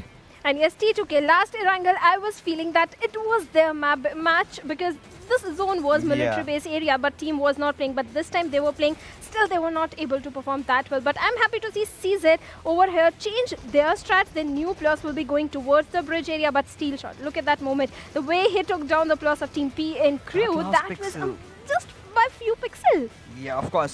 This time around, the 2 Erangels that I saw, one certain circle is fine for a day. You go for the second one, that's too much for the teams to digest, and that is exactly what happened. So there are a few ways. Well, this time the circle was a bit different because it was kind of dicey, right? For a moment, it could have either gone just to the shorelines up north, but it eventually ended up down south. So a lot of teams this time around tried to go for those initial rotations. We did see that bridge fight, of course, but Venom Legends, alright. We have to talk about this squad. They have been on fire today. With the way they have been performing, that's absolutely ludicrous. Yes, absolutely, that did happen, but 247 Gaming kind of messed up. They gave time to the players of Venom Legends to revive and come back on their feet. Yeah, you know, had they not done that, things could have been otherwise. But Team ElementriX, well, we have to, you know, bring this up. Every single game, they have amazing position. This time around, this was also their circle. You know, Team ElementriX 2 players there landing off at Ferry Pier, 2 players down on the southern island. They could have easily taken. But every single fight that I see, the players are so, you know, close to each other that they kind of mess things up. They were messing up, but I think Johnny has got something to say. Well, I definitely have a lot to say right now, because the damage histogram is here, ladies and gentlemen. Once again, we do see the peak in the damage from, well, this time not the team that got the chicken dinner, but the team is going to be CZxHIGHVOLTAGE. Did manage to finish in the top 3 apart from that early exit from them, but the 8 kills and the 2000 damage was the thing that helped them out. Following them is going to be Assiduous Esports, 8 kills as well, but a little bit more efficient on the damage. So conversion rates were working out for them. They had 1147. Following them are going to be the team that actually got the chicken dinner with 1086 damage and 8 kills coming in. So we do see 1000 damage on the first 5 teams. I mean, CZ, 2000 just doubling up on the remaining 4. But apart from that, over on this side, starting from right here, we do see the fall off coming in. These were the teams that were sort of faltering out on the team fights, but I wanted to point out Venom Legends and FutureStation.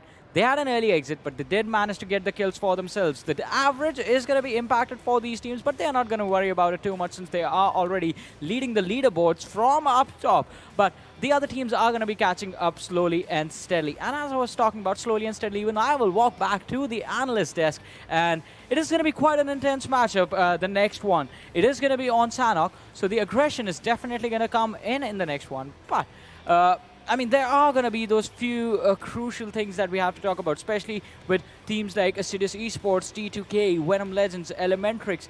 They have had those incredible moments, but sometimes they do fall down. I mean, we are going to have a look at the standings once again, the group-wise standings, ladies and gentlemen, and see how the things have been turning out.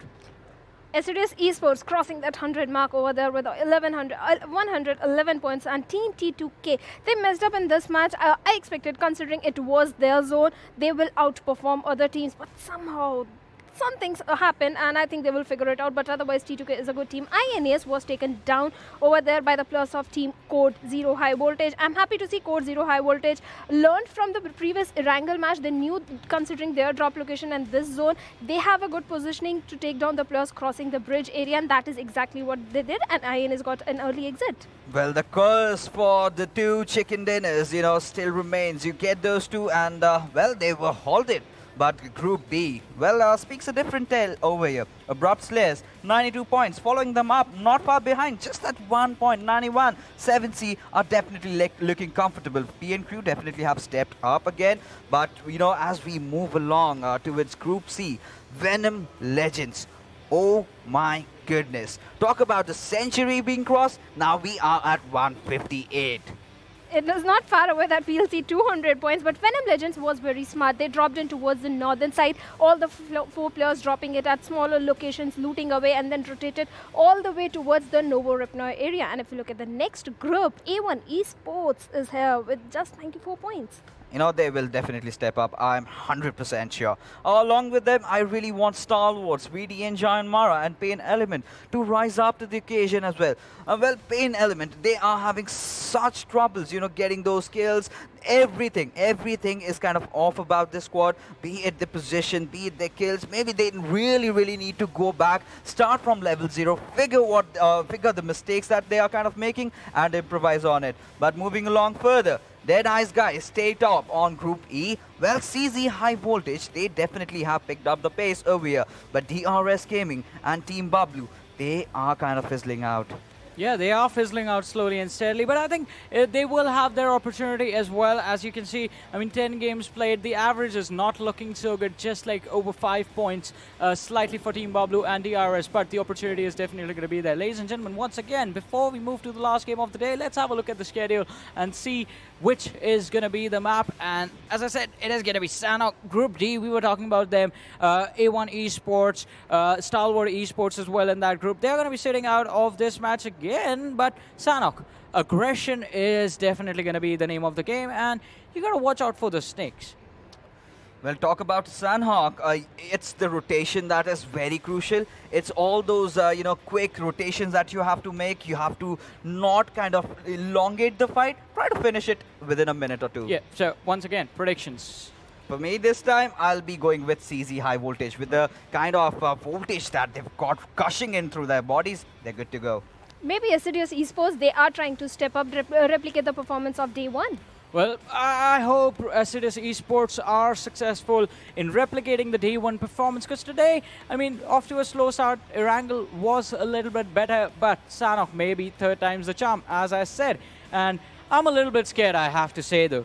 I'm going to get down from the desk. I'm going to move over to the lab again, where Math Scientist is there with his experiment. And I have one question for you guys. Have you figured out a break for the curse?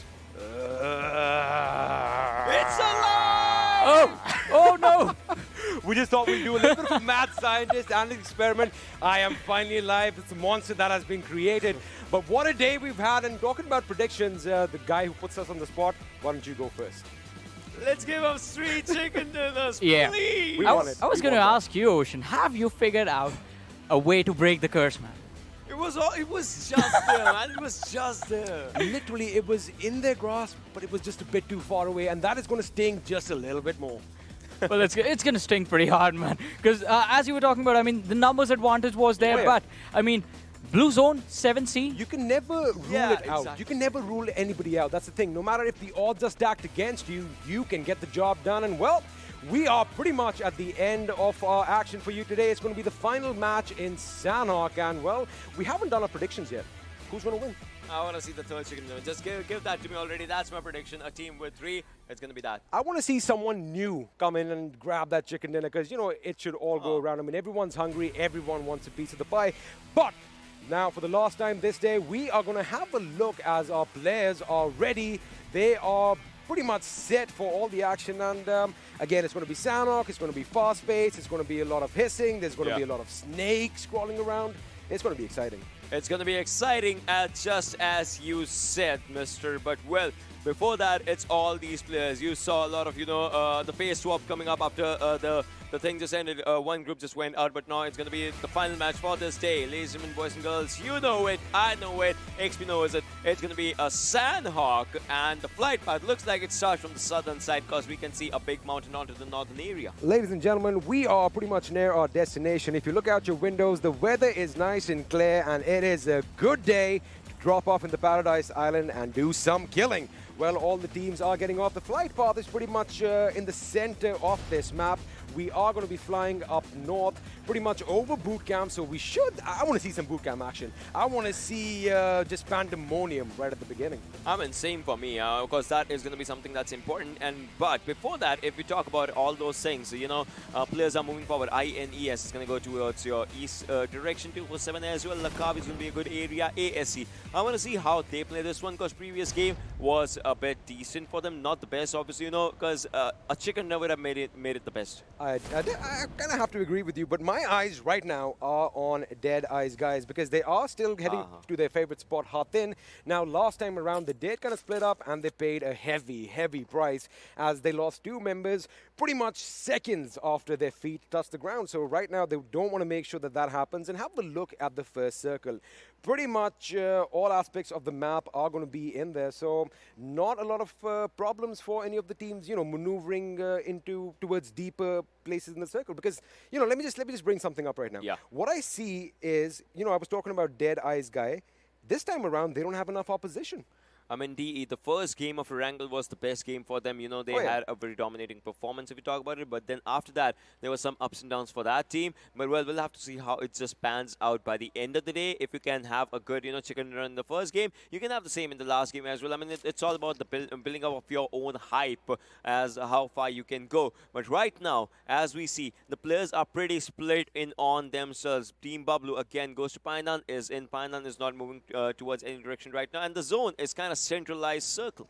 It is kind of central, and have a look at P and crew. Now, these boys are confident in their dropping because they are spread out and they have at least 200 to maybe 300 meters of distance between them. So, you know, they cannot make any mistakes. But again, like I said, normally on that island towards the northwest, we see at least 3 or 4 teams. This time, it's just Deadeye guys and P and crew. So we might see a clash later on as they start migrating due east, where we have high voltage as well.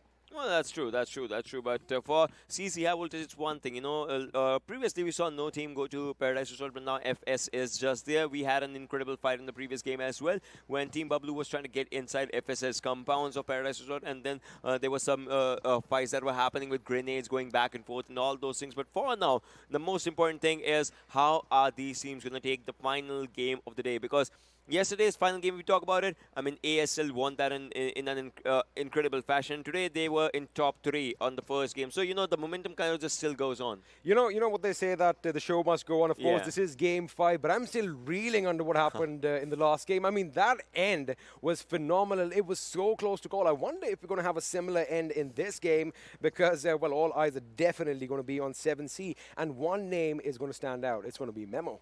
Memo, he did give a chicken dinner to his team, but look at Joker. Look at Joker. He's just sitting out there while sides players are moving forward, but DRS is also on the back ends. Now, the thing is, Joker is the only member from ASL in the boot camp. As far as his teammates go, they are coming in from the north, where we used to have those 3 warehouses and all that. So, you know, I mean, the question is, can they make up to his teammate within time? Because he is going to be relaying the information that I've got opposition around me. But I do believe SCYTES have no idea that there's an enemy in their midst. As of now, they have no idea, but SCYTES it's just one thing that, you know, goes on top building of boot camp. Razo is moving forward from one direction to the other direction, but for that, it's kind of a thing. But, well, ElementriX's players, they are moving forward, and Team Bablu might be the first team that they might just contest. But, well, ElementriX, look at that. They're not, movement is not over. They're just marching in from one hilltop to the other one. Their orders have been given, and yes, they are marching again. This is something that we see only in Sanhok, when an entire crew, an entire squad is on foot, running from one compound or one place of cover to the next. Of course, it is possible, especially with all those bushes, all that thicket around you, to conceal your movement. But right now, on our screen, now, let's talk about high voltage. Let's just break down a few of these teams. High voltage, again, we've said this plenty of times, that, you know, we expect a lot from them, right? Yes. They did kind of showcase what they're made of in the last game. I mean, they did end up with 8 kills and a decent mid-table finish. I did say that, you know, they are now getting comfortable in their skin. Would you agree with that little statement? I would agree with that little statement. I mean, they are now getting a bit comfortable, but not a lot. As right now, Pubg. Oh, Cooney, wow. Cooney. This guy starts it all. Always is the you know, first man to arrive at a party, and there it is. Now going off with the grenade. See, that's one thing. You do not want to let your kill just go away. He's like, I started it. I'll throw a grenade to finish it off, and there it is, right on time. Talk about being a murderer. Cooney is on his game right now as Tamim gets a few shots. However, it is not going to be enough to breach that bark over there, which he did get some cover behind it. And now he runs, but Cooney is going to get him again. I'm telling you, this man is out for blood. He is relentless. He is relentless. I mean, he took 2 players down. One has been finished, but, well, the other one is needing a revive and will be given that. But Steelshot is moving backwards. We saw an incredible, you know, feat of strength with Steelshot as well in the previous game. But for now, we have 62 players, might just go 61 as we speak. And as we see, Tamim, he gets a revive. That's a pretty good situation. But right now, ASL, there's still one member was on to the other directions, and it's just one thing that guy paid the price. He did pay the price, and it would have been kind of surprising to see if he still held on this long, you know, amidst all those enemies. But of course, you can't fight 4 guns when they're, you know, trained at you. You can't really outrun bullets, so to speak. After all, this isn't the Matrix. But let's come back to the action over here as FutureStation's Tamim is trying to just keep the enemies at bay. Ooh, he spots Assassin as he was trying to cook a grenade, and that was quick. He gets that knock and that finish. In fact, Steelshot gets him with his grenade. I mean, the teamwork over here is phenomenal. Teamwork is pretty incredible. Eli has been spotted. 22, 22, 22. All right. So 4 times he did 22 damage, but not the 5th time. It was not just out there. So he just survived basically with 12 HP in his own hands. But, well, Nightwing, he has to spot the players as well. And Venom Legends, they have had their day today. I'm pretty sure amazing. They've had an amazing day. All 3 games, they've had kills in double digits, first of all. Second, the last game back in Erangel was the only one they kind of had an early exit, compared to what they've done before. But again, even in that game, they did take out a couple of squads before they went out themselves. In fact, they were basically thwarting attack after attack. I mean, these guys, they mean business, especially when it comes down to holding a fort. But right now, we still are going to be focusing on the boot camp. The boys from SCYTES now are going to set their sights on DRS Gaming. DRS is just out there. I mean, DRS, they were looking pretty incredible as well. If you talk about the days and whatnot, there have been a couple of second finishes with this team. Well, can they get to the first position? Because this team, once again, this team dominated South Asian region when it was PMCO, and from there on these guys have shown amazing gameplays, but once again that chicken dinner performance is something that I want to see from them once again. Surprisingly, the action is off to a slightly slow start. We've only had 3 players from various teams that have gone down so far, and I do believe it was Assassin who went down from High Voltage, Joker went down from ASL, and right now Zibyan takes down Mr. Hyozu as ElementriX are picking a fight with Team Bablu. Now, Team Bablu, they have another best outing. If they get this squad wipe, I am pretty sure it's going to carry them forward with all that momentum. Well, the throwables are going out there, but well, Team Bablu, they were in Painan, but now they're outside as Tani starts it up against blah blah blah as well. Now Nang is just out there, but can Nang take this fight? Look at this Team Bablu's movement. That is an incredible movement. Incredible movement is what they are giving right now in Team Wolf. He is just leading the charge. The IGL of the team is what he is, and he is looking pretty good, pretty confident just to take down that one kill that is right in front of them. But well, Nang is also out there onto the other side of the rock, and there it is. One confirmation will be just out here, and there you see. Well, blah blah blah has bitten the dust, and he is out of this game. ElementriX are in a world of trouble. Sonim is still alive, Nang is still alive, and we know Sonim can do a lot of damage when he is left on his own. Especially like, when you corner a wild animal, that's how he is like. Well, the teams are going to be heading in a collision course right now. Nang gets out of his cover, and he lets a few shots. Zibyan takes him down. Sonim, as I said, is going to come out and get a knock of his own. But now they know the location of Sonim as well. Can Sonim just, survive with all the 4 players charging onto him? Obviously, he'll have to go to other direction, but well, he has been spotted. The shots were being landed on him. Well, Team Bablu's Tyrant is just moving forward. He has gun in his own hands just so that if he spots him once again, he's going to pop one in the head. But well, right now, Tyrant has to move forward. Zibyan gets his kill, and Team Bablu, after a long time, well, after yesterday, I would say we are seeing that Team Bablu back again, the one that was pretty hungry for the kills. I mean, that is what I was expecting from day one, but it's, better late than never. They are finally showcasing what they're made of. 3 kills already, almost had a squad wipe, and looks like the Wolf Pack is going to be intact for now. However, the circle is going to be shifting in just a few seconds, and let's see if it's going to be a concentric circle once again, or are we going to have a drastic shift?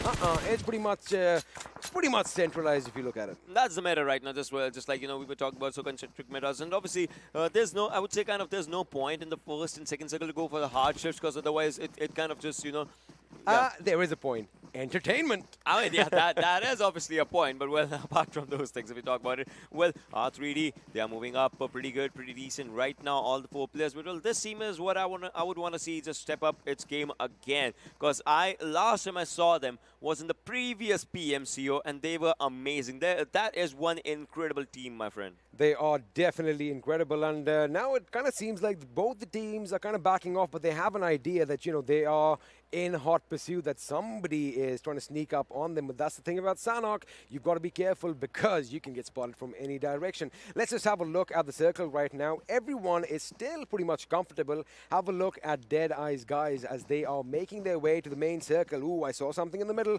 We have a little bit of action that might just break out west of the quarry, as I do believe it's PN crew who are on a collision course with Team Bablu and R3D. Yes, exactly. Grenades going back and forth is what it is happening right now. Anubis, he's still suspecting someone might be out here, so he's just, going with the grenades. A bit of an overshoot and overcooked one, but well, Mr. Boro has to move backwards. This grenade does nothing as of now to the players. But if you're popping grenades, it means like, someone is within a proximity of 100 meters right next to you, so you'll have to check around each and every corner. But look at PN crew. They are just slowly and slowly going backwards. I mean, that is a smart play by them. They can't get up and, expose their positions. So it's all about that slow crawl, that painful crawl. I mean, sometimes you crawl towards your enemy. Sometimes you have to crawl away from them. But it's all about being silent and remaining hidden. That's the name of the game. Now let's see if they are actually going to have a little bit of a kerfuffle over here, because it looks like both teams have kind of backed off. However, it kind of felt like the boys from Team Bablu have that little advantage because they have the higher ground. Well, the issues have been there, but well, Joker, Shaw, and Anubis are moving backwards. Walker is still out there, right in the front gates, if I have to talk about it. There's an airdrop as well just coming out there, but I don't think so. No one's going to enjoy it because everyone's just like, let's move away from this one. PN Crew might just be the one taking that one. It's like a few 20, maybe 30 meters away from Sandesh. He should definitely go for it. Pop a smoke grenade in that direction and just go in and come out as quickly as you can. But again, like I said, woulda, coulda, shoulda, ifs and buts. We shouldn't really be adding that right now. Ifs and buts can ruin your everything is okay. Oh yeah, I mean, pretty much. But looks like T2K are going to be under fire right now. Venom does get picked up.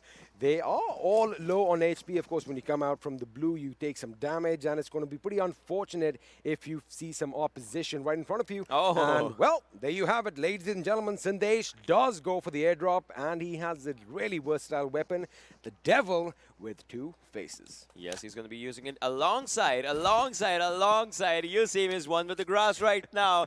This guy is pretty much out there with... I mean, that's what he can do right now. He can literally just remove everything else and just go prone, let the enemy cross him, and then just, let loose with all that venom. But we're going to have to see if that is going to happen elsewhere. Everyone is pretty much inside the circle except for the boys from 7C. They are on the southern aspect of the new zone. And, well, they do have a compound. I'm pretty sure they're going to be forced to move further up north. Yeah, that's totally true. But... you see, Bootcamp, they're still players. ASL, they lost one, but they're still, keeping that compound with themselves. It's funny because I did want to see action in Bootcamp at the beginning. Well, looks like I might see action mid-game, at the end even. I mean, that's where endgame might just come up. The second zone is going to be closing in as we speak. There are a few teams onto the southern side. You can see INES, R3D, and exactly, that's what I was going to say. There are a few teams onto the southern side. They won't be, just getting that much thing, but look at Paradise. Venom Legends, CZ, they have to move down. And today's day has been DEADEYES, Venom Legends, and 7C. Those teams have outshined. Fifth team is what we are going to be seeing in Sanhok's fifth chicken dinner if it comes onto a new team. Surprisingly, almost 15 minutes have gone by in this match and not a single team has been eliminated. However, we might just hold on to that because I Want Crazy just got knocked out courtesy of 24/7's Raza. And I don't see anything happening right now because there's way too much distance for them to cover if they want to rush up on that hill. And, I'm just talking about team eliminations. There's only one team so far that are hanging on by a thread, and that is ElementriX. However, that thread is Sonim, and we know that man packs quite a punch. I mean, that guy, in the last game as well, he was the last member surviving the last Erangel game or something. The clutches. The clutches that this guy did. I mean, that's where you just know that the guy has done his homework with the gun, with the opponent and everything. When Raza is moving forward, he has to come back, obviously, otherwise it would have been a terrible decision. ASE's player, they would be having that fielding for themselves. I like that. I like that little bit of fielding, a little bit of gatekeeping. And once again, looks like Assiduous Esports are going to be having a little bit of a tango with 24/7 Gaming. Now, we did see 24/7 Gaming pretty much obliterate Venom Legends, especially as that single man. He got those two knocks and almost got the job done. Let's see if he can reciprocate that in this final game of Sanhok on day 3. Now, let me just quickly give you a little insight of, whoa, wait a second, I was just talking about 24/7 and Vegeta opens it up with a grenade knock on Crazy and he goes down. Elsewhere, Venom's Nightwing gets a knock as well. Vegeta is moving in for the kill. Raza is right up in front of him. A revive is coming in for Crazy. Hannibal moves out to the route. He jumps, he shoots, he does not connect, gets knocked out instead.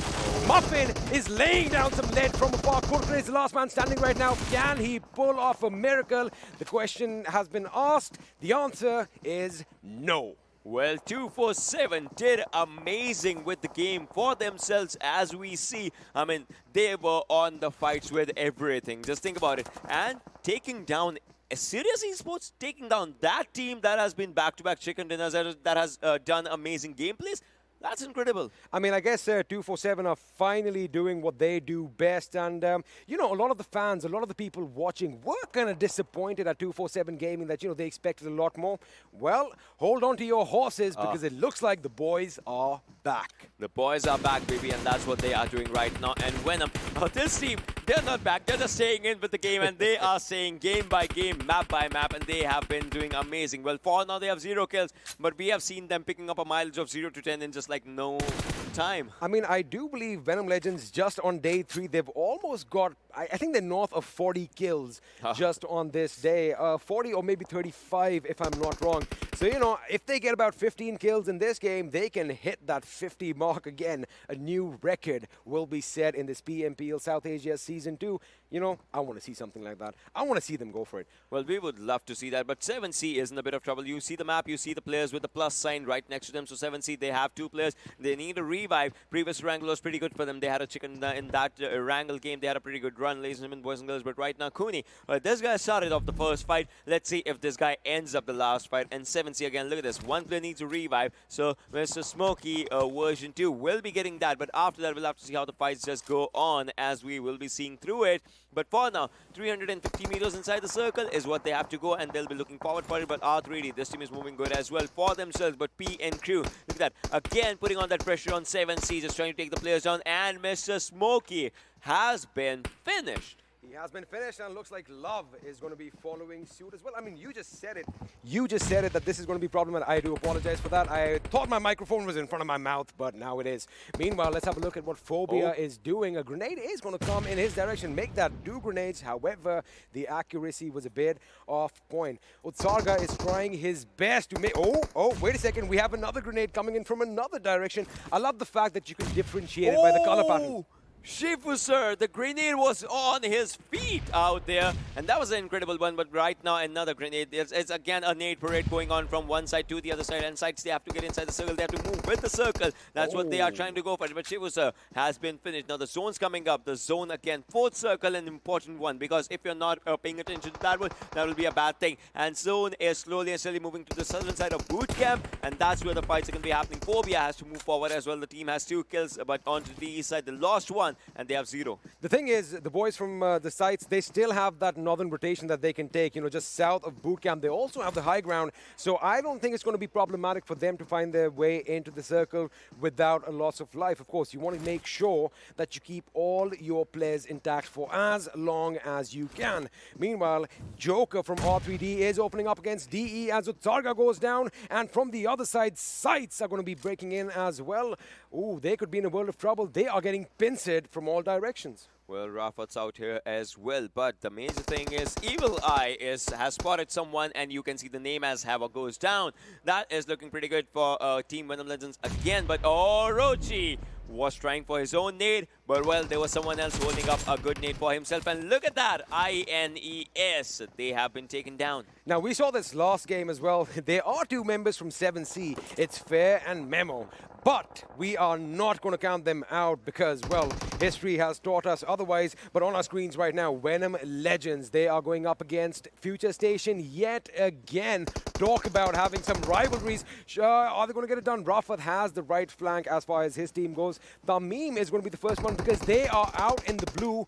Wait a second. Here comes Steel Shot. He comes in from the right. Evil Eye is in front of him. Evil Eye takes him down. Machine comes in from behind with that Uzi, gets a knock off his own. And wow, oh wow, Venom Legends are breaking apart. But Venom Legends, they are still in the fight. Prophet was taken down, but he is not all hope is lost. All the 3 players out there. 207 Raza on the other side is going for the domination, as you can see. But Prophet has been picked off in the game. Tamim is the last man surviving from the side of FutureStation. But for how long as he is popping up a first hit, the sound might be heard by the players. But well, inside the circle, outside the circle, it's kind of a tricky situation. He has spotted one, takes one down, takes another one down. Oh my God, Tamim is doing amazing. He has spotted Tron as well, but the zone is a main villain as it takes him down. Now is a tricky situation. How many players can you give revive to? Because you have less than 14 seconds. That's the amount of time that you need to take a revive and a first aid. Well, you pick one. The one who's picked up, he runs to the circle, but FutureStation have been eliminated in the 14th position just to kill. Venom Legends holding on by a thread, and right now over here, Jane has gone down. Frankie has a lot of firepower being thrown at him. bombs, grenades are going off on all sides. Can he hold off again? I like the fact that they are pinching their opposition. They are basically cornering their prey in a corner. Well, 247 Gaming gets his name in the domination list as he is getting kills for himself. And 247, it's been a while. We said it, the boys are back. 7 kills, Ocean. It's been a while. This team is getting kills, and kills. The only thing that they see is kills right now, and they are doing amazing. Now taking fight against Venom Legends. I love that. I like that. I admire that, the way this team is going for the best team that has been today, as Vegeta takes down Nightwing as well. Will this be the end of Venom Legends? As we speak, as a team is in a lot of trouble. T2K, meanwhile, gets eliminated. Well, T2K out in the 12th position. The funny thing was that this fight was taking place across the circle with a lot of teams in between, and now the sides have to move in. Ghost could be in a world of trouble as he gets shot up from the left. No, it's from the right. He gets taken down. ElementriX have been knocked out in the 11th position with his 2 kills. Ooh, Razor, you are not supposed to patch yourself up then. Have a look at how many teams have been wiped out. People are toppling over like dominoes. In 3 seconds, 6 teams got eliminated. Just think about that thing. You can see the numbers. There are 5 teams alive, but we are down to the 9th number. That was CZxHIGHVOLTAGE. The teams will be falling out there, as DRS was also out there just taking on the players. 247 Gaming, 4 men still alive, 10 kills to their name already. They are hungry for that chicken dinner. Nova gets taken down by Raza. I'm telling you, these boys are going Super Saiyan right now. Oh my god, this is amazing the way these players are watching each and every inch of the game. But well, Raza, perfect covers for this guy, perfect covers, perfect way. PMQ gets eliminated as well. We're down to 5 teams right now, 15 players surviving. But well, all the 4 players from this team, 10 kills. I mean, it's if they have to go for 20, they'll have to go for all the 10 alive players apart from them. But well, that is a long thing to just think about it. On top, so on the other side is going for domination. But no, he has been spotted by Bablu Tyrant, who thinks like he has a name. Well, let's see if that's going to happen, because on top looks like he's in trouble. Oh, he does have a first aid. He does have the first aid. The zone is going to be playing spoils for as well. Oh, Teen Wolf gets taken down from afar. And now Bablu Tyrant, he has his work cut out. They thought that they had all the advantage, but now they are on the back foot. Gyalzen with a few shots off. Will he make it to the circle? It's a little dodgy. He doesn't have any smoke grenades, and well, 247 Raza spotted him and added another kill to his name. Whoa! We saw that. We just missed something out. It was the play zone. Yes, play zone took him down. But well, 247 now moving on towards Abrupt Slayers. This actually gives time for DRS to just get out there, just to get inside the circle to get a proper fight. But DRS is the only team inside the circle. Rest assured, other teams are out. Vegeta has spotted Nova or not. We'll have to see what happens as Shari's on one side as well. And 247, they are looking pretty confident as of now as Raza takes on one again. This guy is amazing. Have a look at how 247 Gaming is making sure that while his team is engaged with one team, he has an idea that Abrupt Slayers are on his side. He's making sure that he does not let go of his flank. Meanwhile, Raza is going to make sure that he confirms his skill. And, well, he comes under heavy fire courtesy of Gyalzen. Mafia Ninja is the one who just went down moments ago. 6 kills for the boys from DRS Gaming. That grenade has been lobbed. Is it going to be a good one? Raza is in the line of fire. However, it just overshot by a little bit. Just a little bit. I mean, it was not in the radius as well. But, well, 6 kills for DRS Gaming, double that. And that's where 247 just comes up with 12 in their name, 12 in their back. And a good grenade was by Gyalzen's side, but it kind of gets overshot as well. But now the major thing is DRS, can they hold the zone perfectly? 247, they have come this far, not just to lose down. And there it is. 247 Gaming is doing amazing. And the guy actually gets on a rampage for his own self. 14 kills. DRS Gaming, the champions of South Asia. Can they take this one? AJ's on one side. No, 247.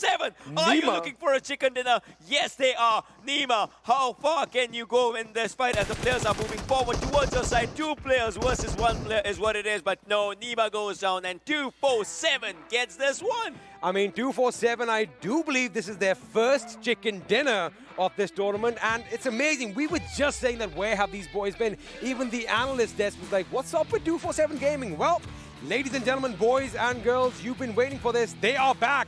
And boy, did they win in style. And amazing kills, like kill points, all thanks to Raza and Gaming in that one. I mean, they were all, it was team effort again. All the players were alive till the final circle with the final fights. But the major thing, amazing kills. Amazing kills, and we've seen that, you know, if you have your 4 members till the end, of course, yeah, on paper you have this advantage, but they definitely made the most of these moments. And well, the chicken dinner is theirs in the last game of day 3.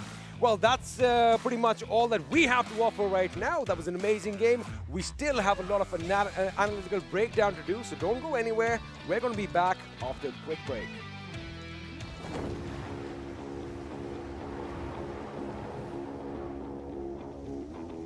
Mountain Dew? Squads. There's loot on the horizon for however you find victory. For the combat chauffeurs. For those who strike from above or from below. For the experts in pan-to-pan combat. Whether you're taking a leap of faith or just aren't afraid of a close call. Fuel your path to winner chicken dinner with ice-cold Mountain Dew and with exclusive loot from Mountain Dew fuel stations. Spawning on a map near you. Well, welcome back, ladies and gentlemen, once again to the PUBG Mobile Pro League South Asia Season 2. Super Johnny again, joined by Shadow and Fixes on the analyst desk. And what an amazing game, what an amazing way to use your weapons. I mean, Experiment and Ocean, they keep talking about the poetry of 100 bullets, the weapon that goes ratatatata, the AK, but this time it was the M4 with the candid sight. That was a new addition to the game, in fact. And an amazing, amazing performance being put up by 247 Gaming. And, well, if you play 24/7, you are definitely going to step up your game. But with that, let's break down the action a little bit with my analyst, as I said. Yes, 247 Gaming performed really well. They started off by eliminating the first squad, Assiduous Esports. The squad I predicted is going to perform well. Every time the squad I predict eliminates early. Yeah. Well, I think you need to go with Experiment and get your crystal ball fixed as well, because I think Ocean only has the working sample right now. Well, you know, if you have to break down this particular match, it was, for a moment, I thought it was completely DRS's game. But, you know, the momentum that the players of 247 were carrying along with them, the kills after kills, you know, they went in wiping down 2 squads. They were looking really confident. They were outside the circle, they had to get it. And boy, oh boy, how did they control the entire situation? They were engaging with 2 squads at the very same time. Yeah, but talking about engagements, there was this one player who was in a lot of engagements, and that is going to be our MVP, ladies and gentlemen. It's going to be Raza from the squad of 247. 1,502 damage, 6 kills, 4 assists, and a survival time of 23 minutes and 54 seconds. Yes, he did perform really well. 6 kills coming over there with amazing damage, 15 or 100 damage. With that too in a Sanhok. In a map like Erangel or Miramar, we see a lot of damage. But in Sanhok, it's usually players having a little less damage. But, you know, if I have to talk about this lad, the way these boys were playing in the final circles, they knew what they had to do. They knew that they had to get inside the circle. The perfect cover fire was there. And like Johnny mentioned, finally after a long time, I got the canted sight being displayed to perfection. Exactly. I was going to say, I said that in fact as well. I mean, we love the candid sight. We love the addition of that scope inside of the game. I mean, you can have a high-powered scope for the long-distance engagement and the candid sight for the close ranges as well. And Gaming was using it perfectly. I mean, his attention wasn't even at the player towards the tree. He was totally focused and going for that close-range fight behind the players on the rocks. But as soon as the shots came in on his teammates, he was really fast on the reaction and got his opponent. But I have to say, apart from 247, it was DRS and Abrupt Slayers as well who had a decent game for themselves. Yes, DRS, they dropped in all the way around the boot camp area, their normal drop location. But if we talk about Abrupt Slayers, how can a solo player go into the boot camp area, especially when you know SCYTES drop location is boot camp? A solo player, Abrupt Slayers Joker, is coming in there calling for death, and exactly that is what happened. You know, see, they have been prepared for that. Abrupt Slayers, they drew drop off at, you know, boot camp, those warehouses perhaps. And, well, DRS, they have quite an interesting rotation. I'll definitely get back to that. But Johnny, I'll let you take over for now. Yeah, and he is going to do that because we have to talk about the top players as well from this game. Can't just look at the MVP. Have to appreciate the other players who had an amazing match, especially the last one for day number 3, ladies and gentlemen. And 247 Raza is going to be followed by his own teammate. It's going to be Gaming from 247 with 7 kills, 761 damage and a survival time of 24 minutes and 8 seconds, followed by on top from DEADEYES, guys. Then we have a player from Venom Legends as well. I mean, they are always going to be there in the kill leaderboards, aren't they? Detron is going to come in again with 3 kills, 505 damage, followed by Nima from the squad of DRS. Yes, DRS performed. Like Fixer said, he has something to say about DRS rotation. But if we talk about DEADEYES, I think the 2v2 split they did in the last Sanhok, I think this time they rectified it and all the players dropped in towards the same location. And talking about DEADEYES, so in fact DRS, beg my pardon, over that, DRS is a team that kind of engulfs the entirety of bootcamp. They do not really land in bootcamp, rather those side small areas, the small compounds, and they kind of claw out the place. And this time the circle was definitely favoring both these teams, Abrupt Slayers and DRS. And in fact, the final circle, like where 247 just took them out, in that DRS was the only team that was inside the zone. And somehow they choked in the end. Yeah, to be honest, I mean, plain and blunt. That happens sometimes when you are under a lot of pressure. And, well, these teams are, in fact, under a lot of pressure to perform. It is the first week. You need to have a good start in the terms of the momentum and the points you are getting for yourselves. And as you were talking, you and I were discussing this during the game. The rotations from the side of DRS, they were pretty good. They looked pretty good. But as you said, failing to perform towards the ends. Let's have a look at the standings and see how many points did they get for themselves inside this match.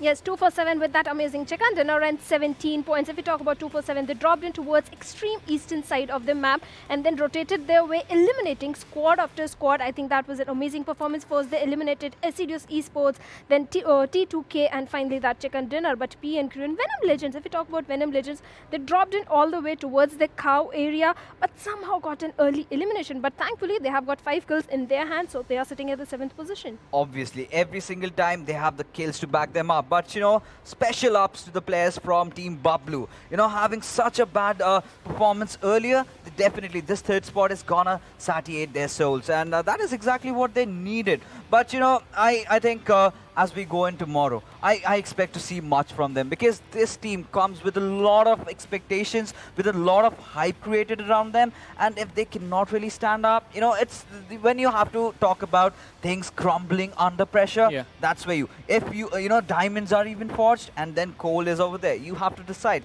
which side are you on. Either you can be a diamond, either you can be a diamond, be a piece of coal and then under pressure become a diamond, or you can just be a cookie and then crumble under a lot of pressure, ladies and gentlemen. But I want to say, this last game was pretty interesting because the teams that we were really critical for the entire day, the teams that sort of failed to perform were the ones who had an incredible run in this matchup of Sanhok. Talk about Team Bablu. They had a lot of early exits as far as the Erangel matches were concerned, as far as the Vikendi was concerned, even in the first Sanhok.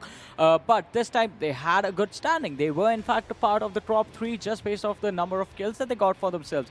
And, we are going to keep on saying the same things again and again, aren't we? With the new point system, kills do matter. Kills do matter. A lot, in fact. Yes, kills are going to matter, and Assiduous Esports, if we talk about them, they are sitting at the bottom. This I didn't expect what is happening, but I think they will do a comeback. This team has got the caliber, they'll do a comeback. But T2K, if you remember day 1 performance of T2K and day 2 and day 3, there's a major difference. That T2K was very familiar with the zone rotations. They had good rotations, but now somehow they are lacking. I think the teams from Group A just like to stick together, don't they? T2K, INES, Assiduous Esports, all there. I was just going to come over there. But Assiduous Esports, they've been kind of hit or miss thing. If they go on, they just get those chicken dinners, they go bamboozling their way in. But if they do not, they kind of are on the bottom half. And in fact, they end up dead last. I think Assiduous Esports, they are out of Mountain Dew. Venom Legends, they seem to have taken... get restocked. They need to get restocked just like you always are restocked on your Mountain Dew. And how Venom Legends are today. Because you got to do the dew to get the chicken dinner, and you got to do the dew to get those kill points for yourself. So ladies and gentlemen, here are do the dew moments of this game. CZxHIGHVOLTAGE, they started off really good, taking down some of the players of FutureStation, but later on this team, got a little trouble. They were eliminated by the players of Team Venom Legends. And if we talk about Venom Legends, this particular fight, they were taking with the players of Team CZ over there. They should have anticipated that this is Sanhok. There are going to be players around you. And later on, they got backstabbed by the players of FutureStation. You know, the thing with Sanhok, I have been saying this 123 times. That is that in Sanhok, you cannot overextend during fights. You need to end your fights really, really soon. Because if you do not do that, since all these fights are so close range vicinity, someone or the other will want to capitalize. And considering the fact that we have a new points distribution table this time around, teams are definitely going to contest that. And 247 Gaming, they did realize this fact, and they knew that now it's a do or die thingy. So they just went all in for the kills, got most of them, and well, got themselves a chicken dinner. You know, when he was shooting towards the players of CZhIghVoltage over there, that was the moment he exposed himself to the players of Team FutureStation, because you are making lots of noise. So obviously the teams which are surrounding you, they are going to spot you out and take you down. And Team Bablu and 247, I think 247 outperformed everyone. Team Bablu is trying to step up, and this is a headshot you and Johnny were talking about. Well, once again, the candid side action, ladies and gentlemen, being put to display by the amazing player from the Team 247. And, well, would you look at that? The damage being coming out from this team in this match. It's almost as tall as me in the tower, by the way. 2,870 damage from the entire team. 17 kills by this one squad. And Experiment was talking about this as well. If you have the entire squad towards the end of the match, you're definitely going to have the advantage on your side in that final fight. But from here, well, I can't even reach the height of the tower. From here, you drop down to this low, wherein it's going to be 1649 damage for the squad of DRS.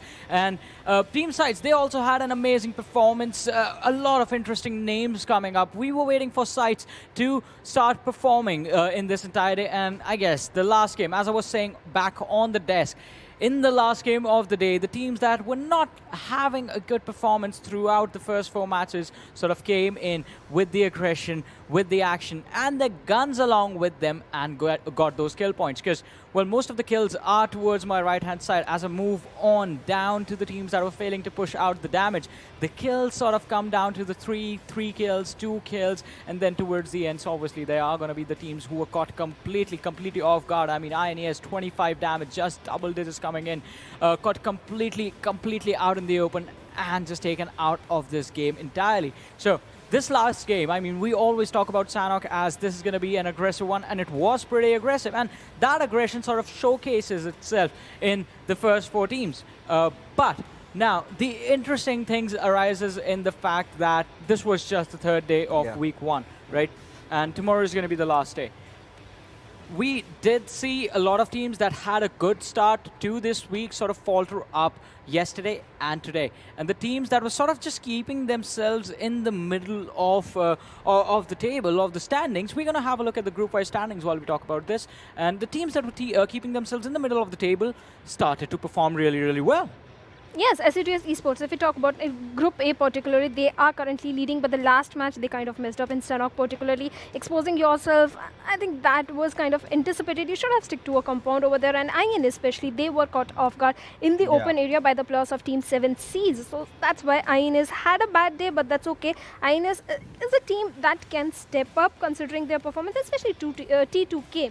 INES is sitting at the bottom in their group, but T2K, despite having few of the bad matches, they are still at a decent spot in the overall standings and even in their group also. No, that really comes down to the 2 chicken dinners that they had gotten themselves for them earlier. But as we move along, as we take a look at the teams from Group B, well, Abrupt Slayers sit on top. But one thing, of course, they did not have a lot of games today.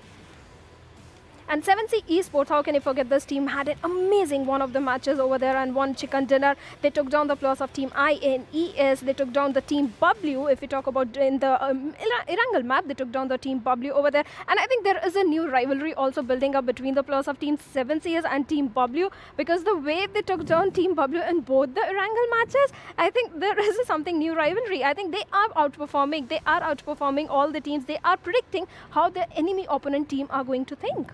Yeah, of course. And as we take a look at the teams from Group C, Well, Venom Legends, 164 points. This day, in a nutshell, was theirs. But not far behind, FutureStation with 152 points over there. And they are a happy bunch alongside Team ElementriX. And 247, they are also joining the party. Yes, 247 Gaming is definitely joining the party considering their last match they played the Sanhok and the way they finished it, I think that was amazing. In fact, that was, we were all waiting for it. And if we talk about another group over there, A1 Esports, having played 12 matches in the group, they are sitting at the top, but in overall standings, they are lagging behind. JyanMaara did get one chicken dinner today, but they are sitting at the third position in the group, and even overall standings also, having just one good match is never going to be enough. Yeah, of course, and we do know that fact, right? Even PAINxELMT, their misery kind of still continues. But as we move along, Group E, well, DRS Gaming, so close, yet so far. On the second spot, but on the top, this time will be DEADEYES, guys, finally hitting their century mark. And Team Bablu, a very, very decent outing in the final game, getting that top 3 position. And CZxHIGHVOLTAGE, well, I just want them to come in as well. Not far behind Team Bablu. So the competition is over there because the top 3 are qualifying. Still, this is the first week. We still have a lot of time to go. See, this is the first week, but all the teams put together will be playing 48 matches per team. So that is going to be an incredible thing to see, because teams from Group C, we talk about them, they are doing really well for themselves, but they already have reached the 15 games being played mark. And most of the teams are hitting that 10-11 matches being played for them. Let's have a look at the leaderboard, and we're going to see how things have turned out. Because, I mean, when we started this week, Assiduous Esports, I mean, they had a mind-blowing run. On the first day itself, they showed us what they were made of. But Venom Legends, it takes a time.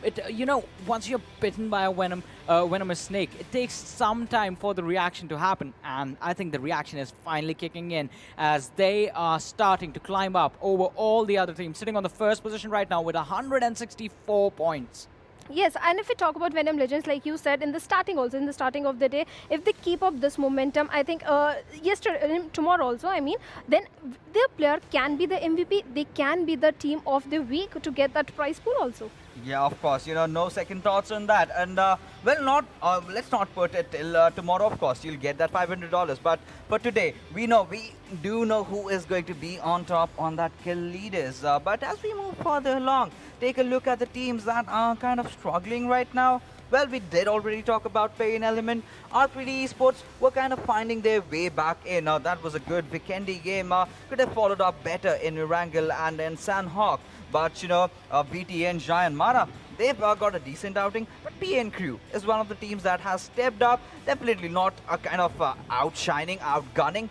But being consistent, it's a good thing for starters. Yes, and the way they played that Vikendi match, we have talked a lot about that particular match. I think that's why they have a good standings. If 1 or 2 matches like that, I think they will be at a very decent spot. Even now also, they are at a decent spot. PN Crew is the team that can get the chicken dinner also. Yeah, I agree with you. I mean, we saw the level of aggression they come in with. But now, let us have a look at the head-to-head between 2 of the best performing weeks, ladies and gentlemen. In week 1 of PUBG Mobile Pro League South Asia Season 2, we have the comparison of FutureStation and Venom Legends. And let's look at this. Kills 87 to the 68 of FutureStation. I mean, that is just completely one-sided. The damage given to damage taken ratio is a little bit more even, but kills per match 5.80 versus the 4.53. Winner chicken dinners, although, is towards the sign of FutureStation, and that only indicates one thing.